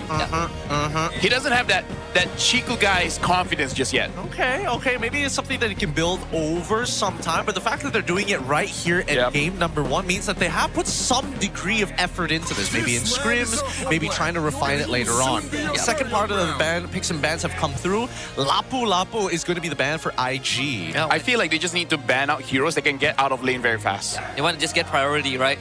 I mean, for SRG, there is an argument to be made that this Hilda could be flexed into the XP lane, so either way, at least SRG secured a bit of that, like backup solution for themselves.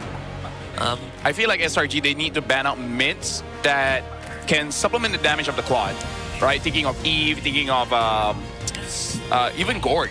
Eve, Gord, yeah. Or Zushin even. Like, Zushin a bit less, because the damage might not be enough. Yeah, but it works great with the Baxia and Marcel. Especially the Baxia. The Valentina ban is also great as well because it opens up SRG room to pick down to Sin or Eve. I wonder if that means that SRG, they're thinking of a Sora. A Sora, Terizla, but I think more on Sora. Because I feel like the moment IG show an Eve, a Gord, they're like, you know what? Sora, 100%. I think so as well. And mainly because the setup of the Smoke and Fake coming in from SRG side was done very, very well. Hilda, a good way to kind of flex into the EXP is alongside with your roamer. But now that Valentina is gone, I felt that SRG probably wanted to be the ones to pick it up unless they were worried they were getting cornered into Eve. But there's also an angle that IG can look at and be like, with the Valentina gone, Terizla or Sora is also a decent option for them as well, which he actually has played, especially the Sora, right? He had a great game yesterday against Vamos where I think he went like, it was like God like that game. Yeah, I think IG should pick up the Sora. It kind of makes some mid picks a bit more riskier. Yeah, and turtle contest would most likely skew towards their favor in that early game too. I kind of want to see Sora Kimi coming in from IG. If they need more crowd control, then yeah, the Zushin. Sora Zushin is also pretty solid. Yeah, both of them are pretty great. I think it might end up just being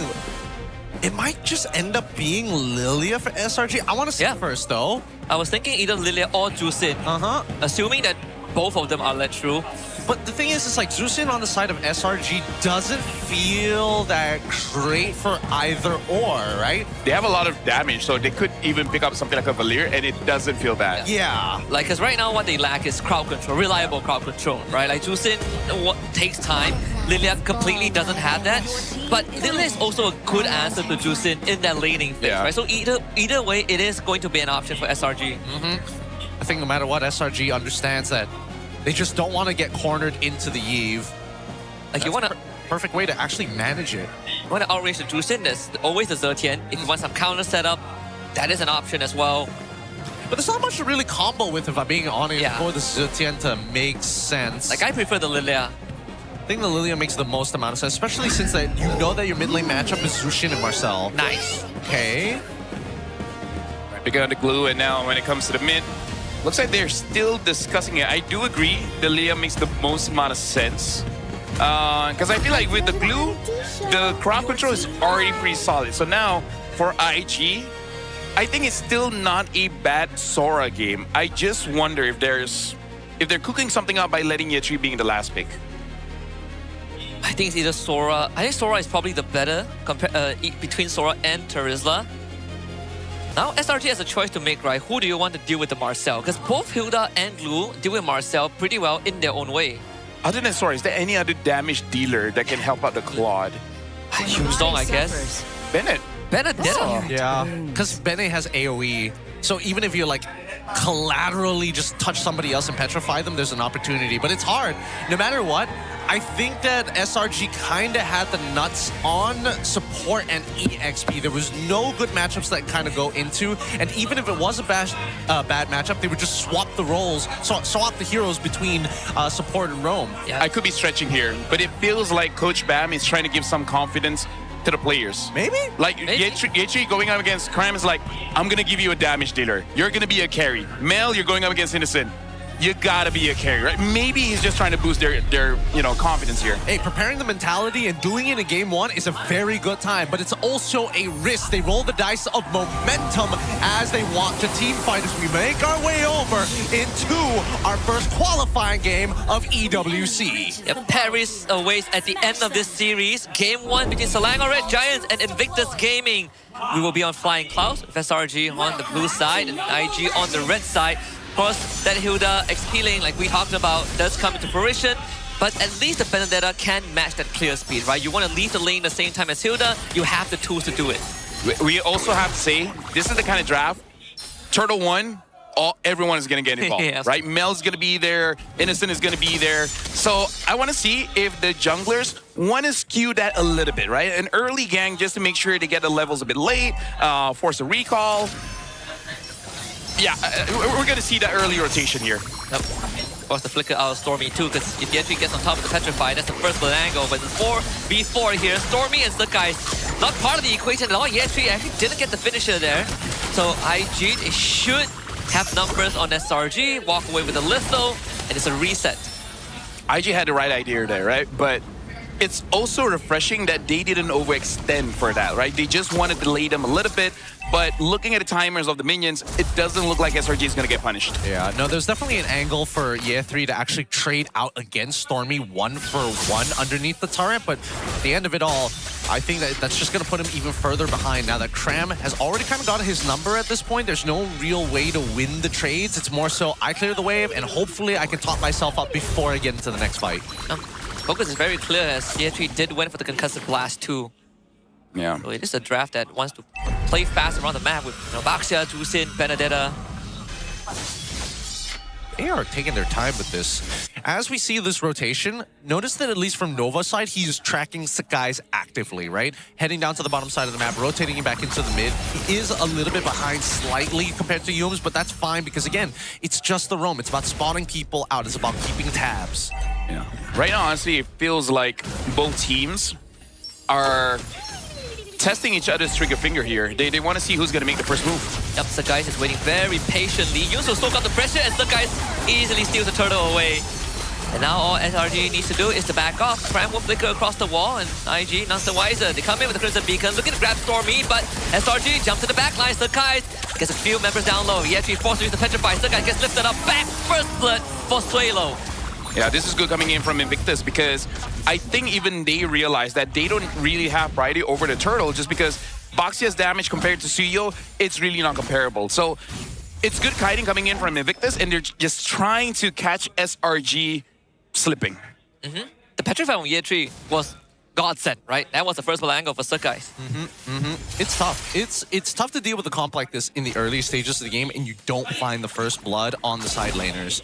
And I think at this point, every 40 seconds, like A3 is going to have to get involved, right? It is a net negative just staying in this lane against Cram. And the longer he does, the more time that he could potentially be putting some influence. And he's already spotted out Suyo as even bottom side, just innocent, making sure that he's showing that this lane isn't free. Yeah, looking at the items, it does look like Ye3 might go for the Heptasis as the first item. So something that the Stormy really has to look out for. Because Lilia is slippery, but she doesn't have a very large HP pool. That's on how they look at it, but very least with black shoes, it should be okay. And this is a very technical game. At least for SRG and Invictus, they're not fighting for the sake of fighting, right? And I think that's the best part about it. Tracking Marcel, that was gonna be constantly be a very annoying task for Yums. I feel like this game is technical because for both Invictus as well as Langray Giants, they have multiple heroes. Oh, hold on, Karam gets caught. It looks like he's going to be fine here.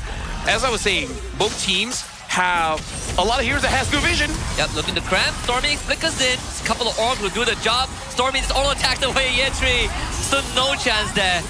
Still has the black shield. Stormy will wait until the final second to use it. Gets rid of all the lantern stacks, but still gets picked up regardless. Can Cram bail him out of this? Doesn't seem possible. Stormy betrayed it back, but SRG did get a turtle in the process. I feel like that's still okay because, again, I don't think they want to get the turtle, actually. Even though, yes, they have Baxia, but Suyo just has an unfair advantage for those neutral objectives. And I'm actually not entirely sure if Stormy dying there was really worth it to kill Yetri. It could be. I'm just not entirely sure. Yeah, I would have to... We'll see how the game goes. Yeah, we'll calculate the numbers later. Cram just want to make sure that he still has a lot of threat so that Nova can't just walk up to him. Same goes for LQT now that he's already secured his first item. Innocent is taking a decent amount of damage despite being up in EXP. Whoa, another side stab. The Petrified committed this time, but Yetri doesn't have the damage and Cram just goes in for him. The full commitment, and Cram now looks to walk away. They even used the Retribution on him. Cram should go down here, and Hazel picks it up. Meanwhile, Innocent against MLBB in the bottom lane. Zaman forced lay down, gives Innocent the advantage. Dangerous time to be alive right now. Especially if you're looking at MLQT. This is starting to look like a very clean dive angle. Unless Invictus Gaming are able to support him. And he puts out the BMI just in case. But even with Suelo around, doesn't necessarily stop SRG from doing significant damage to this turret. I think they can take it down. So bot tier 1 to SRG. Yeah, I think that's good respect there. Mel, I know he wants to grade it out, right? But that's not a gold card anymore, so you don't really have to die for it. At least Suelo got something out of it, so it's not the end of the world, because right now we're looking at the goal difference. It's 1,000 for Selangor Red Giants, but it's not that big of a deal just yet. Them getting the turrets is kind of a big deal, though, because it's gonna make it more difficult for Hazel to have a lot of space. Just accessing the jungle for him usually isn't an issue, but without these turrets, that means that at least for Selangor Red Giants, they can start stealing away some of the smaller camps on the edge that don't sit near the turret. Oh, and Suelo losing his flicker as well. Yeah. Stormy just black shoes away. There's no more setup opportunity for IG. That's what you guys talked about, right? The golden hour. There has to be a clear objective. But I think for IG in this state, it's pretty hard to set up unless you get a golden hour into Electro Final Blow. There's a collapse from Hazel. Yetri's in as well. Instantly slays Stormy in the process, but Cram is waiting in the bush. Hazel gets the objective. Golden hour stalls out Guys in the back line, and now Innocent is trapped. Diamond Force does get him out of with the Chrono Dash. Guys joins the fight, takes down Suelo, but Jumes unfortunately is left behind. Hazel bobs him with a view and finds a double kill. And honestly, that was good from Nova, making sure that Sakai is not part of the Kate equation. So that's good coming in from Invictus Gaming. But Selangor Giants, they still got some kills off of that. So it's not entirely bad for SRG. Not the worst, but it definitely evens out the goal just a little bit. IG, they're trying to make this conversion work in their favor, and they have to do that by taking away structures, any way to inject something into this economy for Invictus Gaming. Okay. They're trying to force the black shoes, I think? Yep. Got it. Because the thing about Stormy is, his role in the team is, funny enough, a zoner, right? No matter what hero he uses, he's going to create a lot of space for the team. And the way that he uses it with Lilia is really use an ult just to make sure that he can actually play aggressive. So getting the ult away makes it so that you have one less zoner for SRG. Easier for Boxia, Hazel to really get into position. Well, speaking about positions, look at this contestation here from SRG and as well as IG, right? Trying to wrestle control over the river right in front of the Lord Pit. And at this stage, invading is kind of off the table for Selangor Red Giants. It's a slight lead for Invictus, but not enough to determine anything. But why put yourself at risk? Mel right now, he is pretty aware that he can get hit once by Innocent and it could be over. Right, Zaman Force already used. Right now, it's good that Invictus Gaming, they're really not forcing anything. Like, they're really being disciplined here. Yeah, even Sakai was spotted out.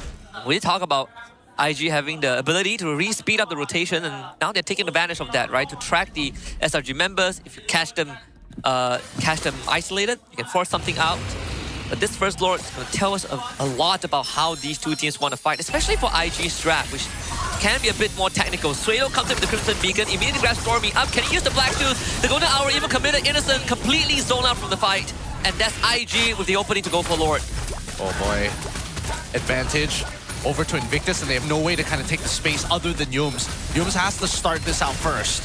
Yep. So guys, might do a hero dive, but Nova stops him in place, and now they turn him with a Petrify Yentry!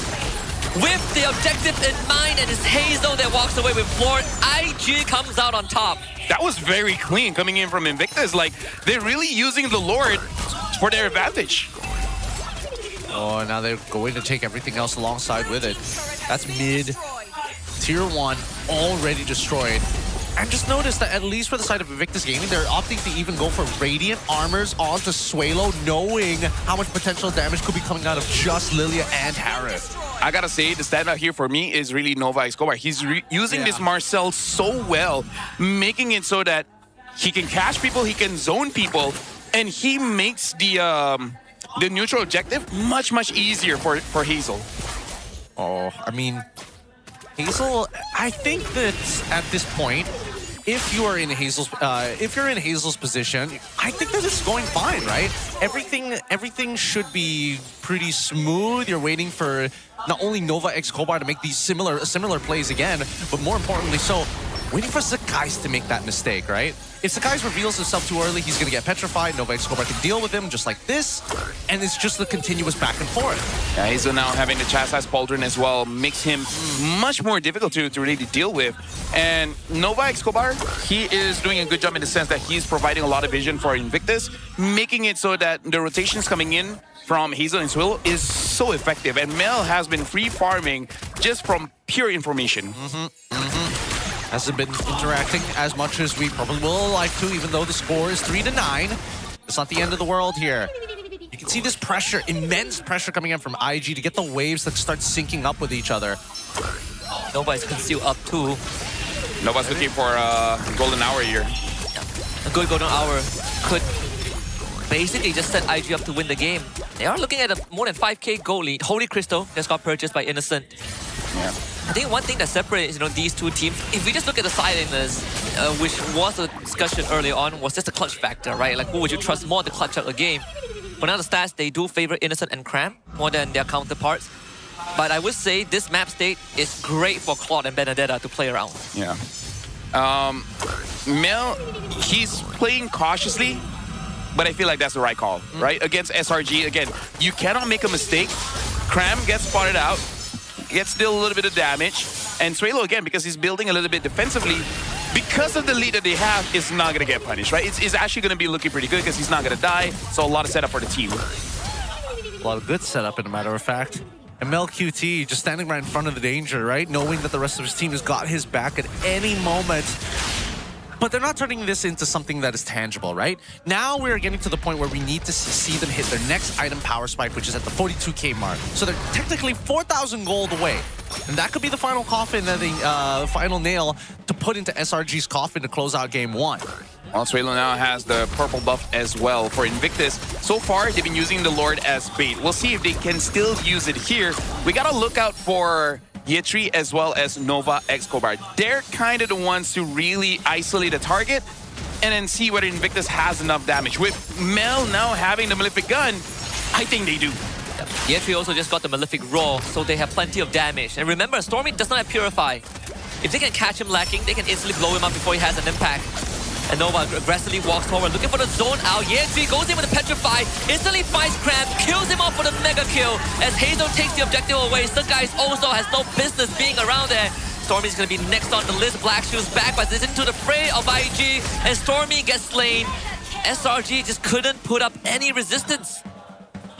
Yetri killing Kramna, that was personal. Yeah. He's like, I don't care if I die. It doesn't matter. Doesn't matter. We'll risk it for the biscuit anyways, because where was he technically supposed to go once he was on top of E3, right? Like, either way, things worked out for the best, and now we're moving into the end game scenario. Oh, and looking to end it as fast as they can. Yetri clears out the way as SRG members slowly coming back to life, and a full health Lord. Even if IG doesn't end this, they will at least get all the inhibitors, and that's what they're looking for, because Cram is already dead. Zaman Frost laid out, there's a carpet to work with, but IG, they're looking to break the crystal. There's a wave coming in middle, Innocent is already dead, and IG looking to lay the first blow on their conquest to go to Paris. The golden hour as just a bonus on top. IG takes game one. Ooh, what a way to start a series. 1-0. In favor of Invictus Gaming to kick things off here. What are we thinking? We thinking the SRG is pulling off what they did yesterday, where they were trying a couple of experiments. This time, it looked a lot safer, and yet they still couldn't net the win. I think Marcel might need to go. Yeah. Marcel was a big problem in that game. I feel like for both teams, this is them testing each other out. I'm not saying like they're going in the game easy, you know, like not showing their full strength or blah, blah, blah. This ain't an anime. This is real life, okay? Everyone plays with full strength. Maybe not full energy, but full strength, right? And then once, I agree with Husky, right? You see the problems, like, okay, Nova's a problem. And Yetri is using a damager. So Cram is like, okay, you know what? Screw the Hilda. I want something that can fight back. Yeah, I think like, you know, as much as we know that Harp is actually one of the most broken heroes right now, but he's technically not broken if he doesn't get to join the fight, which is what the Marcel did the entire game. Yep. It's frustrating because the way that certain mechanics works, some of them are hard counter you. And unfortunately for Harith, this time around, it's just a little difficult when Marcel's on the opposite side. I wonder if during the off season, IG really has just been force practicing this tank jungle meta just for SRG, because that has been the most consistent way to deal with SRG. And that might also be another reason why not a lot of Malaysian teams able to deal with them. Because not a lot of people here can really utilize tank jungle that well. I mean, yesterday they lost to Fredrin Comp, also a tank jungler that can sandbag them and prevent them from making these heroic plays.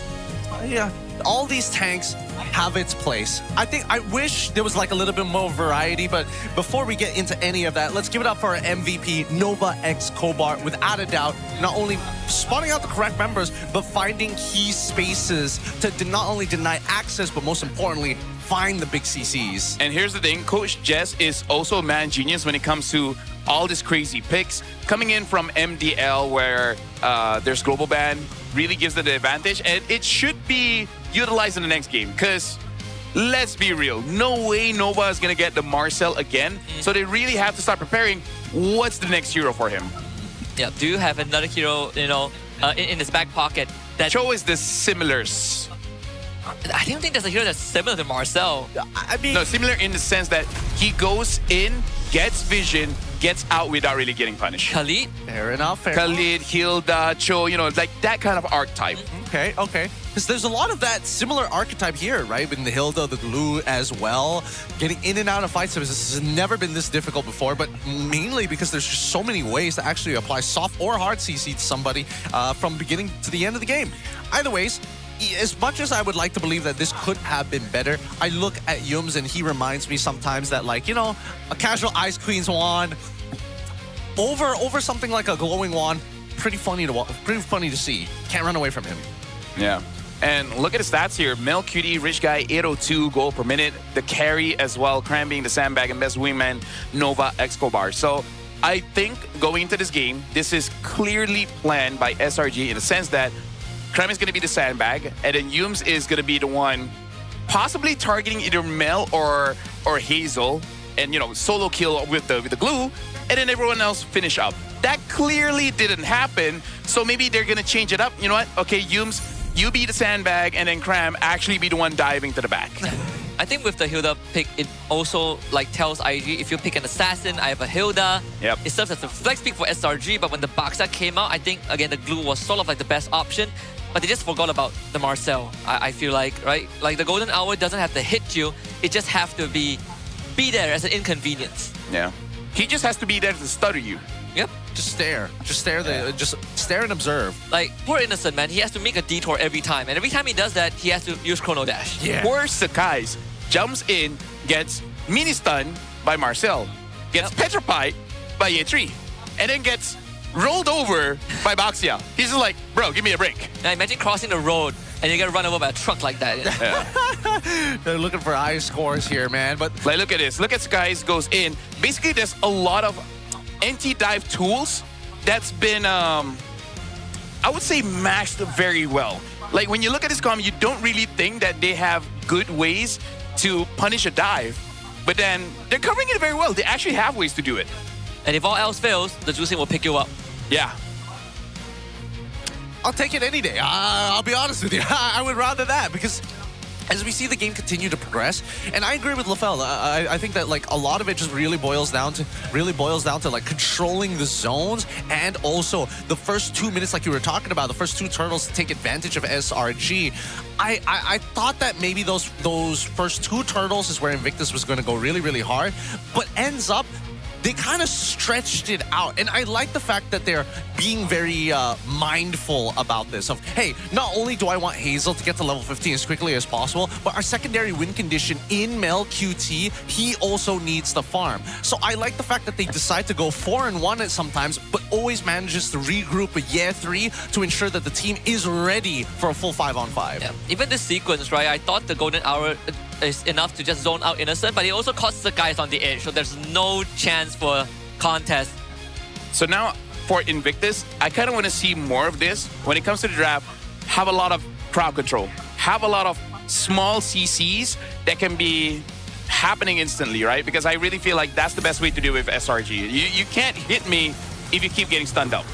Can't hit me if you keep getting stunned up. It's like if you want to beat someone up, ask your friend to hold their hands. Yeah, it's like imagine, right? Imagine you're in a boxing match, right? Like you're a good boxer. Every time you try to land a punch, Tourette syndrome. You get a tick, and then you whiff your punch. Now times that, like throughout the whole game. Throughout the entire game. Like the entire match, you just get ticks whenever you throw a punch. The multiplier just gets higher and higher. I think like one other thing that a lot of people can get is like, imagine you're a goalie and someone keeps lasering your eye. Right, that's the one. Exactly, that's the one. That's the one. That's the most amount of stuff, especially with the Marcel's playstyle, just going every single time. It is frustrating. It is very frustrating. Annoying to death. But it also means that adjustments can be made. Yep. Is this an exclusive blue side here? Because I feel like sometimes some teams we've seen in the playoffs here that even when Marcel is open, they don't go for it just yet. They wait for half a second. They're having a Star Wars fight, by the way. Whoa! Mars and Milo.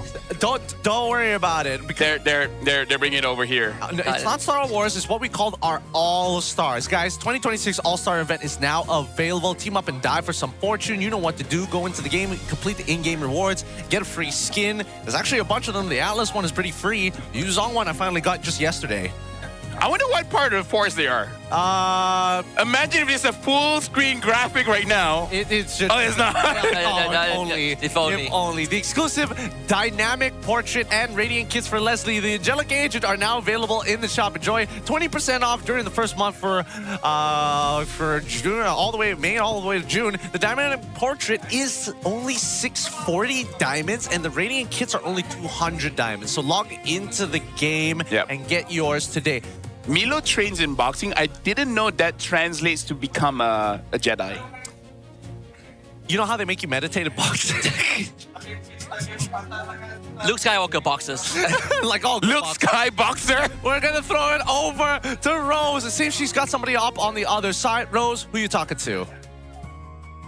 Hey guys, selamat kembali ke Game Break interview bersama dengan Rose. Dan sekarang ni, Rose actually bersama dengan salah satu national athlete kita. Kita ada a professional badminton player. We have Pyo Mei Sing in the arena today. Hello, Mei Sing. How are you? Hello, I'm fine. So, I want to ask you, is it your first time in MPL MY? Sorry? Is it your first time here? Oh, yeah, this is my first time. How is it? How's the vibe? How's the games? Oh, the crowd is very good, and then the vibe is very nice and very energetic. Yes, we do in fact have one of the best fans in the world. Now, Mei Sing, I just want to ask you, we all know that you're a professional athlete, right? But as an athlete yourself, what are the similarities you see with being a pro player here, and of course, an athlete, physical sports? I think it's very competitive, and then their strategy and gameplay and teamwork is more like badminton also. Yeah, and also they have coaches. Yeah, so I think it's very exciting. What about you? How do you describe the similarities in mental and teamwork, all that kind of stuff? You think the mental here is also quite as strong as those that play physical sports? Yeah, cause it's like very pressure, and every moment is getting the kill, and everyone fight to get the point. Yeah. Yeah, it is very intense, and I do agree. I think that pro players, especially in Malaysia, they've been working on their mental fortitude to, of course, do better. Now, I want to ask you, since you're already here, and it is a very important match, because obviously the winner will be going to EWC. Which team are you supporting? Is it SRG or is it IG? SRG. Wow! Okay. Why did you decide to support SRG? Because I think their gameplay is very special and then is very unpredictable. Like last night when they down at 2-0, but then after that they come back and it's very, very exciting. You were watching last night too? Yeah. Were you nervous when they were down 2-0? Of course. Of course. So now it's currently 1-0 for the side of IG. Are you also scared? Or you think they have what it takes to get this in the bag? I think it will be like last night lah. They can do it, yeah. Wow, dia memang confident dengan SRG and I'm pretty sure itu yang fans di dalam arena nak sangat-sangat. I have a question. Do you know the SRG cheer? Yeah. Guys, boleh ke kita cheer sama-sama? Bagi semangat sikit dekat SRG, boleh? Alright. Okay, you may do the honors. Okay. Everybody ready? Alright. SRG! SRG! SRG! Yeah! I personally think they can do more. Oh, Can I they do can it one do more more. time? Okay, one more Guys, time. sekali lagi lah. Energy mana? Semangatnya dekat mana? One more time. Okay, ready? 1, 2, 3, go! SRG, go! SRG, go, go! SRG, go, go! Okay, much better. Do you feel energized now? Yeah. You feel semangat now? Yeah. Okay, Rose pun rasa sangat-sangat semangat. So with that guys, selepas ini kita akan pergi dengan short break for a Maghrib prayer. Tapi selepas tu kita akan continue perlawanan upper bracket final.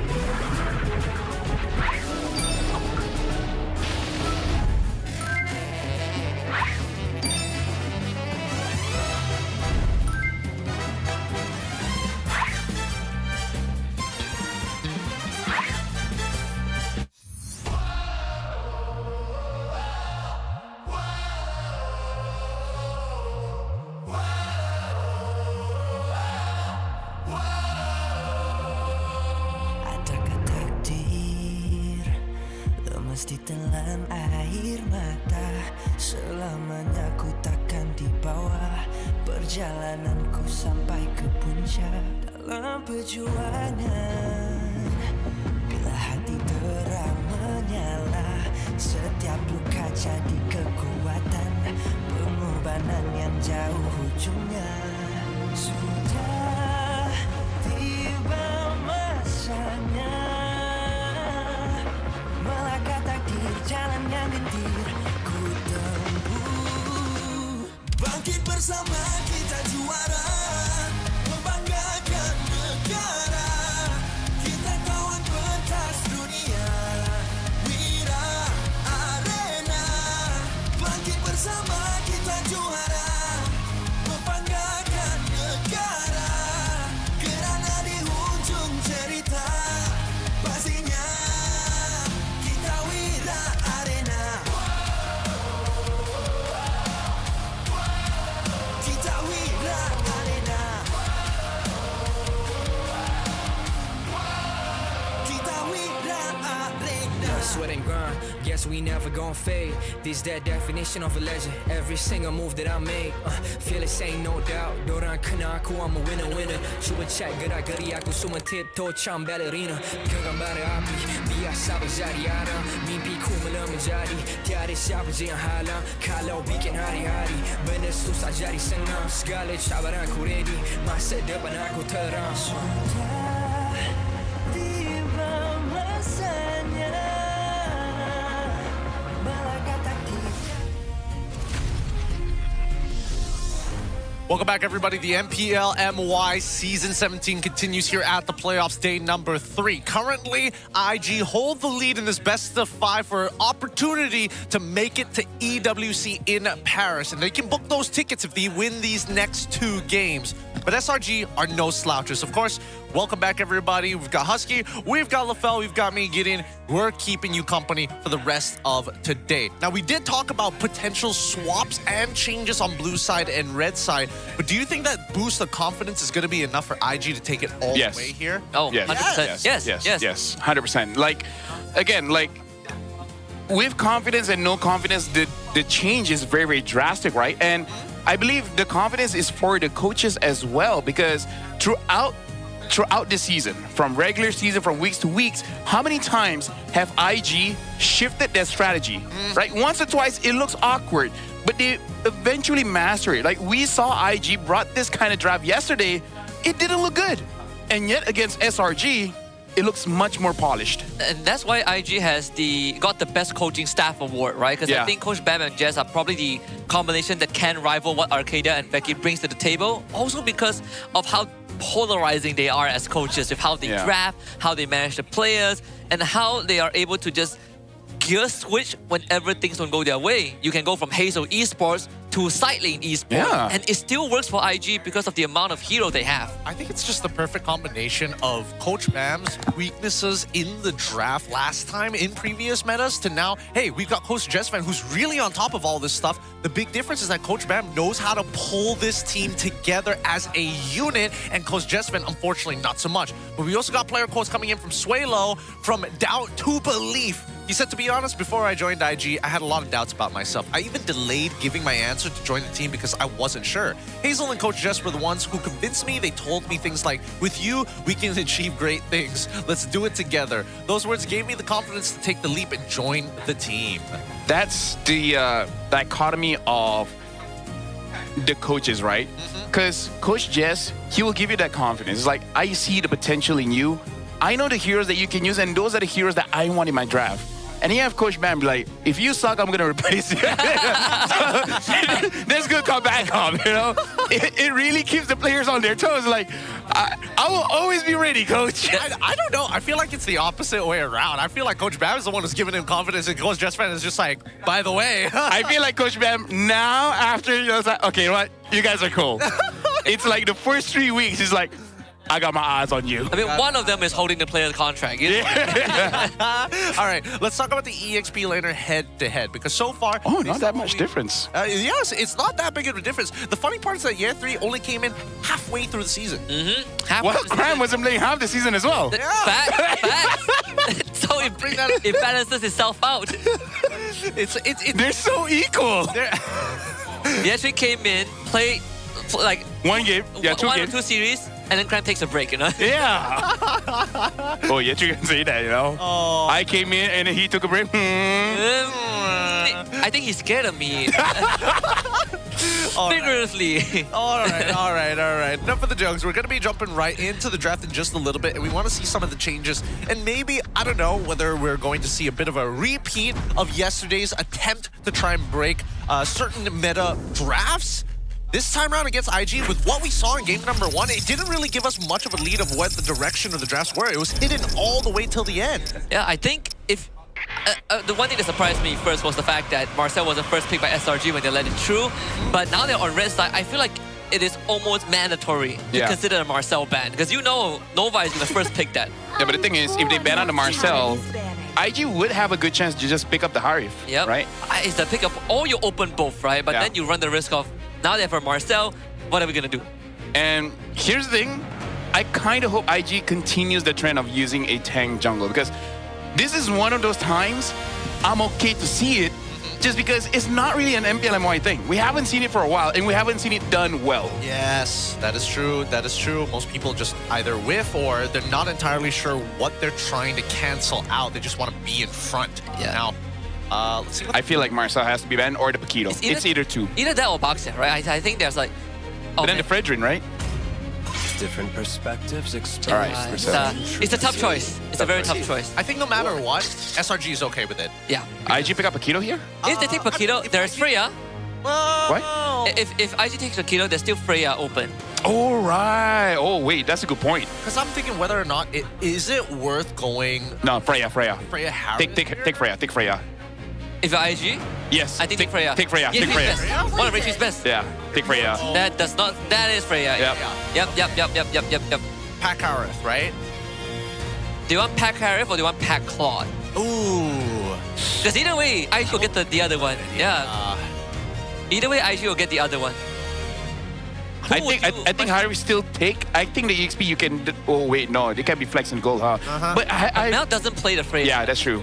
That's true. Unless Coach Jess is like, with your Freya goal, we can do great things together. I mean, if he dares to pick up the Hellcrit gold, I think the coaches can. I see great things in you. With you, we can achieve great things if you do Freya gold. You think that's the coach call? Not Swalo coming in and being like, yo Mel, I've got this great idea and I think that you're the only one who can do it. Look, I did Zaz twice. It's your turn to go Freya gold. It's like everyone has that round, right? Like Mel did Hellcrit and blah blah blah, and then Hazel, he had to use tank jungle. Like everyone has their turn of being like, it's not that great of a thing. It definitely isn't. Guys, say cheese. Thing in the world. The lighting is making it hard for him. Right. I don't know how he's gonna do it, but he'll figure it out. Look, we've got lots of fans here in the arena. I'm pretty sure that I'm gonna look pretty awful if I'm stuck in the middle of it. This should be Eve, huh? Eve. Do they want tank jungle? If they want tank jungle, if they want, Yep. Eve Baxia. Which I was made for. Baxia. You show... No. Then you're risking too much. Is there any one specific hero that does well against the Freya here? Because if not, they might... Fredrin is not too bad. No, if not, they might default to just a Paquito here. I think they have to default to the Paquito. There's not a lot of things that deal with Freya very well. I would say that the Phoveus is like, even that's borderline because you don't have control over the lane. You can survive it, but you don't have control. And I think that Paquito gives you kind of everything. Nice, Unless GG. He goes Benedetta. Gets real wild with it. It's like, this is the only way we're going to deal with Eve. But then that would be like second phase pick, right? Most likely. I think what it's going to... never mind. Paquito. Alright, so go Freya. The Paquitos.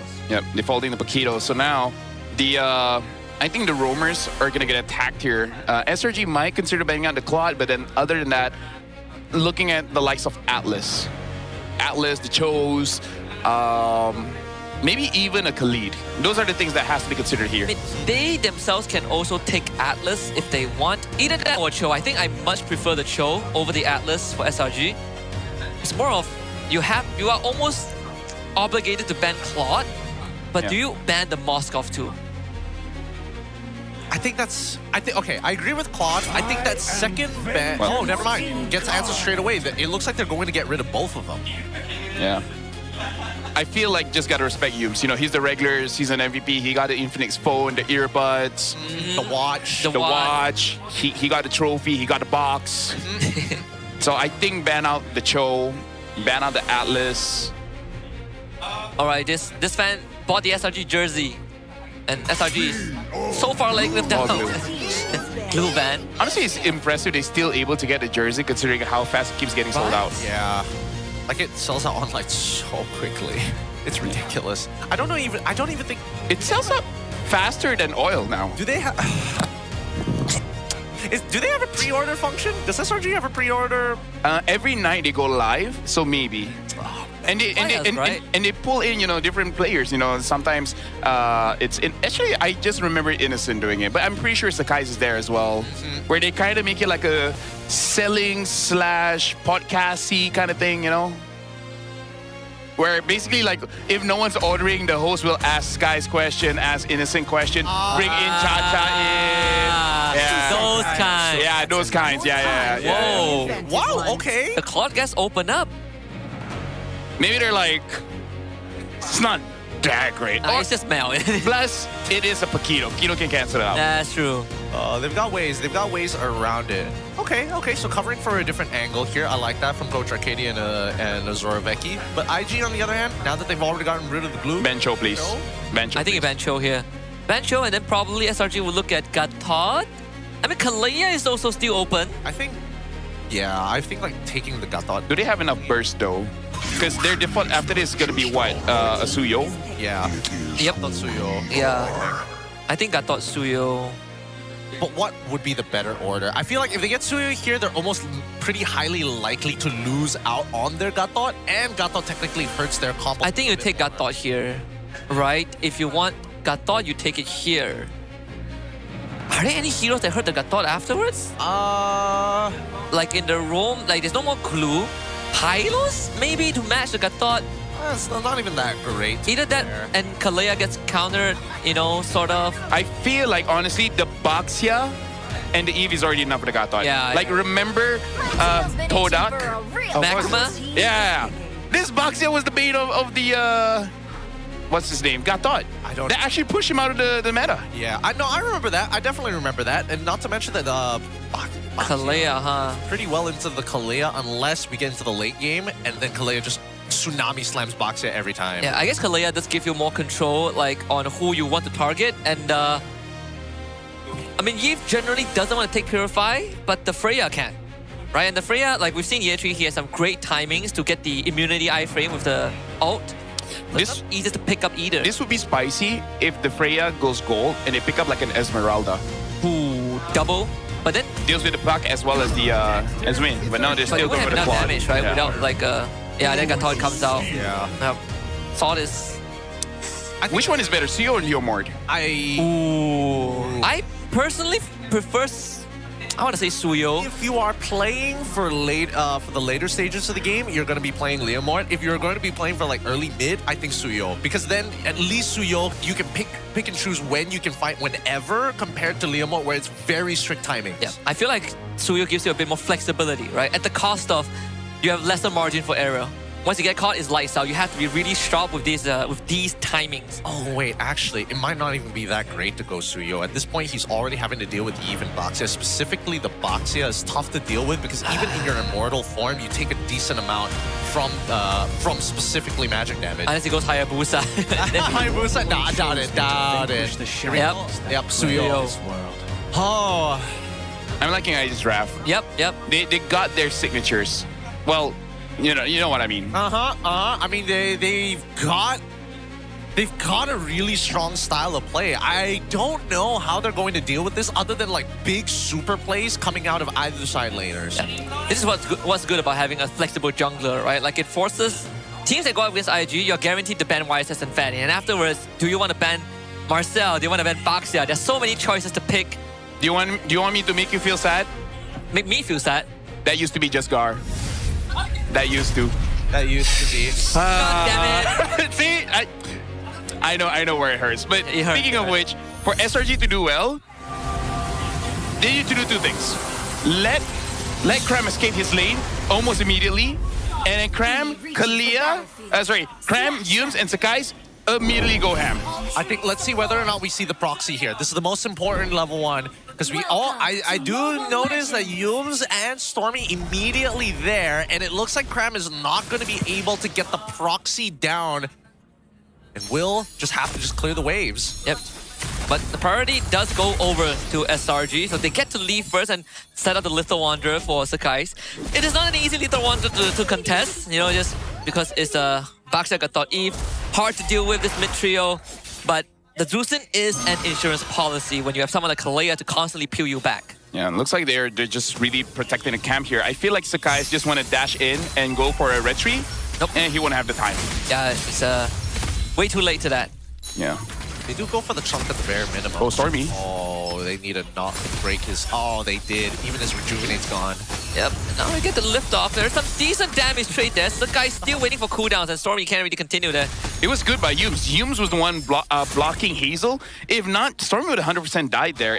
And the good thing is, no one used their spells. So close, right at the very edge. I'm surprised nobody used their spells. Like, I'm thinking even just flickering in front of Stormy's face just to bait out the reaction might have been good enough. Yeah. And Yetri goes for the proxy. This is his very standard ammo. He gets level 2, level 3, and then he's gonna start the proxy just to get priority. Well, thankfully the wave clear for Paquito was buffed up.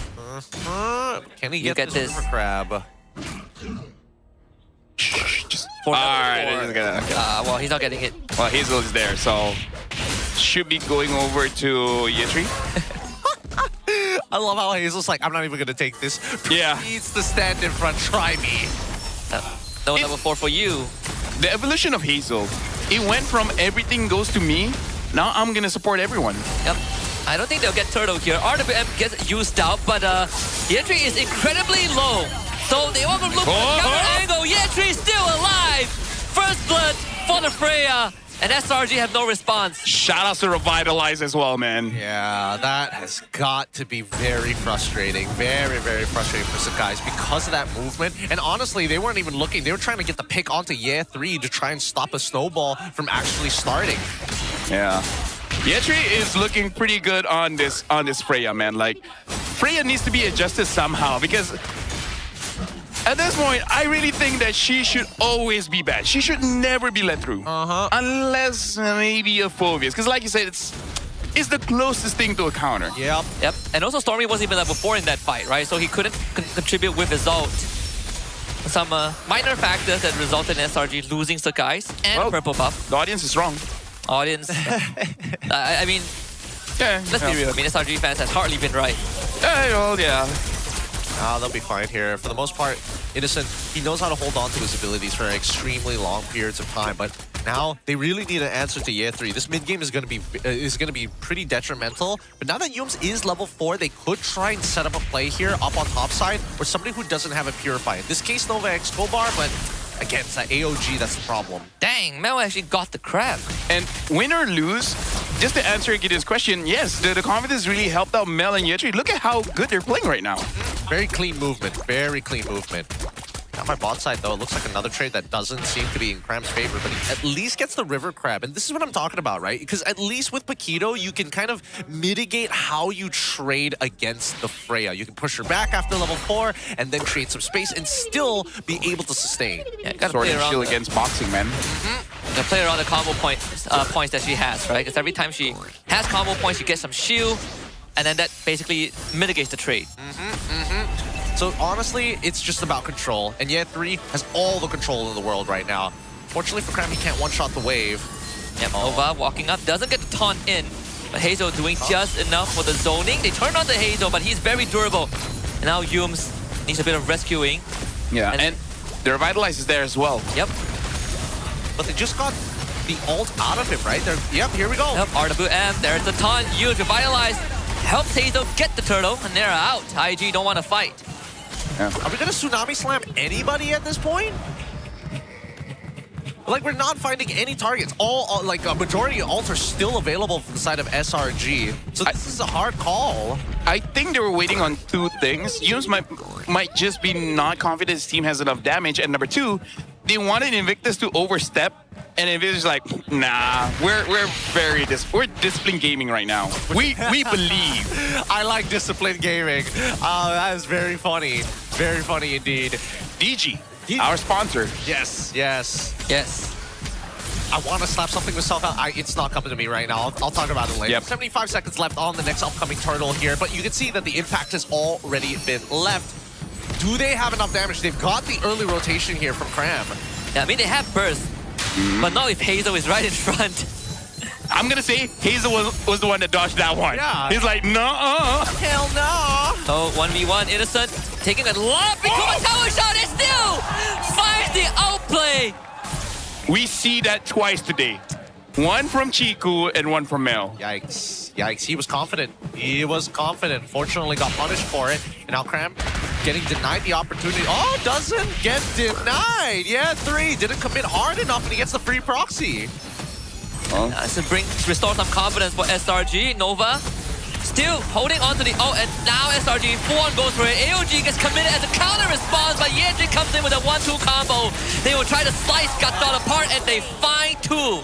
There you have it. That's the pinch that they were looking for. They didn't know that Sakai's was hiding in that bush, but they did have a rough idea that Cram already left his lane. He gets back in, and if you look at the instant replay, those knock-up strikes are canceling important abilities as both Hazel, alongside with his Gatdot, is trying their best to stay alive and disengage from the fight.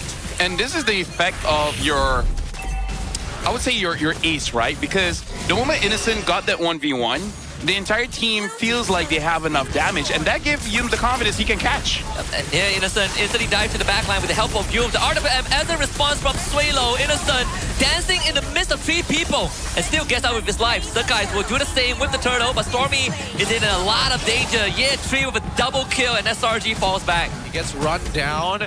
But now we see a bit of a lane swap. They've unlocked Innocent at the bare minimum here, but they might look to lose their mid-tier 1 unless Cram has something to say. Yep, it's gonna clear that out, not a problem. Stall out Nova, and AOG just on time. Oh no, they missed the second knockout strike, which ended up missing the Soul Sever. That's so sad. It happens, you know, it happens. Yeah, it happens. It shouldn't happen. It shouldn't happen. Gotta be critical. It's whoa. Flinch. Anybody else feel that Suelo, like his first couple of games is always a little jittery? Like he flickers off of anything. Even in the regular season, there are moments where he just flickered like super early. He just gets spooked out, you know? Yeah. And always on Eve. I'd rather that than Zask.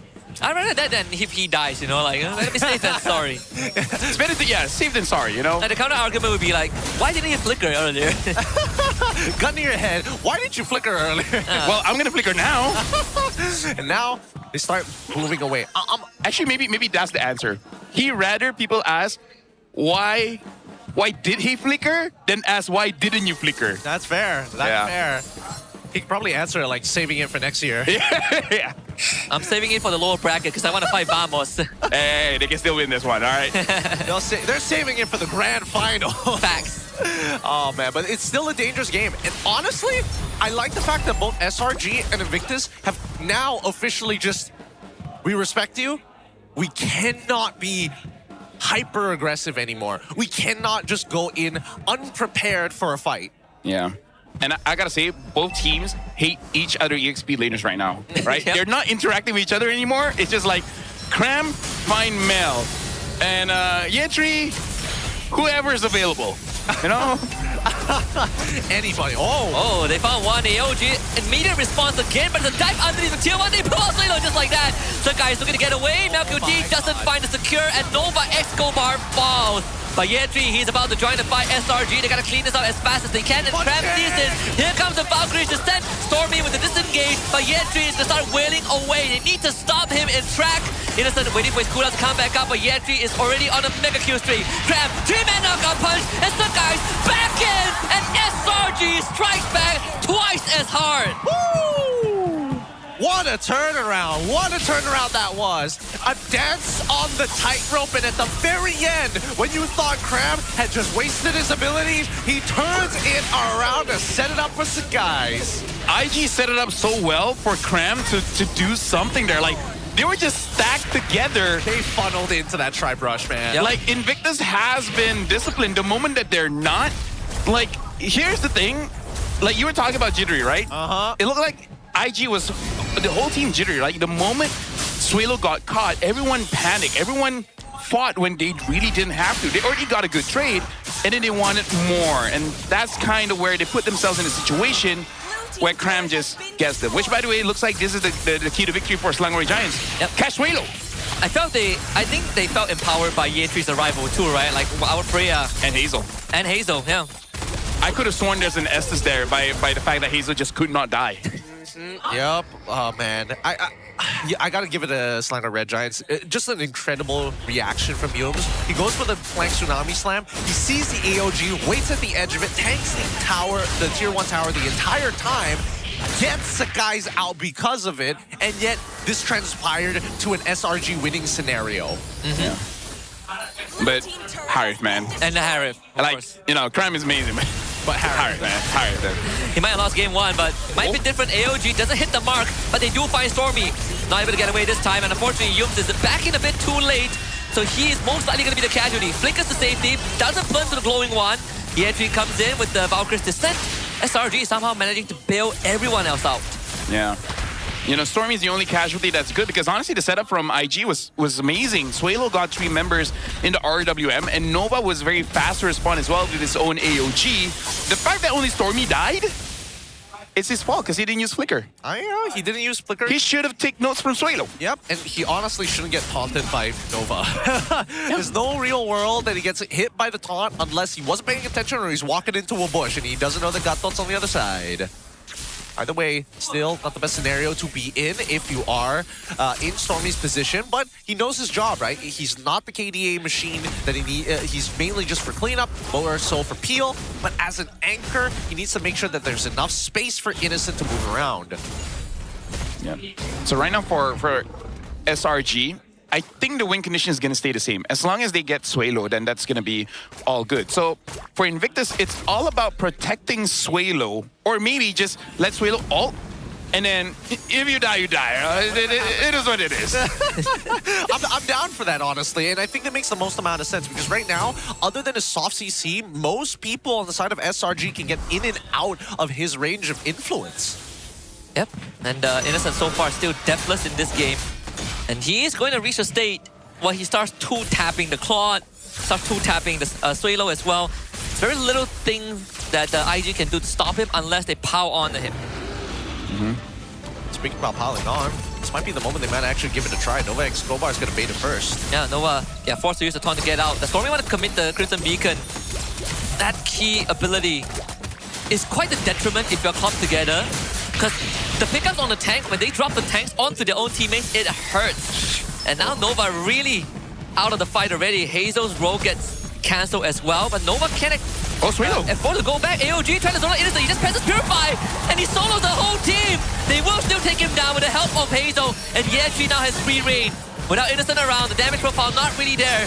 And Cram coming in from behind, Ye3 instantly spots him.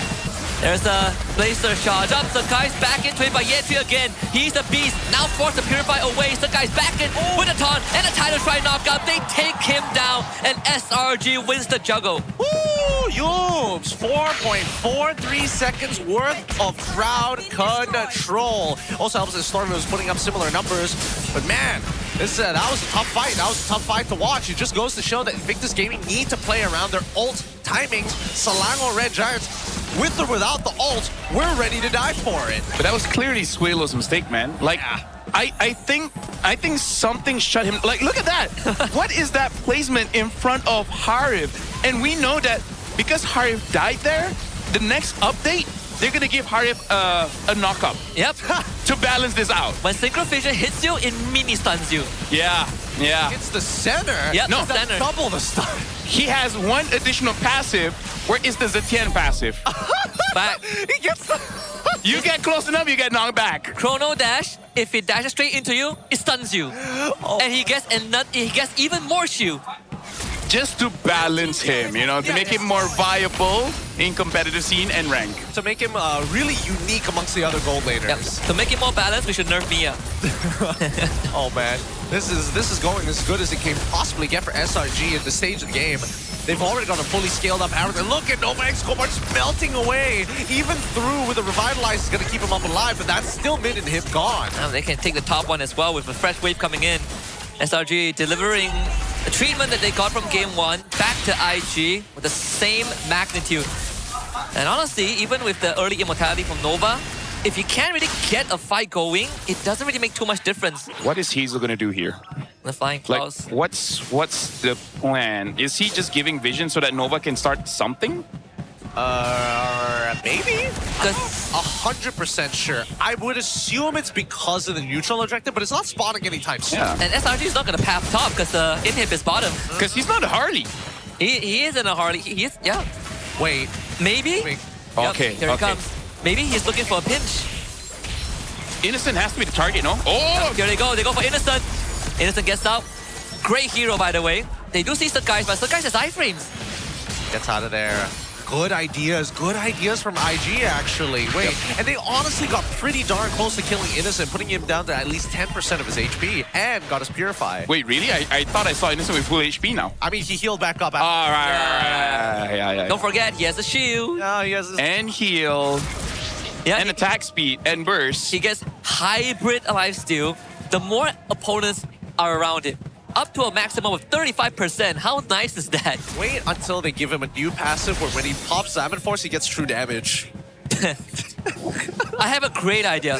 When he pops Salmon Force, whoever is on top of the Salmon Force gets knocked up. Okay, you know what? Like he lays it out and people get knocked up. You know what? No. This time his shield is like Uranus. When you pop it, it explodes. It explodes. So he just dives you, right? Yeah. Or he just dives you and kills you. No. Okay, you know what? We should not give ideas. No, it's even better because it works like the Uranus shield, but it still has the low cooldown. So every time he chrono dashes again, it explodes straight away. How is it that we're designing Harif to be a better Uranus than Uranus? So Harif should get a skin off of that. It's called the SV Harif. You fill in the blanks. I can't say it on broadcast, but you know. I was thinking like the skin would just be like Pluto Harith or something. The Pluto Harith. But look at the pack. Look at Cram. Look at the pack. Cram is waiting. Nova finds Humes. Wait, they're waiting until Hazel shows up. Yep, they see him now. He's going back. And going on to Harif. Harif purifies out. Make up your minds! No! Hey, they're being cautious. They're being cautious. And there's a bottom wave. This should have been a free inhib already. There's a bottom wave. Here he comes. Yeah, he's gonna go deal with the wave. I think IG will take this window to try and brush the Lord. Oh! AOG only hits Humes. But remember, there's a lot of control there from SRG. IG gotta make their mind up now, and they pull off the Lord. Who do they want to go for? Yetri jumps away. And Mel gotta be careless with the crown out.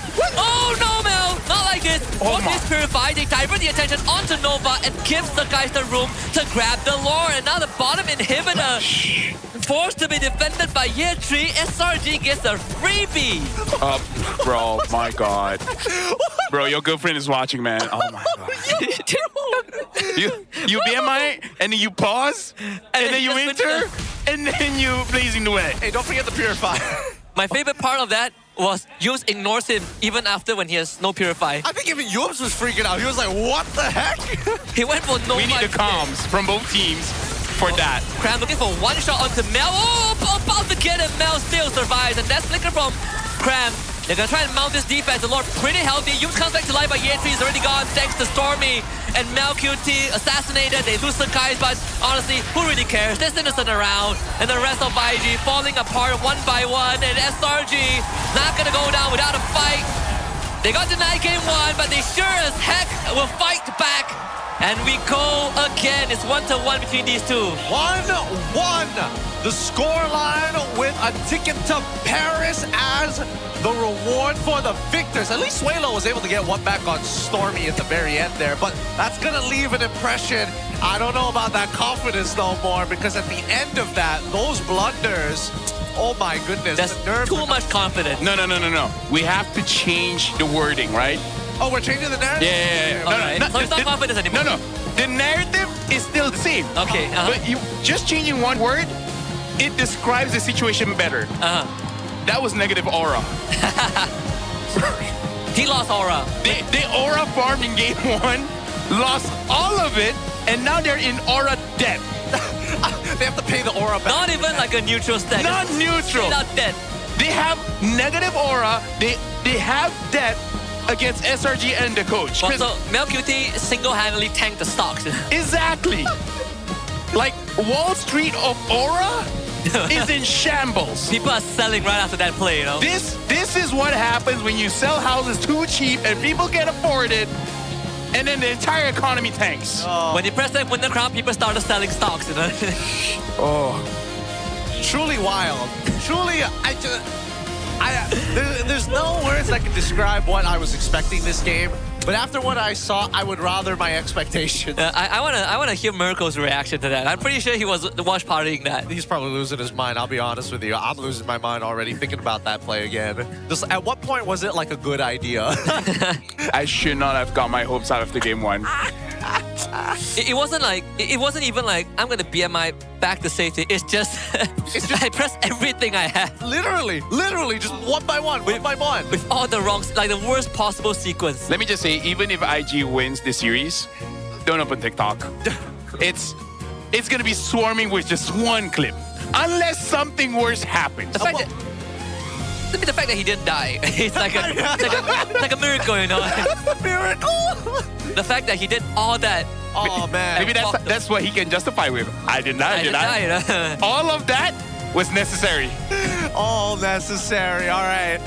Oh boy, let's look at our MVP of the game here. Giving up the cram on a Paquito. A lot of moments in this game, but I have to admit, not the cleanest as well. Like even from SRG's side, there were a couple of moments. Sakai's, he finds moments, but I don't know whether he has too much trust in his teammates at this stage, right? There's a lot of moments where it's like, hey, I'm about to get my cooldowns, let me comment to you, and he uses his iframes forward and just straight up dies. Yeah, it's I think, like, I like Paquito in this position. I feel like, who was the one, was it Pops yesterday who talked about this?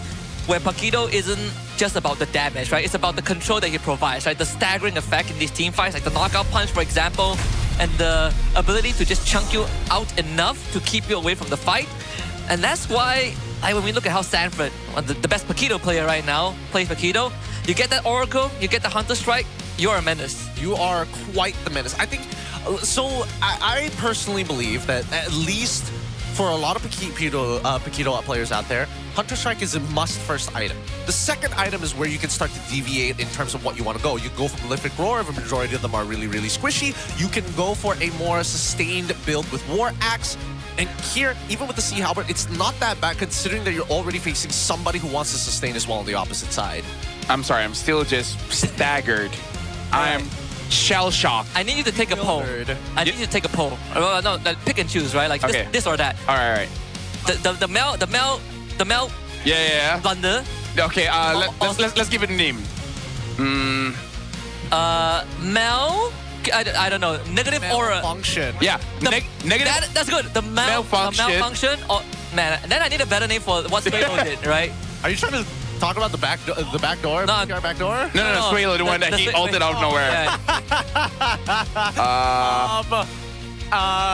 Which one lost more aura?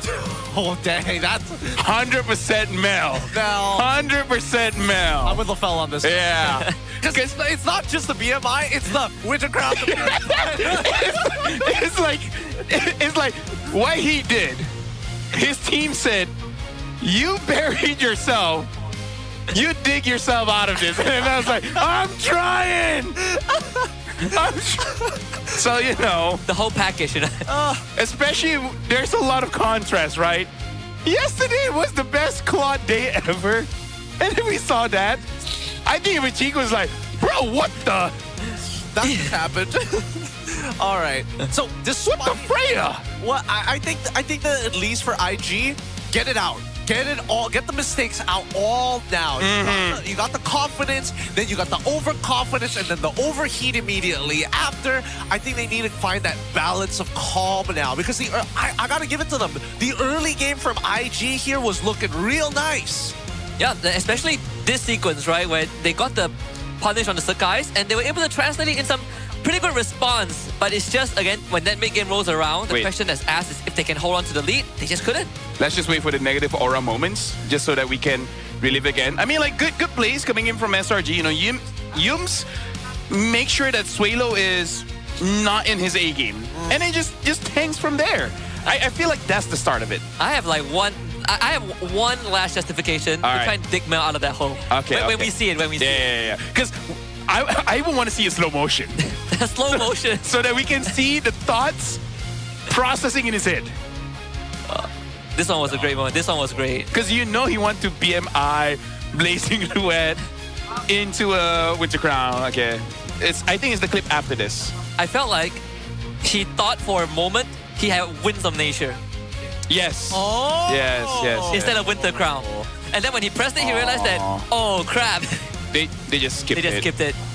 They knew. They lost too much stocks. Yeah. Oh, that's fair. All right. Like, I had moments like that as well where I'm like, I think I Winds of Nature. I press it and then I freeze. I'm like, oh crap. What have I done? Yeah. Maybe. That's the only justification. Yeah. I'm just sad that we didn't get to see the clip again. Oh, there! Wait. Wait. Oh, this one. This is Cram's clip. But, you know, we want to see something else. No, we're going to see the... I mean, yeah, we're going to see the POV, right? He's cool, but, you know.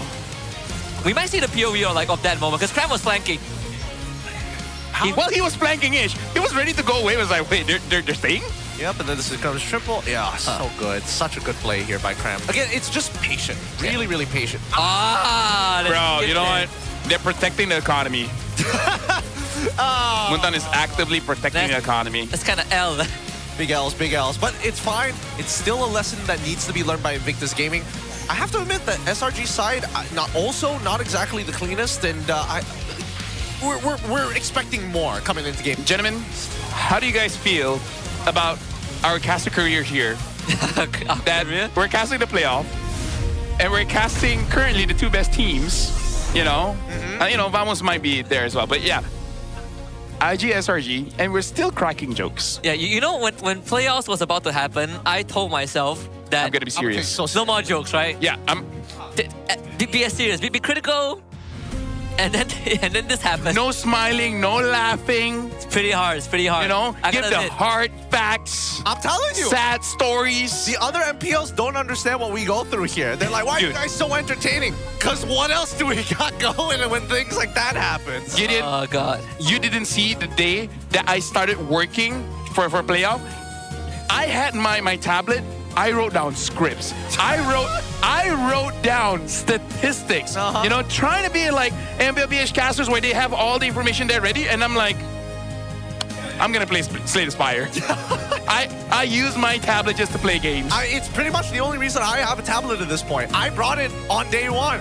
3-0 day, both days. I was like, I don't need this. People sometimes ask us like, oh, look at, you know, the MLBB casters, they have a lot of gadgets. You know, ID casters have a lot of gadgets. Like, we just need to be funny. We try to be funny, and sometimes we take it too far. And when we take it too far, we hope for one thing and one thing early. A pay raise. A pay raise. That's one of the few things that we absolutely love.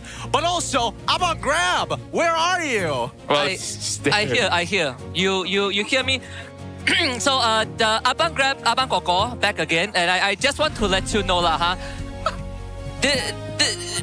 I grab Rebel driver by day, and then I netizen by night. But I'm here to tell you that at first I want to talk about the camera guy.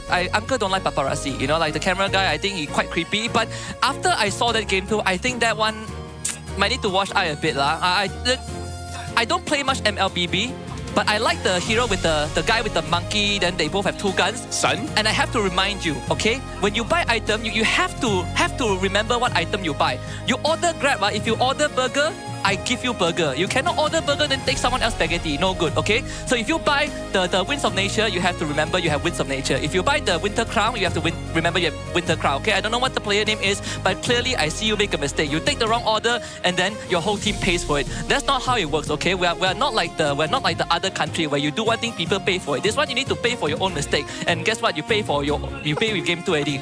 Not good, okay? So uncle so old already, still got good memory. I still remember your order from last season.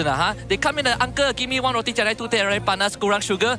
I remember that. So you must remember also. But also remember to use this Grab code whenever you play at night, because you need full stomach, full focus to play your best game. From 9 p.m. until 4 a.m. to keep your late night grind going strong, use this code, Larut Malam, okay? LARUT MALAM.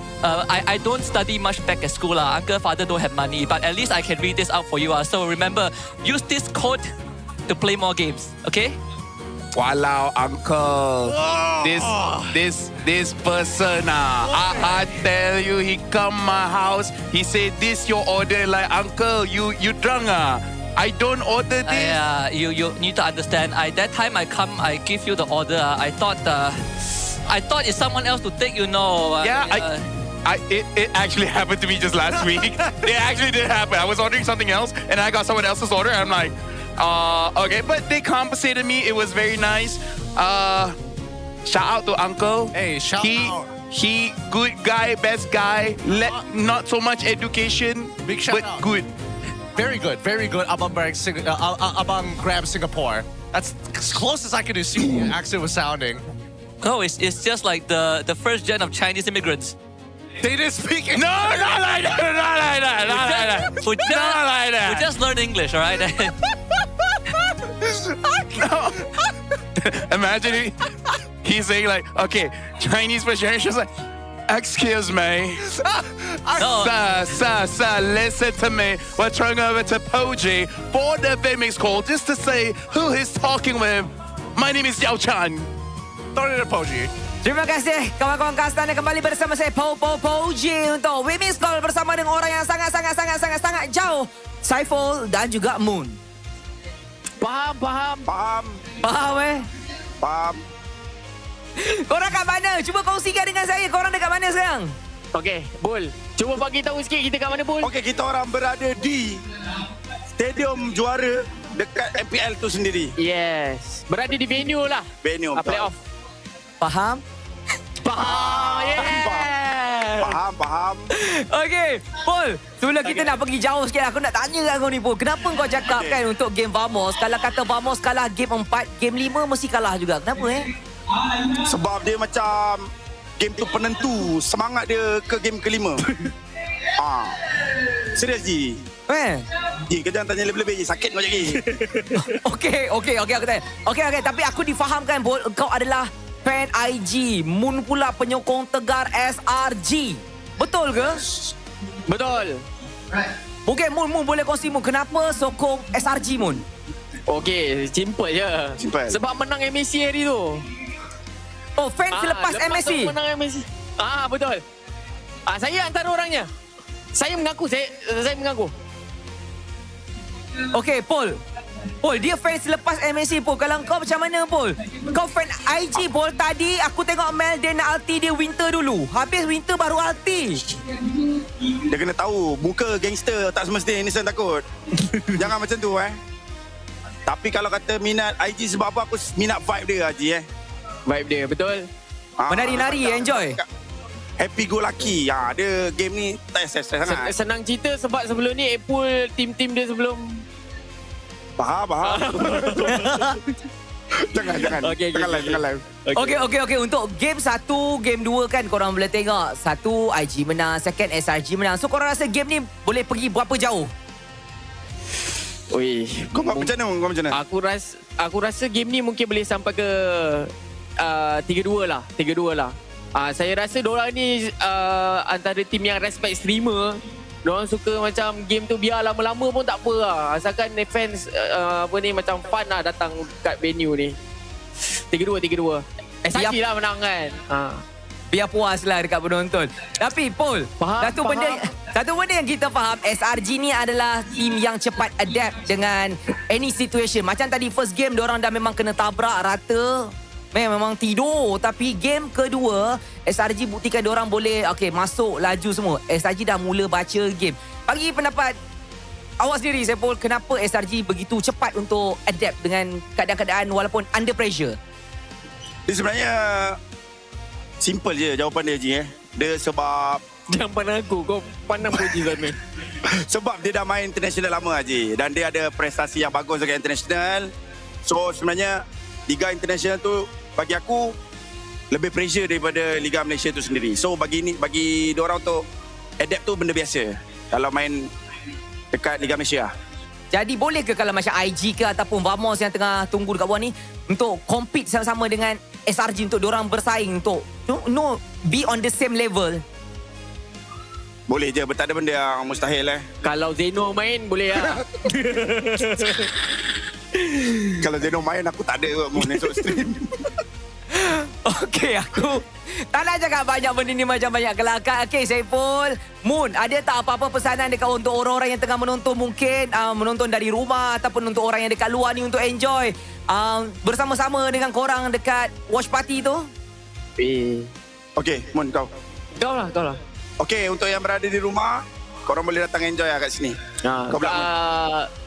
Kepada orang yang tak pernah merasai, korang kena try lah at least once lah kan, untuk datang ke venue, untuk support, untuk merasai vibe berada dekat venue ni memang berbeza bila berbanding tengok kat rumah lah kan. Nak pula esok kita ada 10 betul. Dan juga Maharaja. Betul. Dan juga si siapa tu? Ambong. So boleh lagi menyemarakkan lagi lah venue ni pada hari esok kan. Baik, terima kasih. Tak apa, terima kasih Saiful, terima kasih Moon, bye-bye. Jumpa korang kat luar. Okay. Lipo V. Bye-bye. Banyak buat lawak diorang ni. Tapi itulah sedikit sebanyak perkongsian cerita, input dan kenapa diorang sokong untuk tim masing-masing. Itu saja daripada saya bersama dengan diorang. Jom kita masuk balik dekat meja panel untuk mereka bincangkan siapa bakal menang game lepas ni. And there you have it.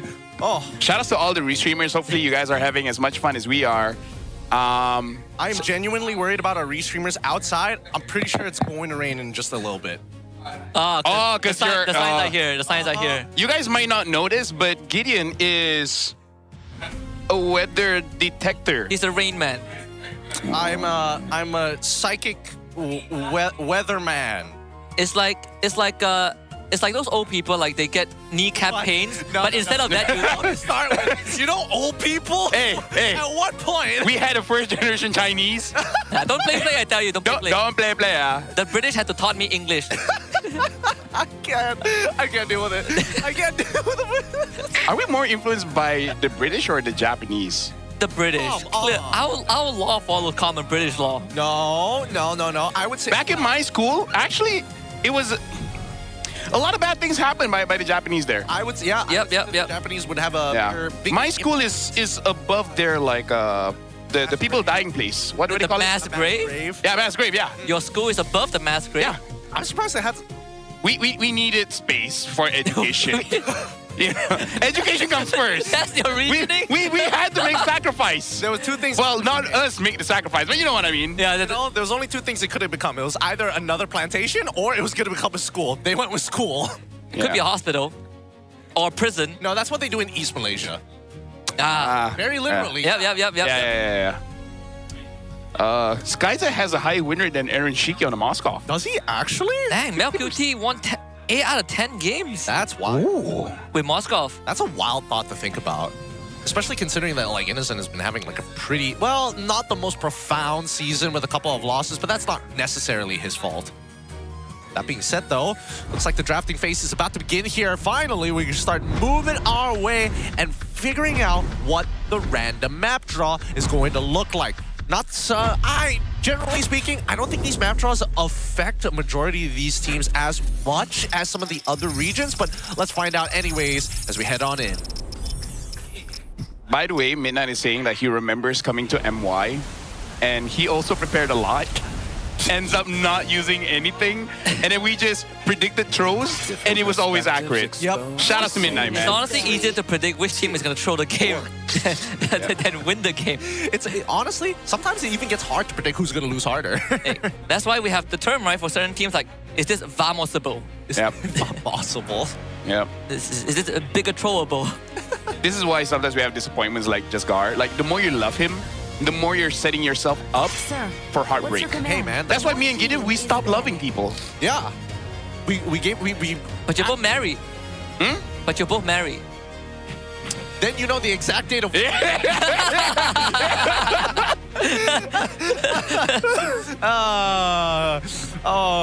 know, the more I make jokes about psychopaths, the more I think that, like, damn, yeah, I probably have a psychopath. I'm getting to that line already pretty quickly. I get enough money, I'm going to the hospital to get a brain scan. Is that how they predetermine it? You can see the difference of like the chemicals in your head.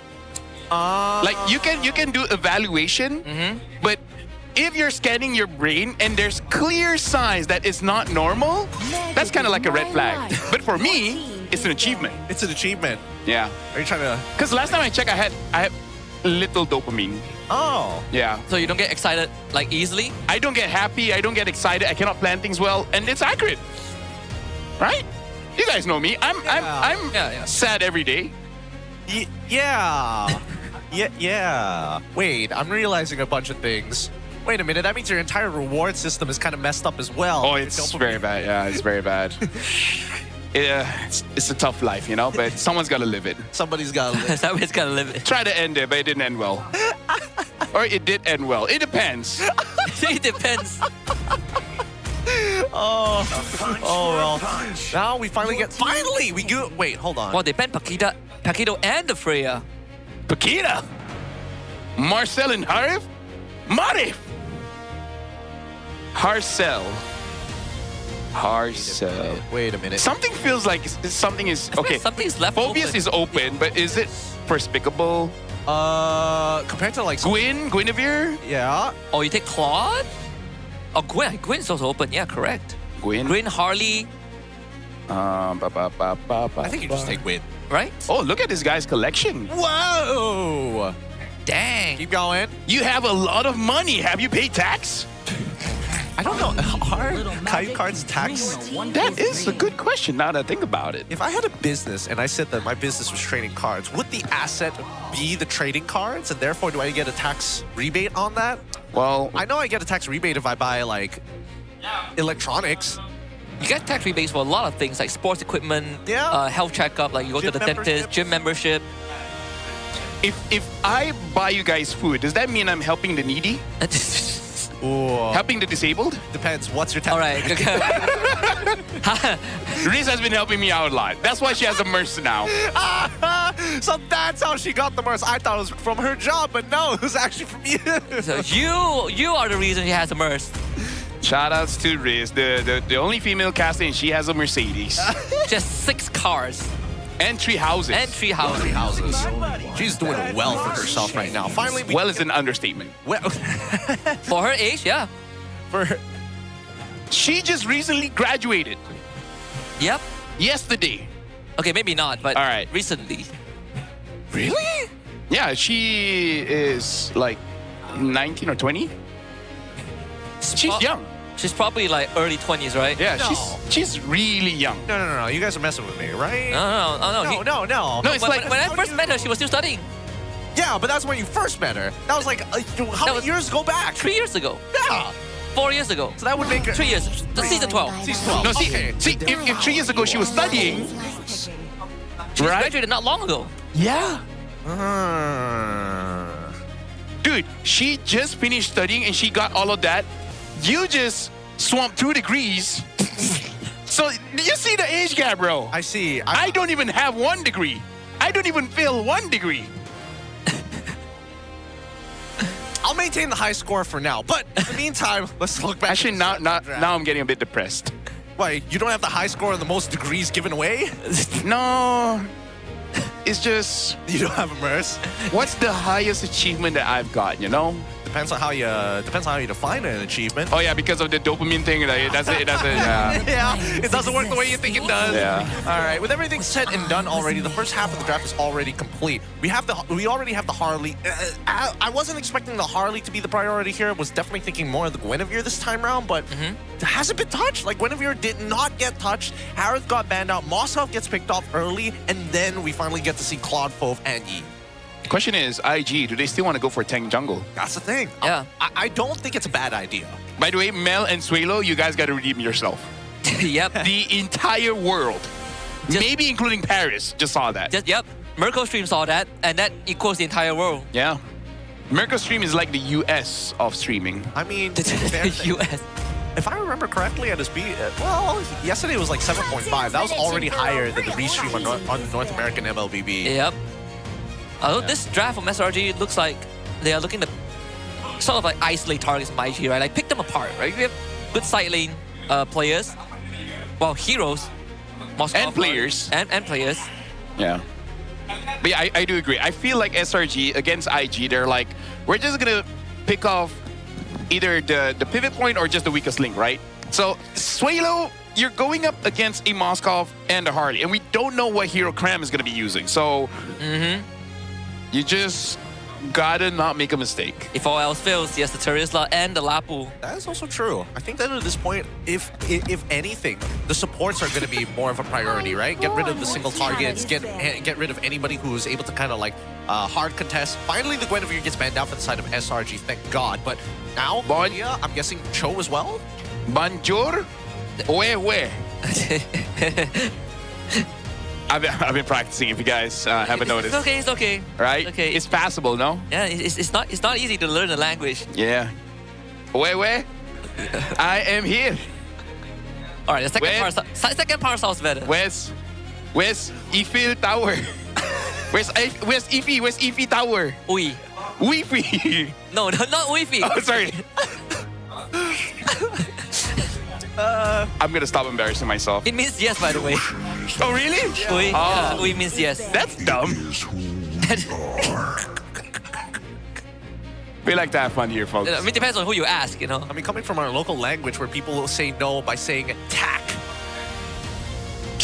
Why do you say like that? And then when they... Why do you say we is we? And then when they spell it, it's just an X. That's actually facts. Hey, we simplify things, okay? X means no. Everyone knows it whether you know the language or not. Hey, I don't know. Try it with a Frenchman. Tell me what he thinks. You type an X and it's gonna like, oh, X equals 38. Well, at least if we go to Italy, we just need our hands to talk. Oh, I see. Which makes me wonder, how do the armless communicate? Through sign language. Like, yeah, but armless, get it. Armless, get it. He's got feet, right?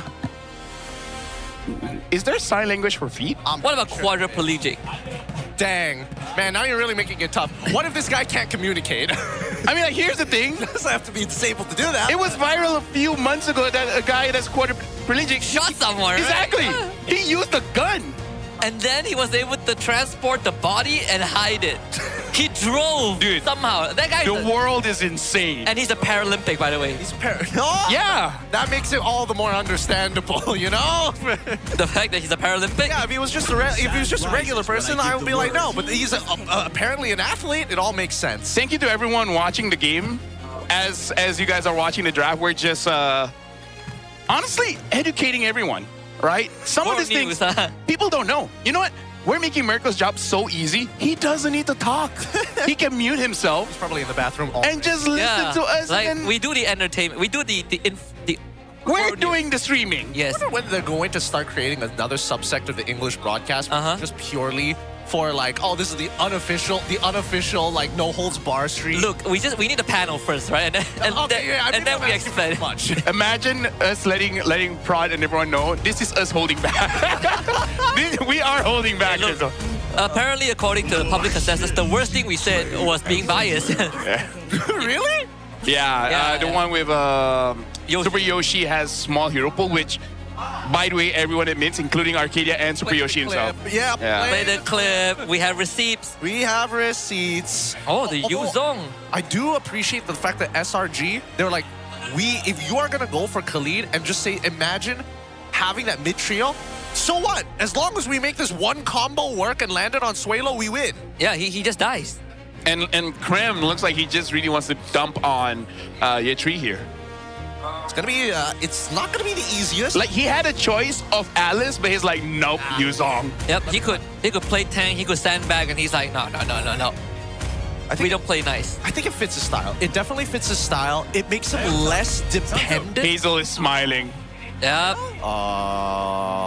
That's into Moskov show. Hey, do not doubt. I'm sorry. Do not doubt the black alien.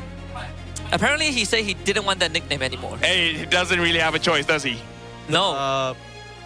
Man, it's hard. Actually, this gaming is too distinct. I mean, like, the nickname Black Alien probably is in its tamest form because we're in Malaysia. Yeah. In Southeast Asia, in fact. Imagine saying like Sky Prince goes up against the Black Alien. Can you imagine calling someone a Black Alien in the West? I kind of feel like that's kind of not good anywhere in the world. Not here. Well, they haven't met Super Marco just yet, so I don't think it would make sense because he's bulletproof. I have again. This is the part where we hold back because I have some jokes in my head that I'm like, yeah, I'm not gonna say it. Trust me, there was a lot. It could have been worse. Could have been worse. Cute that. Could have been worse. Could have been worse. Like for example.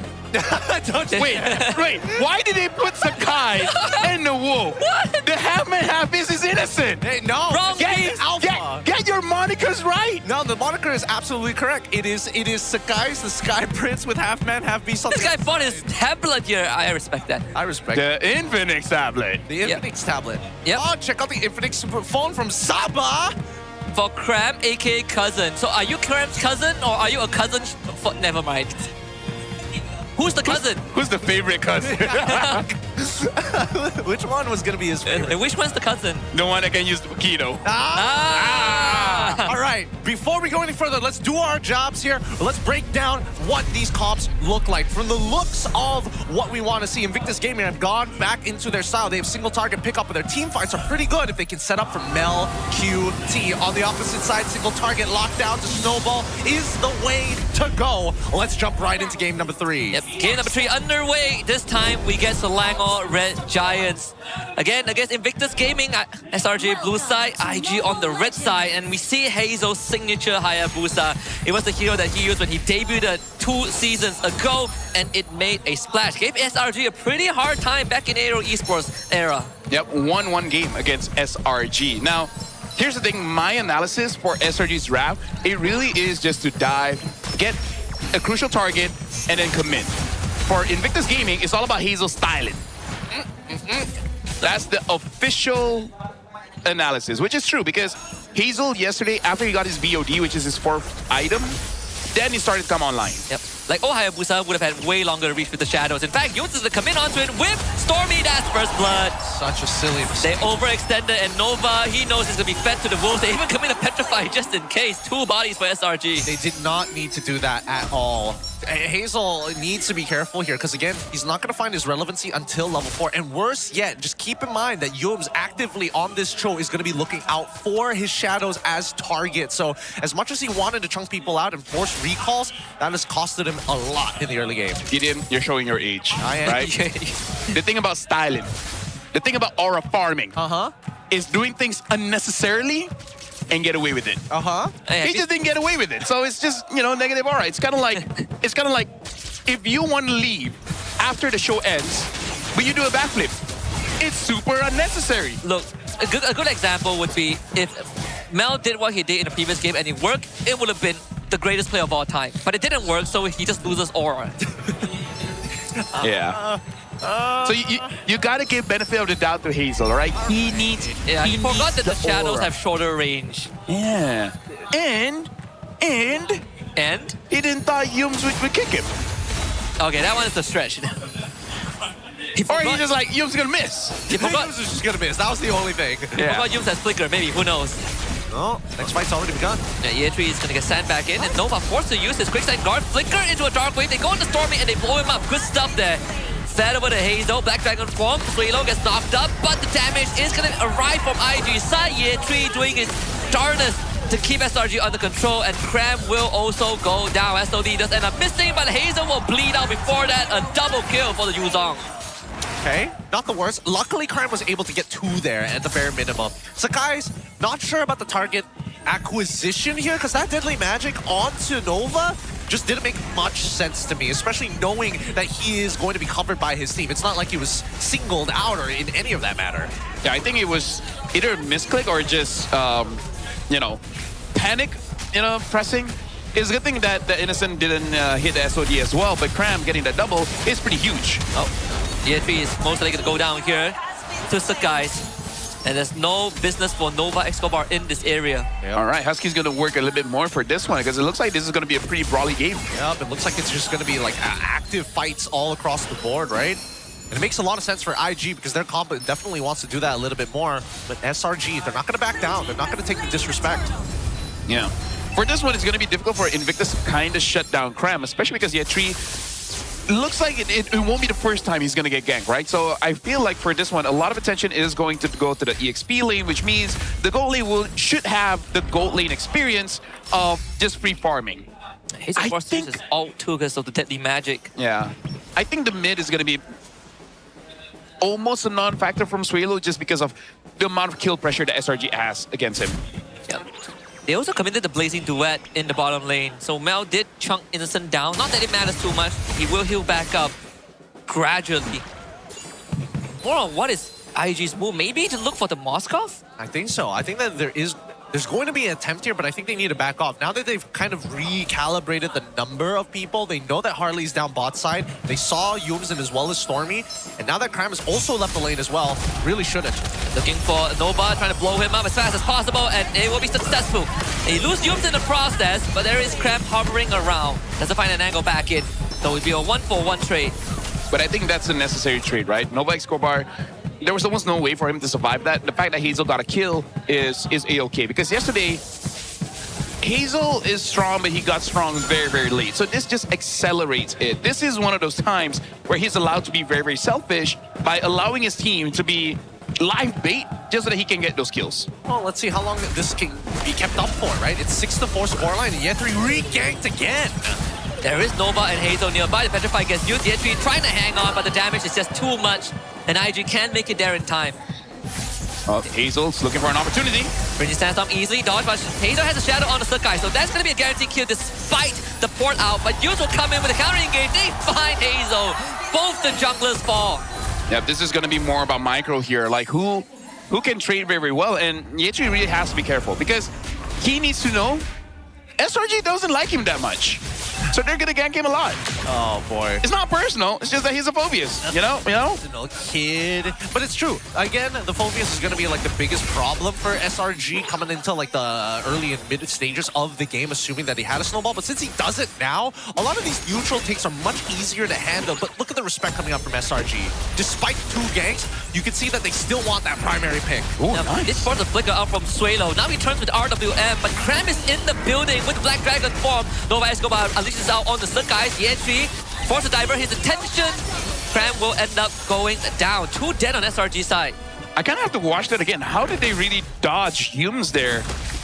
But either way, amazing coming in from Invictus Gaming. Now they're gonna get control here.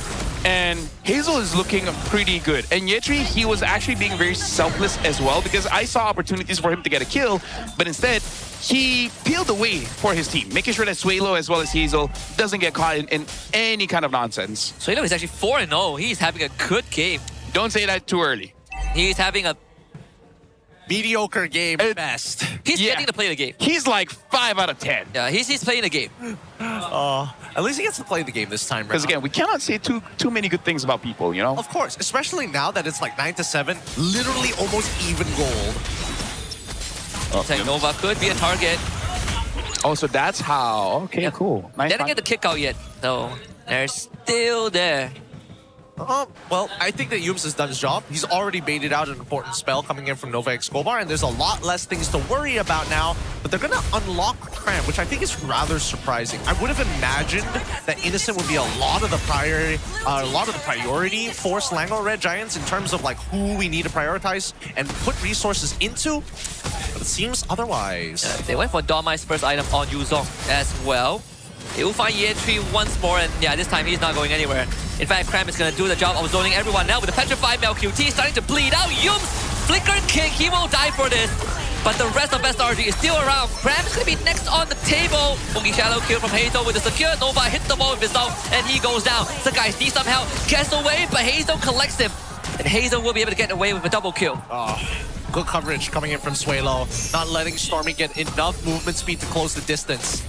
I'm not sure if Innocent wants to fight this. Oh, oh, doesn't have it yet. Doesn't have it. I know he's thinking about it. He's like, I have flicker. I have flicker. Do I? Oh, wait, no, it's the replay now. Oh, look at that. Okay, nothing happened. Nothing happened. I thought Hayabusa could have gotten killed. Anyways, we're looking at this, and yes, SRG goes all in, gets a kick onto Mel, but Suelo is again much more composed this time, able to counter back, get a good RWM, making sure that no one really escapes. That's also a negative aura moment, by the way, from both Mel and Nova. Because Mel had Purify and he ate the full Petrify before he used it, and then Nova just face plants into the wall. Yup. Happens to the best of us. Happens to the best of us. And the worst of us. And the worst of us. The worst of us. Yeah. Now, as they dance, let's look at the waves, right? Bottom side is going to already be slow pushing in favor of Invictus Gaming. Now, top side looks like it hasn't been set up just yet. Cram's going to get on it first, though. Right now, Invictus Gaming, all 5 members are here, but they might get boxed in by SRG. Stormy and Innocent are on the flanks, and Yums is looking for a target. They should get the Lord. There it is. Hazel with the secure. Good dark wave from Ye3. They take out the guys right in an instant, and Innocent needs to back up as well. Nova just stands in front of him. They lose Ye3 in the process, drag Nova back, but they don't have the damage profile, and Stormy will eat the shadow kill. No one can disperse it sadly, and Stormy would just have to take the loss. Suelo is unstoppable. Cram goes down. Lord and 4 kills for IG. Bro, the Black Alien, man. Okay, maybe we do need a new moniker for him. He needs something good for IG, assuming that he sticks around with them for a long time. Oh, but it actually works because Invictus is kind of like, you know, space themed, right? Well, is it space themed? I don't feel. Yes, they're like astronauts. Yeah, like astronauts underwater. Dude, it's literally in their poster. Wait, hold on, rewind that. Astronauts underwater? Explain. Those are called divers, LaFell. No, that's a song. Remember? It's a song? Rolling down in the deep, and they could call it mental freeze. So much. You know, that's astronaut under the water, you know? Oh, I hate it so. Guys, listen to music, come on! Oh, I'd like to, but now the serrating sandstorm is making me feel otherwise. I mean, Innocent is completely out of it. The SOD doesn't get him out. Oh, you get the kick onto the Hazel. Can he get him out? Hazel goes into the shadow kill in time. And unfortunately, still ends up going down. The 2-man Petrify. Good from Crab, trying to bleed them all out. Melkity lifted up. SRG is still managing a base defense. Holding strong. IG don't get any more picks from this point onwards, but it's coming at a cost. And I think at this point, Invictus are realizing that time is starting to run out. Let's look at an instant replay of it one more time. Break down that fight, because that RWM meant to zone a lot of the targets. SRG opted to go into the RWM and take that damage from Suelo. I don't think that was a good choice. No, the thing is, they were forced to do that because what actually happened there was Invictus Gaming, they were isolating Innocent. Innocent was all alone and they went all in. And then Yums tried to save him, which honestly, he might have been able to save Innocent. So they took that trade. But the thing is, again, Suelo's damage is huge, and Hazel was able to get the Ogi Shadow kill off and then make an attempt to get kills there. So I understand why SRG tried to save, because we joke around saying cut your losses. Innocent is one of those players you don't cut your losses. Even if you die, you gotta try to make sure he lives. Can't afford to. And, well, at least for Innocent, he still has his battle spell, right? In the flicker. He's not using Sky Piercer, so his death yes, it's not the greatest. You do lose out on GPM, but it's not the end of the world as well. Not to mention that MLQT and as well as Innocent currently pretty neck and neck when we're talking about the gold. It is 8.6 to 9.1. So honestly, just 500 off. MLQT in favor. And he opted to go for the Malefic Gun first as compared to Innocent, who is gunning for the Winds of Nature. So something that IG needs to, that SRG can take note of, right? That MLQT doesn't really have a way to keep himself safe. Less for the Purify and the BMI. Cram will check this push and immediately see Hazel, so that frees up space for Sakai's too. Now they're going to be making their way to the Lord. We're 12 minutes into this game, and this Lord might just be the answer that IG has been looking for to break the stalemate. Because SRG has just been on their tails this entire time. Every single neutral, every lane. Here they come, RWM preemptively use Sakai. Doesn't find an angle in, and MLQT will get ran down. Innocent in with the SOD, he's in the backline, they find a kick on the Suelo. Suelo gets shut down, and SRG don't need the Lord. And they find a full team wipe on Invictus Gaming. There's a way bottom as well. And this time SRG will not miss. This is going to be match point. Amazing dive, good engage. And once again, SRG just defaults the Lord and just gets the team wipe. I think most people need to look back at that last clip, that last fight one more time. Because how the heck was Innocent able to just sit there and auto for so long onto Suelo? Like, how? He hits the SOD and nobody knows. I think they just didn't notice him for like the first 2 seconds. I think they didn't either. Mel was getting soloed by Cram, soloed by Cram as well. And we literally just said he didn't have Winds of Nature, right? And SRG knew that they went straight for the Claude. Without MLQT and Hazel, there was no way back from that. Oh, that's got to be a disappointing defeat here. Coming in from IG, from being so close to completely dropping the game in one fight. Man, he greeted, man. He really greeted. I really felt like Winds of Nature was the key. Negative aura, man. It's sad because the game went good for IG until it didn't, right? And it's honestly, it's mostly because of Cram. Cram's counter engage, the big previous dive, you know, Petrify and all that. It disrupts IG so much. Like, to the point, if I'm gonna be honest here, Sakai was a non-factor. Stormy did stuff, but he wasn't pivotal in that game. Not even Innocent. Right? It was a user. I know Mirko is still restreaming. I gotta ask Mirko's chat this, right? How many? Start a poll, Mirko. Should Mel have went for Winds of Nature first? Yes or no? Oh, man. I do have to say he's the type to not do that. Yeah, he is the kind that doesn't want to do that in general. But I don't know. I'm thinking back on it, and it's just, could have IG set this scenario up better, right? Could they have set this up in a more pleasing angle? Because I think they already had like really good ideas trapping people underneath their turrets. They could have done the same zone control with this Lord. I think one of the difference maker also, from Yee's perspective, is Suelo. This is one of the few times where Suelo openly uses ult as a zoning tool, right? And that makes him a very stationary target. And I think that also allows SRG to make the call to just go straight for the back. Because usually you don't see the Eve that being out there in the open, but this time IG, as Suelo, made that choice, and it was a target for SOD to hit. Right now, honestly, this is a match point for IG, and that is one of those games where it really does feel bad, right? Like, I feel like the first loss, it's okay, whatever. We definitely made mistakes, they capitalized, we can recover. They had a good game 3, and they were in position to keep control.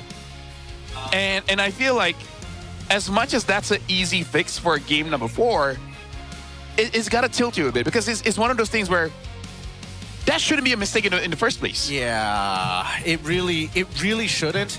But at the same time, it still seems to be, I don't want to say consistently happening, because that feels like I'm just manifesting it more, but it has happened more times and is becoming more common in a lot of scenarios. Well, regardless, Cram still coming up big time. 8-5 and 8, still able to make big plays for his team, even on a Yuzhong, which a lot of EXP laners are kind of shifting away. Yeah, you really play on the edge as well, right? Fury Hammer into Dharma's first item. Sure, he died like 5 times, but those 5 times all had some good rebates for SRG. He gets something out of it every single death.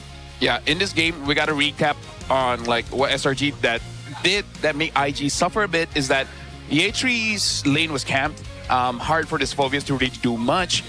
And I think the coach tells Mel that you got to be the carry. But at the same time, Mel has to understand that it's easier to carry when you stay alive. Yep. So he needs to have a defensive mindset as well. And I don't know, because go back to in the pre-show when we're talking about how Mel, when you put a lot of pressure onto him, it gets to him, right? The more is expected of him, the less he performs.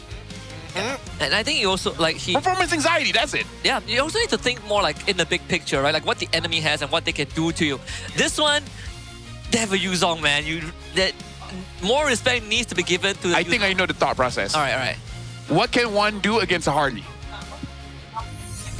What can one do against a Harley? Yeah. You know, meaning the mindset is... Oh, wait. Like, even if I do have a win of nature, you know, Harley targets me, I'm going to die anyway, so why waste money for that? Yeah, but if Harley finds you, it's your fault, you know? Yeah, I'm not saying he's correct, but I know that's the thought process. But I get what you mean. Right? Yeah. Overall, as we see the gold graph, it tells the story exactly how we were expecting it. When all things were looking pretty good and going up, going even, it breaks midway as IG steals the lead, but unfortunately could not find a way to close this game out and lose in one fell swoop, resulting in 20-16 scoreline in 13 minutes, 11 seconds. A lot of money earned in this game, but now we need to start thinking about Game 4, right? Game 4, and you see what happens in this early game coming in from Hazel. I don't think you lose too much confidence from this, especially if you are part of that mid-duel, but you've definitely ruined the odds for things like this where no comms were given over to Year 3. Yeah.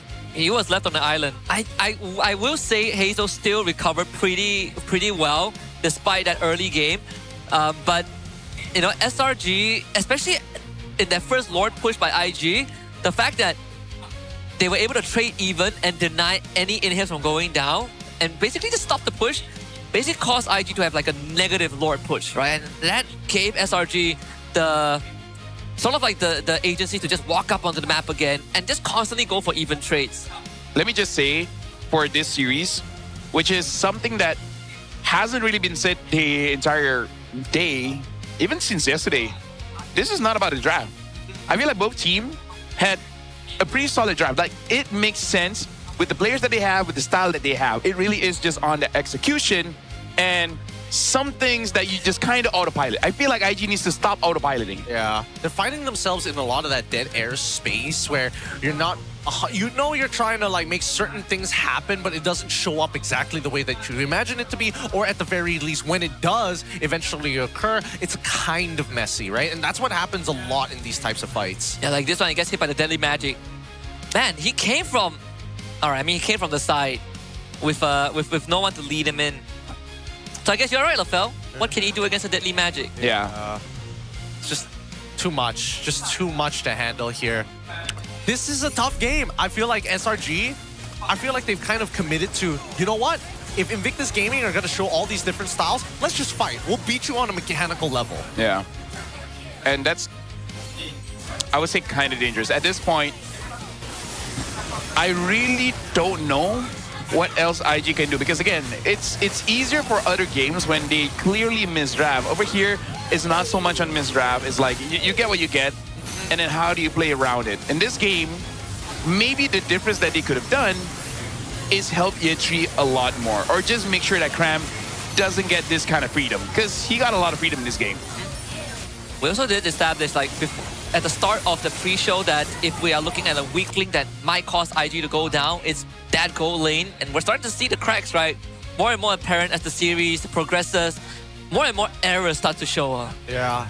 I don't know whether it's coming to a point where it's like the polish is starting to fall off, the communication starting to break down, considering that it's a huge arena with plenty of people packed from left all the way into right. We're on the right side of the arena right now, and there are still people, just mountains and mountains of people. There's drums. It's loud. It is very loud right now here in Stadium Juara. Drums, violins, guitars.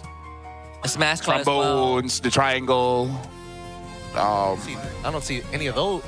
Okay, maybe one of those things out of the list. See, that's a triangle there. What? See, that's a triangle there. Look. Where? Did you see it? the EWC key right in the... See, I'm clever with it. This guy gets us every... I have layers. This guy's an ogre, all right, Mr. Shrek? Yeehaw? Yeehaw? No, that's Donkey. All right. Don't hey, worry about it. he got to be with the dragon. That makes sense.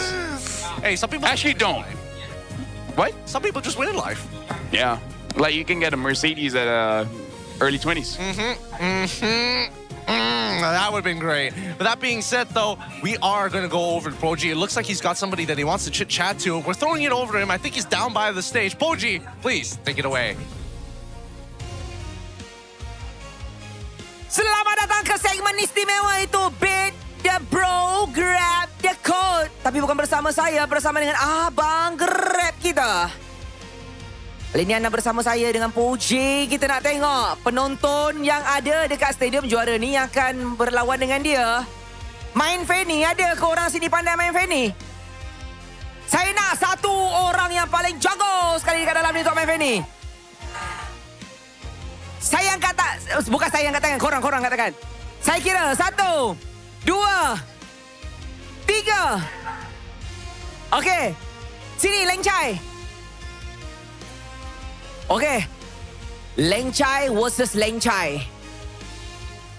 Okey, abang, apa nama? Nama saya Ying Hao.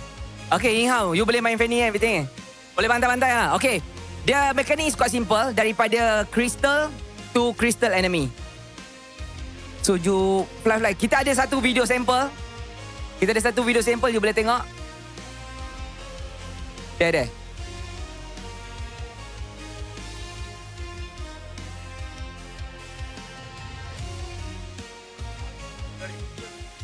So, itu adalah contoh gameplay daripada Annabelle from BTRM. So, yalah, daripada your base to enemy punya base. Okay, this is the phone, the device. Okay, you can start. 3, 2, 1, let's go. Mid, go mid.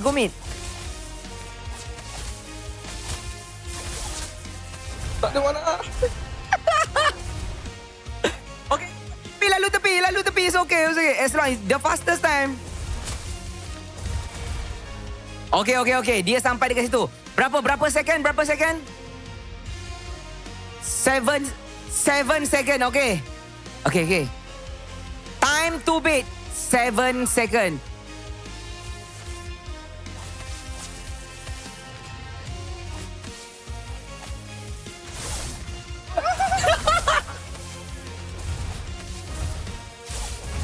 Okay. Ini berapa lama ni? 13. Oh my god. Minta maaf Abang Grab kalah. Tapi kita punya brother menang. Jadi bukan sahaja dia. Audience yang ada dekat dalam venue ni akan dapat kod istimewa. Offline code semua. Untuk korang. Korang dah boleh scan QR. Ambil screenshot ke apa ke. Sebab dia telah memberikan hadiah kepada semua yang datang pada hari ini. Okay bang. Thank you very much. Sokong siapa hari ni? SRG. Any words to them? Sorry? Any words? SRG. Any words to them? Bantai IG. Alright, terima kasih banyak untuk abang. Ini sahaja daripada saya bersama dengan segmen Grab. Jom kita terus masuk kepada major panelist untuk membincangkan pasal game sekarang. Whoa. Thank you so much, Poji. As you see, the players have already taken the time and utilized this break while you guys were enjoying the 6 seconds of flying through the air on cables from one crystal to the other. It's good to know that Uni is still having a good time. But now, IG, what's going to be the change here? Do you feel Darmu here? Do you bring the sun? It looks like he's coming in. It looks like the new kid is going to debut against SRG. Oh, the new kid on the block. Again, his performance has been a little up and down, and I think this is a good time to really test himself against the best. Yep, someone who hasn't, been defeated yet, at least in this series, comes in with a fresh mind. We have seen players that saved their teams from the brink, and funny enough, Nova Escobar did that with SRG in Season 12 against Todak. So he knows that feeling best. Yeah, going up against Innocent, Cram, Yooms, Skies. They're not unbeatable, Yeah. Two third place at M Series. not a big deal. Just like 2 finalists at MSC. just like what Spider-Man said, right? Gods can bleed. Yeah. Like Gwen, like it's also what what's his partner's name? Gwen Stacy. Like what she said as well. When she fell from the... Oh, wait, no, she didn't say anything. She went like, ah! What did Dr. Octavia say? With great power comes great response. Wait, no, that's Uncle Ben. Yeah. I hate you guys butchering this great, lovely piece of meat, absolutely horrendously cut in half. Remember what Ash Ketchum said? Get him, Tigreal! He did say that. Oh, this is an embarrassing Bears moment. Everybody's going to be like, I don't remember that happening in my childhood. But with that being said, though, let's give it up for Suyo. His stats? Suyo stats? Yep. All right, now we're going to see it. 69% from Sakai's. He's only 33%. Whoa. That's actually kind of interesting to see that Hazel, after 9 picks, only having that 33.3%. Even GB has slightly higher at 7 picks at 42.9%. Even Gary has high win rate. Kind of wild. Right. Kind of wild. Could have been like the early stage. No, not even then. Not even the early stages. He didn't play as much Suyo compared to his like Yishin Shin. Yeah. So that means he won like twice or 3 times? Like you come off a game with like your signature Hayabusa and then you lost because of 1 fight. Like what now? You go back to Baxia? I think that you might just have to go back. It actually... By the way, let me just say, I keep confusing the croissant emoji with a udang. What's it in English again? The prawn, yeah. Prawn and croissant look the same, no? Well, I mean, what? Do you feel like it's by design? That they make croissant look like prawns? I mean... Or they make prawns to look like croissants? Wait, which one came first? Croissant isn't... The prawn. The prawn came first? Isn't usually that, like curved over, Like some of them are a lot more straight. Sir, what's your command? So you eat the less straight croissant? No, that's... Okay, that's a whole... I can't find a better way to describe it to you. Hey, what would have fun in this conversation? Let me tell you that. So, what was your question? I like it being in English, by the way. Do I eat the less straight croissant? Yeah, do you eat the less straight croissant? No, I eat whatever croissant. The fruity one, clearly. You set it up good for him. I don't know what to tell you. I was sitting on that one for a while. Yeah, that was good. That croissant, I'm like, I wonder if I could get away with this. That was kind of a freebie. It was a freebie. It was a freebie. So far here, looking at the win rates on Flying Clouds. One of the higher win rates for SRG in general. One of their better maps. Don't think that the... Yeah. This one's a bit hard, sir. Yeah, I don't know about that. We'll see. Punch for a punch. Because here's the thing, like being real, Gorgeous has his pride too, Yep. He like you don't want to get freebies. It's like when I was in your team, fine, but yeah. I mean, I don't know. That's me speaking with testosterone. Who knows? It is Gorgeous, to be fair. Yeah. I feel like he's got the personality. If Stormy comes up there and is like, "You want to go to Paris?" He's not going to say no. Like. He'll say yes, but he probably won't feel good about it when he gets there. Say that out He's loud. like, I'll go reluctantly. Oh no! Flying 13 hours into the city of love. Or do that. Or 28 hours. Yeah. What? What's the other route? Yeah. So there's 2 airports, right? One of them is like between 13 to say 15 hours. Yeah. The other one, which they suggested, is around 24 to 28 hours. The shot. Wait, what was the name of the airport? It's a good thing Rose told me, and I was able to change the airport before they decided on You things. didn't do a CG. Yeah. Oh, that was about to be bad for you, sir. That was about to be bad. But that said, first pick's Harley, and we still see a pretty similar opener. But this time, instead of Eve, we are going to get the Zushin. Again, very interesting. In the regular season, we did say that Harley was a pretty good way of dealing with the Zushin when she was hyper meta. Now that we've come up with a couple of different answers here, it's surprising to see the Zushin actually coming in. I wonder what Darmy wants to play. Oh, that's a good question. Right? Like this is like a croissant. This is a curveball. The less straight one. We cannot be associating croissants with layers. Yeah. You can't do that, Lafel. It's supposed to be layers. No, it's because it's the emoji. I don't know why they made it like that. It's so curved. It looks closer to like a crescent moon. How does it look like a frog? That's what I'm trying to figure out. Yeah. Yves, Claude gets locked in here. An instant counter pick for the Yves already in the hands of Innocent. This is honestly not looking too bad. They already have like all the components, right? Early, mid, late, all secured. They have ways to deal with the Phobias, ways to deal with Jusin. Again, the long lane control is there. Hit and run as well. Do you go even? I mean, even Baxter doesn't feel too good, but what else does he have? Suyo?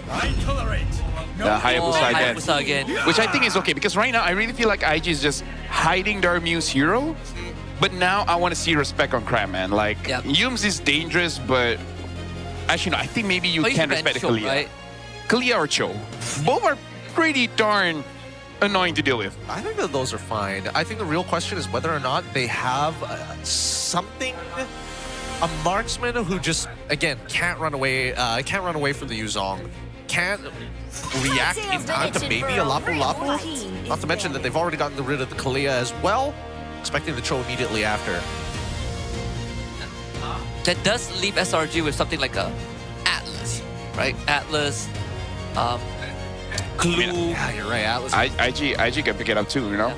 There's also Glue, right? Glue is also available, and IG don't really have an answer right now. I don't know. I think that it's less likely for IG to go for the Atlas only because a lot of their heroes are like hypermobile. Like, I don't see Harley getting caught as often as he probably should. Eve doesn't really move. Claude can take Purify and still have BMI to work with.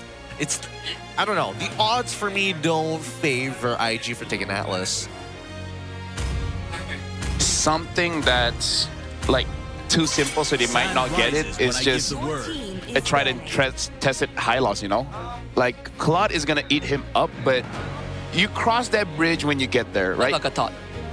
Either or. Like, I just feel like getting a revitalized hero, pair up with this Jushin, just to make sure that you have forward momentum, right? Someone that can push through. That's all they need. I'm more on the high loss. Because maybe you can pair it up for your goat laner to just follow up very fast. Because I'm thinking, what if they're crazy to go for a carry?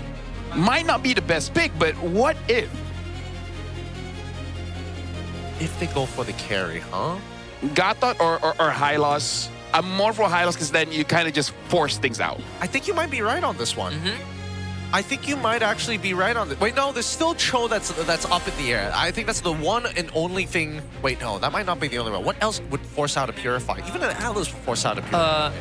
The Atlas, the Cho, yeah, I think primarily these two, right? I don't think I'm missing anything else. No, yeah, I don't think so either. Yeah, no matter what. I don't think they're gonna go for a Hilda, right? Unless Nova takes the Cho after this. Okay, the Atlas already banned out. All right. Might be a Cho angle for Nova, right? I feel like you gotta take it away. Like, or you take Hilda. If anything, it's good for Hazel. Yeah. Anything is good for Hazel. Worst comes to worst, it just means that like SRG, if they're still looking for secret target lockdown, they can still go for Kaja, and that has no counterplay. Yep. Is this badangable? Is this badangable? Or they just stick with like a Gatot? I don't think it's the worst, but I feel like Badang is just slightly better in these types of occasions. Rather than having like a one-stop shop, at least with the mini stuns, you can kind of like delay the moments that Hayabusa and even Cho kind of try to get into the fights and cancel out abilities. Same goes for Phobius as well, right? Just deny him the free reset. Yeah, because I feel like I'm sensing like a carry pick for IG here. They have the setup for it already, and they have a cleanup crew. Yeah, I think SRG felt it as well. That's why they pick up the Lap here. That's the Hilda. Alongside with the Hilda. So this screams SRG is invading. So IG has to figure out a way not to lose that mid. Again, there's the gank potential that could shut down Year 3, like how they did in the previous game, just because there is the Hardy on the other end. IG needs to keep tabs on that, and I think with the Cho, it's a lot easier to do so.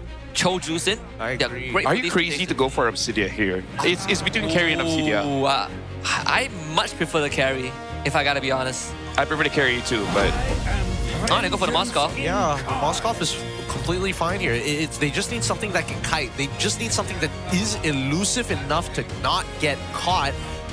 Lapu, because he's looking out for that Moskov. He's looking for multiple targets to get the Landshaker on. This is do or die for IG, and they're putting their trust on this kid. And you know the coach is saying, I see good things in your future.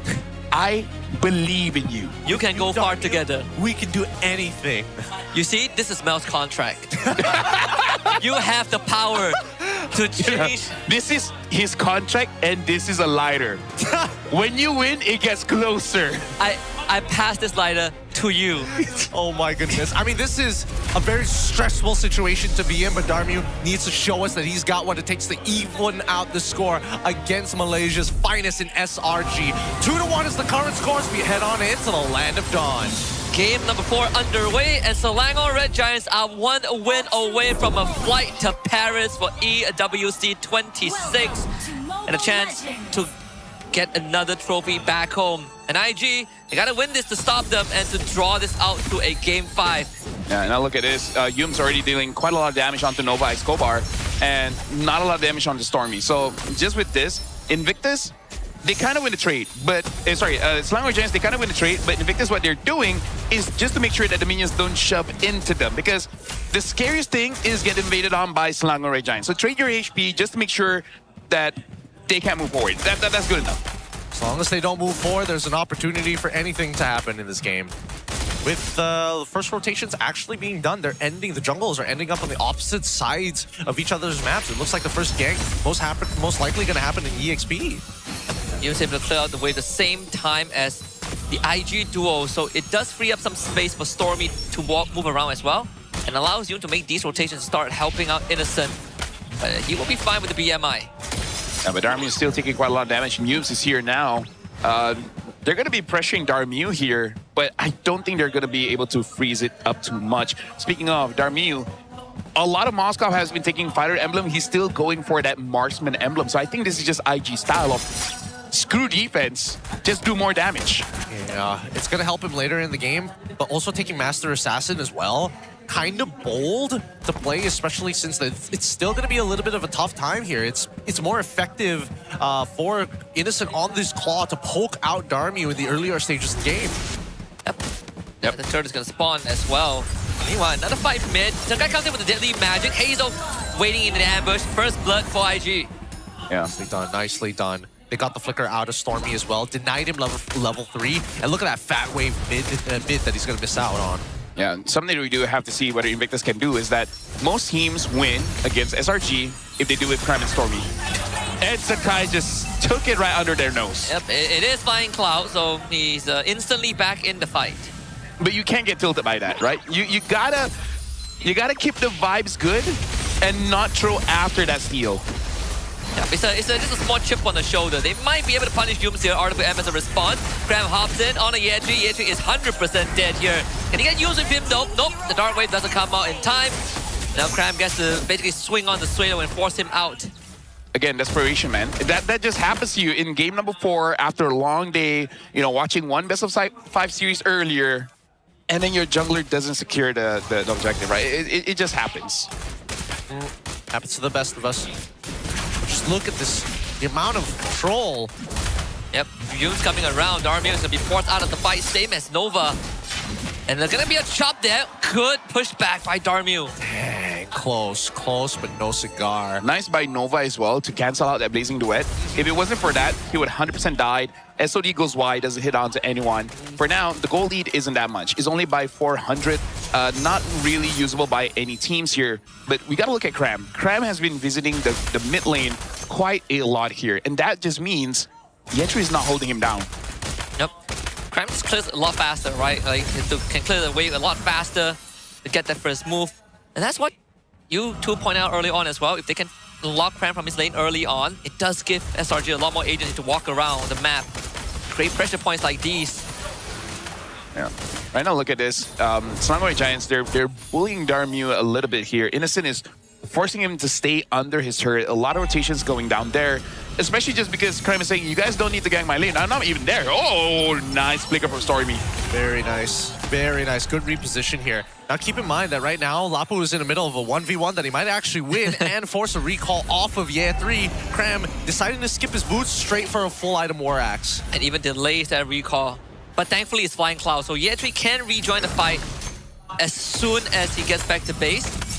Yeah, he's gonna miss a minion wave probably here. And it looks like the turtle is gonna reset. Gives time for Invictus, and Ye 3 is already there. Yep, Innocent actually very far out. RWM, that's the domain of Stormy. The Deli Magic onto Nova Escobar, so Ye 3 gets to freely jump around and stagger the entirety of SRG. Innocent is going to be the target, so he BMIs away, but Cram hops back in with the Bravest Spider and swings on Ye 3, takes him out of the fight. They lose Stormy in the process thanks to Hazel, but it's a 1-4-1. And all the while, Darby just moved up top, seeing that's a clear sign for him to free farm. But now Innocent is going to come through, but it looks like he was able to get a lot of the gold plating before it expires. He might actually get the turret here, but Innocent not gonna let him make it easy for pushes him off that lane, and also Darby just got no mana as well. No point trying to contest somebody who is clearly in better shape right now. Yep. And now turtle has been started up again. They don't see Yums there. Now they do. Now they do, and Yums zones out both Nova and Suelo.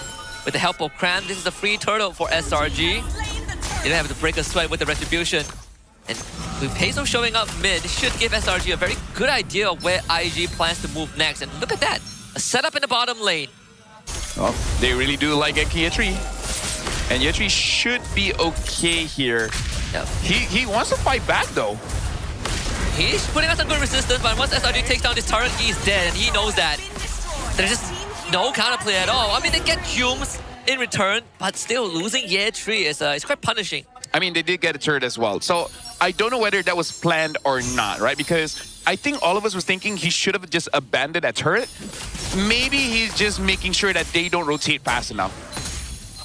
Either way, still doesn't change the situation that we're kind of dead even on the kill score, but the gold lead is still within SRG's hands.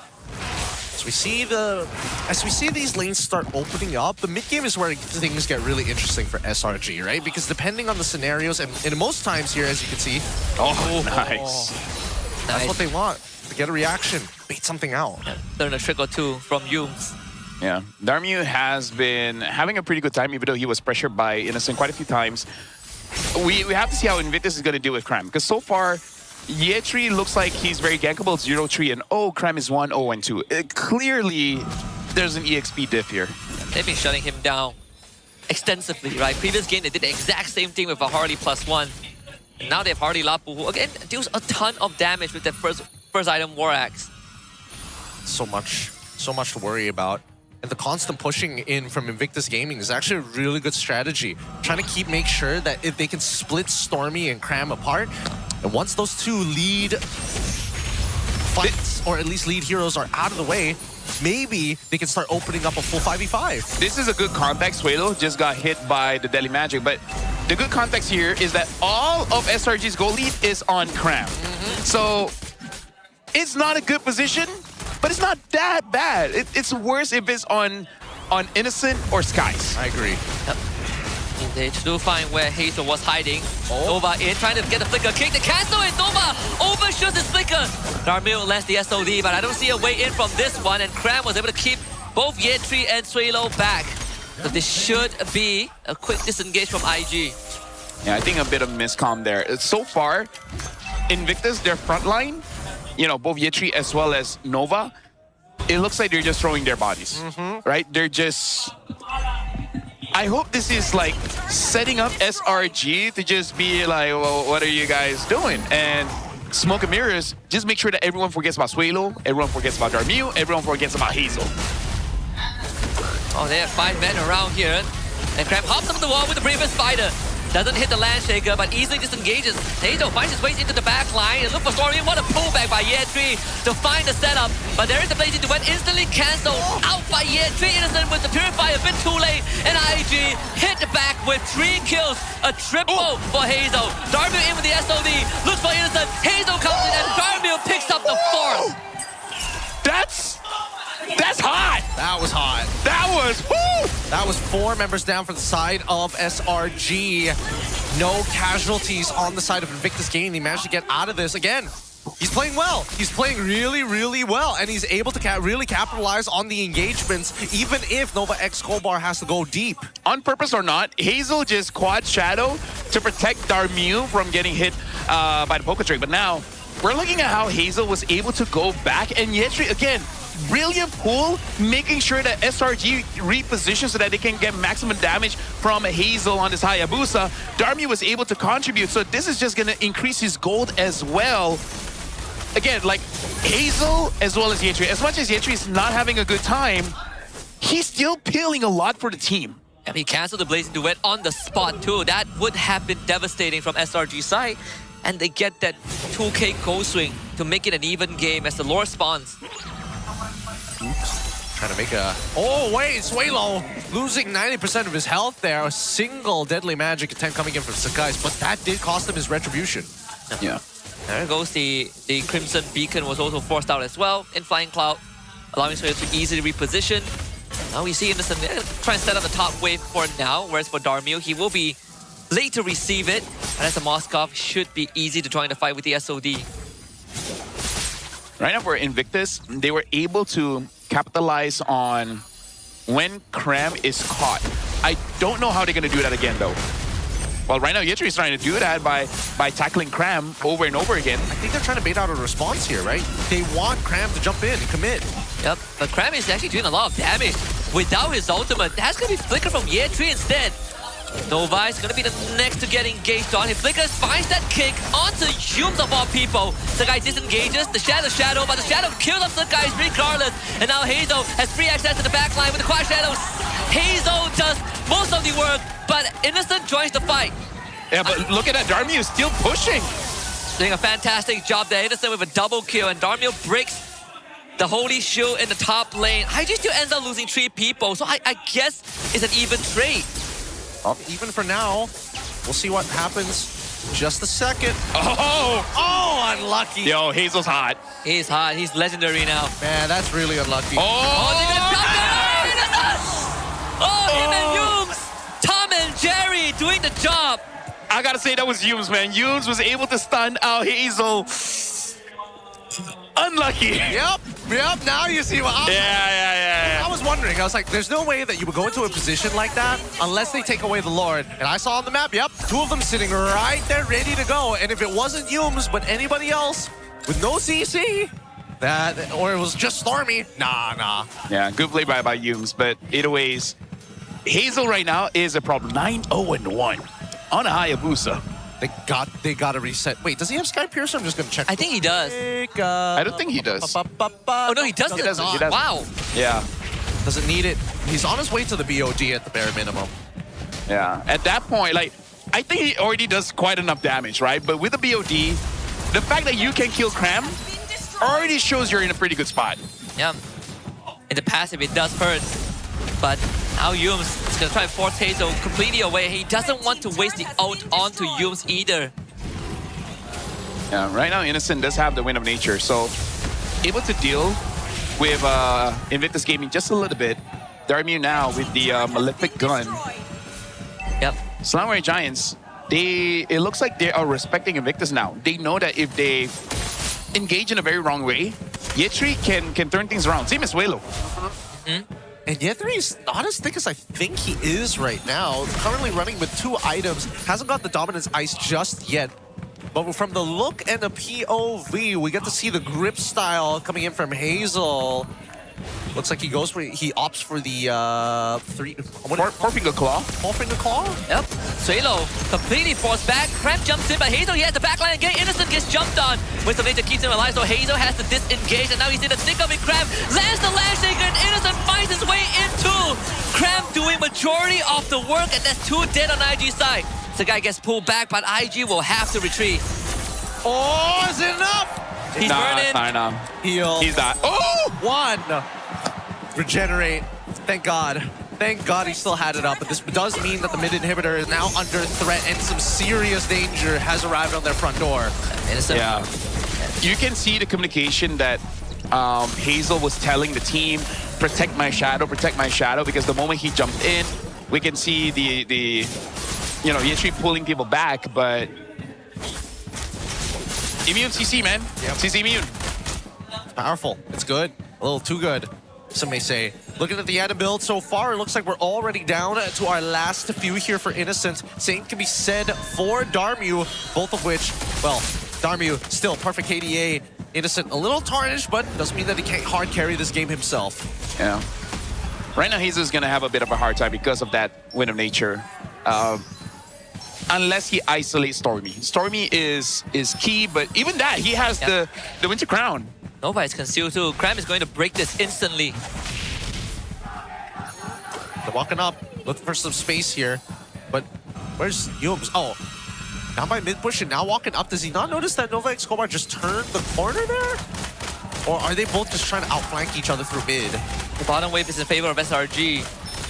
They will see Darmu on the map in just a little bit. No more conceal for Nova, but there's still a flicker. SRG will not wait. Jump on the Suelo straight. Yetri to the back line. Innocent, BMI's out to safety. Darmu now joins the 5 Winds of Nature from Innocent. It gets cancelled, the blazing duet by Nova, but it might be a bit too late as Darmu now left to fend for himself. Still hammering away as Cram and Stormy takes down Nova. IG coming with the shadow kill. Cram still alive, and Sukai's lands the deadly magic. Darmu is burning. He is gonna go down here. And IG loses the fight. They got lost in the sauce. And if they get Hazel here, it's over. And there you have it. Now they're going to go straight for the end. What can Suelo do? He only has one try. Come on. You can't deny SRG, but you cannot defy their power. SRG, the Selangor Red Giants, will book their ticket to EWC as Paris beckons their 24 winners. We salute you as SRG have now become our first team to qualify for EWC at MSC.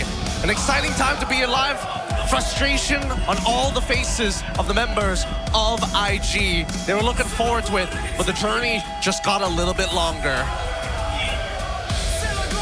Again, like, now we see that honestly Darmu wasn't that bad. He was actually kind of sick with it.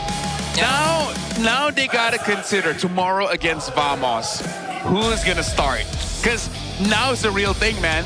That's the final chance for both Vamos and IG. Truly a scary time here. But with that being said, we're gonna be throwing over to the stage to talk to our winners, of course, with Rose. Tuan-tuan dan puan-puan, Selangor Red Giants, pasukan yang pertama berjaya mendapatkan tiket ke Paris EWC.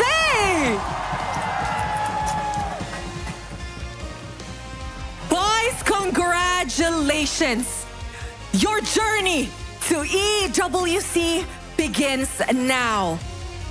You may raise your key in a count of 3, 2, 1.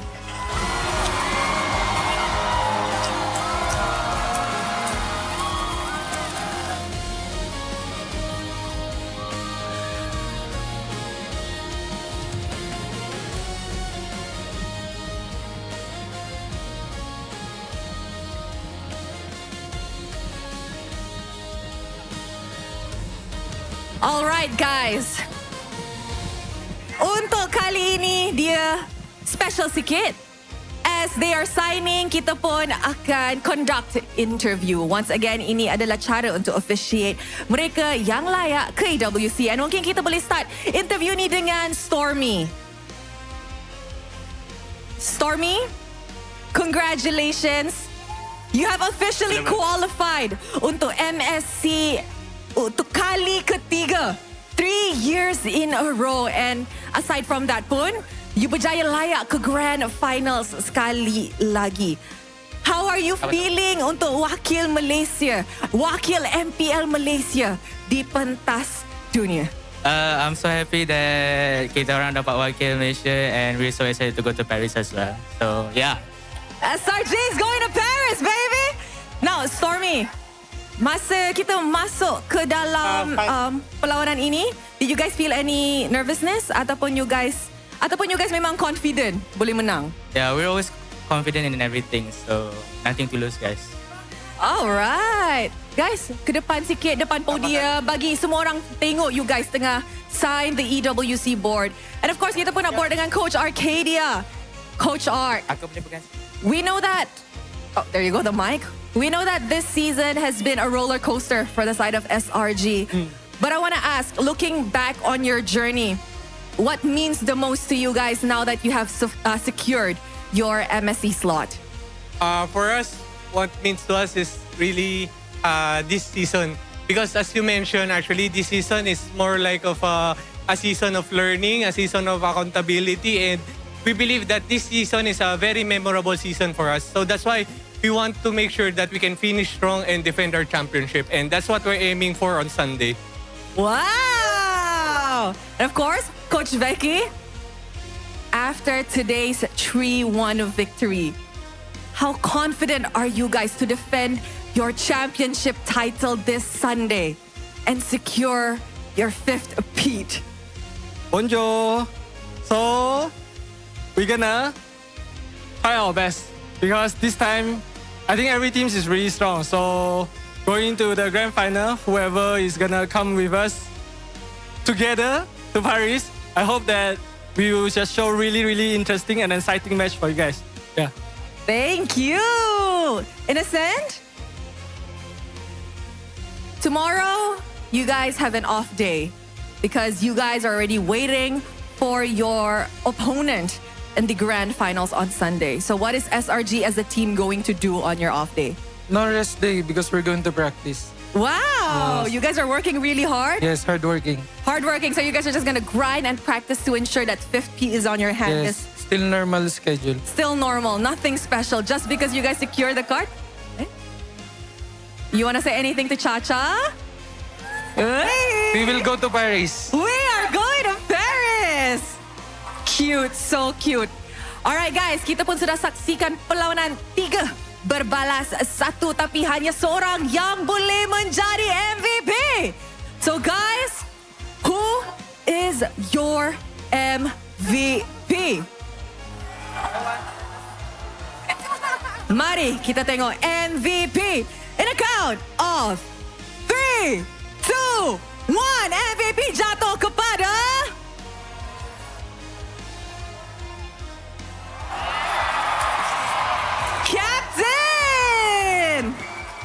Captain, to the front, where everybody can see you. Captain, how are you feeling? You're back. Yeah, I'm happy. You're happy? Because this season is really tough for us and this winning, qualifying to MSC is really meaningful to us. Yeah. Now, Captain, I know that a lot of people have been waiting for you guys to qualify to MSC yet again. Is there anything you want to say to all of your supporters, to all of your fans, not just here in the arena at Stadium Juara, but also at home?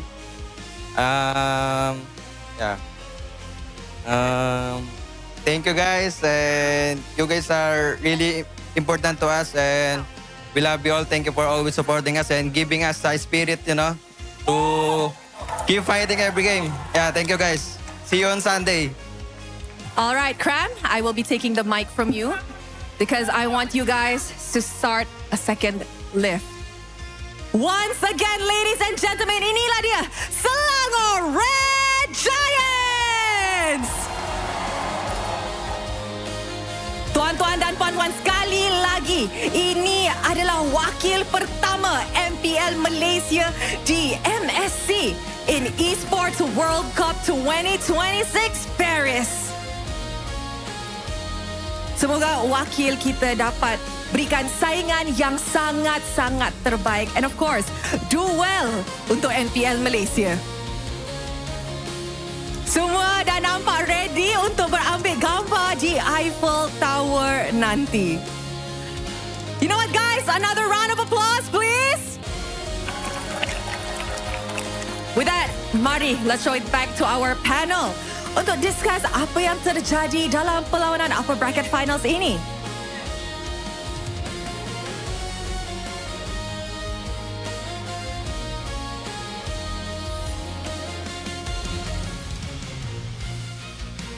Thank you so much, Rose. And there you have it, our MVP Cram, and also another member who's booked in for Paris, baby. EWC 2026 is going to be looking real fine. Here's the thing, like, for an EXP laner to get an MVP is actually difficult because they're not the win condition. But for you to get an MVP as the EXP, you have to disrupt. You have to stop the win condition. You have to stop plays. You have to stop everything. You gotta be... There's no nice way to say it, so I'm not gonna say it, right? But he just makes sure that you can't play the game. You know, like the likes of Sanford, the likes of Edward.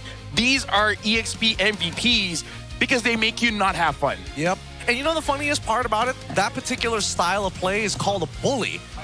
Every EXP I've seen so far, they don't look like bullies, man. They just look like kids most of the time. Real small, man. You gotta have the... Sanford's pretty big. He's pretty big. Bigger. Yeah. Yep. You gotta have the guts to fight someone, right? To fight someone, exactly. Get in their face, take a couple of punches. You could be. I want to fight someone. But Kito's a great hero. Yeah. Truly a great hero. But no, I absolutely agree. You have to have a certain degree of bravery to say, I have to play on the line. I'm okay with dying. But if I don't die, that'd be awesome. That's 90% of the time when I fight as an EXP later. That should be our tagline. I don't mind dying, but if I don't die, that's awesome. It's okay if I die, but if I don't, that'd be great. Cool. That'd be cool. So cool that it wouldn't happen. But overall, I think Sakai's at least was able to find a little bit of a, I wouldn't even say loophole, but he definitely played much better this time around and being very decisive on his attacks towards Suelo. And, well, of course, Year 3 getting a brunt of the damage. Look at Darmu, 54,000 damage. So he contributed. He wasn't that bad, right? Great, actually. Even the time that he died, he kited so much. He stopped SRG, and I feel like give him a little bit more time, more practice. I just don't know if it's enough for tomorrow. I mean, they're going to try. They're going to try their best, but there definitely is some hope that Darmu might just end up being the starter overall because he's not making the same mistakes as Mel QT. Exactly. I think that's the point. For tomorrow, it's less about Darmu and more about Mel. Because I just scrolled the internet just for a bit. Oh, no. It's bad. It's not fun to watch. That's what I gotta say. I only saw like one post and he calls him the king of marksmen.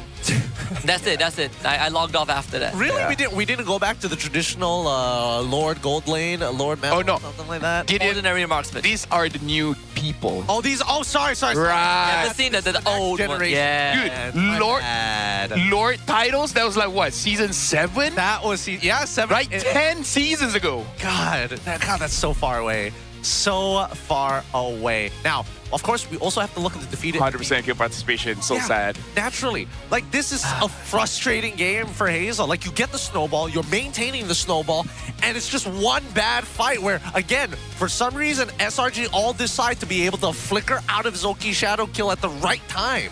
Yeah, he always slips through the crack. If someone finds his shadow, right? He places his shadow when a team fight is going on, always gets the backline. He makes Stormy's life miserable. He was able to solo kill Cram at one point, and somehow SRG still is able to cause more damage to IG. I think the haters of Hayabusa was the one that created Wind of Nature and with the transition. It's probably the same guy who buffed Harith. There you go. Max, he's just bad at gold lane. And hates Hayabusa. The lore continues of this one developer. And it's like, he doesn't do much to Fenny because he's just auto-banned. Right? Doesn't have to work a day in his life. So far, this has been, honestly, I have to give it IG. They definitely showed like a different side of how to push SRG, and it's in a mechanical way. Rather, I would have imagined that SRG was going to beat them with sheer chemistry, but even that wasn't enough. Yeah. I think that wasn't enough because, again, they were missing a piece. Like, I'm being as gentle as I can because there are moments if the goal lane had a better time, it would have taken a lot away from the EXP. Because in order for Invictus to have a shot against SRG, the side lanes can have a bad time. Let's be honest here. Both side lanes, except for game 1, when they had the Freya, side lanes didn't exist, man. Yep. Even with the game where Year 3 was on the Freya, they also lost that game. Oh wait, right? yeah, they also lost the that game. one. There was a Paquito on SRG side. It's not the end-all, be-all here. But unfortunately, in terms of raw impact, I think it's clear that Cram has got the better eye for these moments. And I also think that he's willing to call for resources. Not like Ye3. Ye3 doesn't mind being left on an island, and I think he needs to make these calls early on to say, hey, we can get an advantage right here, right now if you make your way over. And I feel like we got to give credit where credit is due because Suelo had a bad game. Yep. But he recovered. So surprisingly, he recovered. The rest didn't, right? That's the difference here. Yeah. I think also a big part of this entire game was Suelo didn't really get to participate much, right? Like, it's either you get hit by Deadly Magic and lose 80% of your health, or Cram just dives you. Yeah. And I think the worst part is that in terms of the shape of the fight, the way that you have to position yourself, like look at Cram, right? He's trying to get on top of Suelo. Doesn't matter. Immediately transverses to a different target each and every time, right? He knows what his purpose is supposed to be, but just notice the positioning. Zrushi and Suelo must always be somewhat near the Moskov because the only other person who can actually peel for him is the Moskov. Well, right now we're going to be looking at the brackets here. 2 more days of the playoff. Tomorrow we're going to look at the lower bracket finals. It's going to be a best of 7. And even Vamos admits that tomorrow they're going to try to pace themselves. Which, now that looking at a best of 7, maybe it is better to just start Darmu because... Get the games in. Exactly. Get the reps in. Yep. I mean, Darmu shouldn't feel too discouraged by this loss regardless, right? So yeah. I think tomorrow, if he starts against Vamos, that could pose some problems to Vamos. Well, he shouldn't be disappointed because he had a outstanding KDA by the end of that game. It literally was one fight that cost them everything, and in Darmu's mind, it probably could have gone a little bit better. And he died to Deadly Magic. Yeah. There's not much that you can do. Yep. Hope and pray. You hope and pray. Either ways, tomorrow's games will be interesting, though. We still have IG versus Vamos, and then Grand Finals SRG against whoever wins that matchup. And I don't know about you guys, but I also don't know whether or not it's going to be IG or Vamos. And goodness to you guys, apparently there's more tickets. You guys can buy the tickets in case you guys missed it. You guys can get the low bracket finals and the grand finals tickets. What? No way. There's going to be an additional batch of legend tickets for both matches. They're not the mythic tickets, but still. That's still pretty good. That's still pretty good compared to having to check out the games from outside.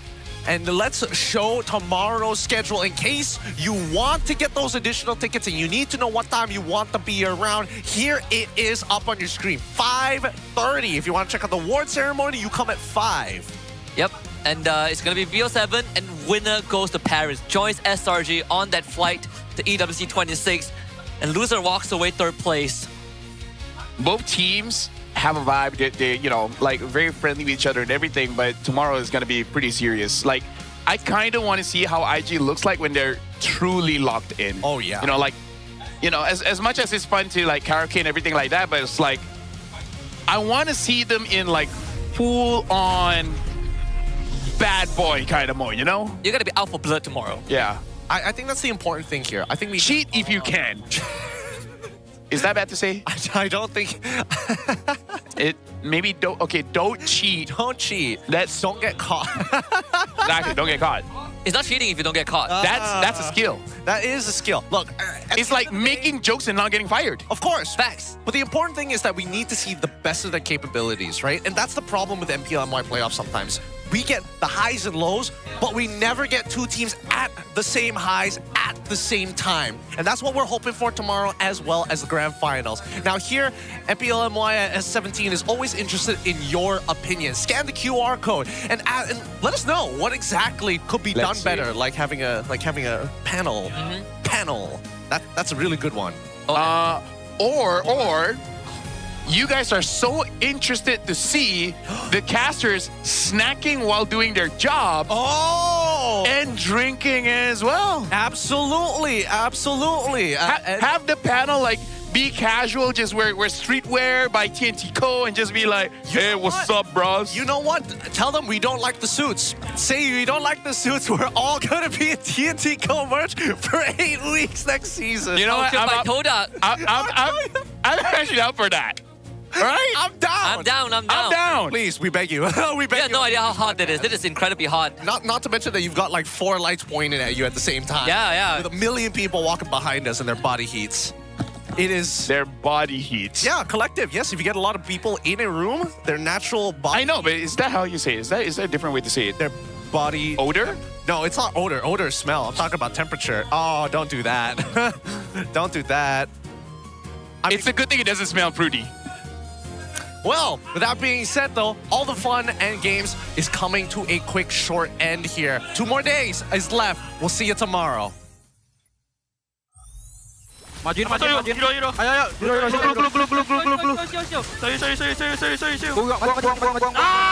Itu. Dia makin. Ayo, Yo, Gua kena ini. Aman. Guys, Go. Triple prayer guys Tengok guys. Aman. Triple prayer. Boleh saya sorry. Buka. Siapa boleh? Abel lagi. Basta narola. Boleh Kram. Low. Nice Kram. Boleh bang. Nice one, bro. Nice Kram. Boom. Almost. Coba fokus sini, Teh. I try. Fokus sekali, Teh. I try Phobias. Yo, Bishop.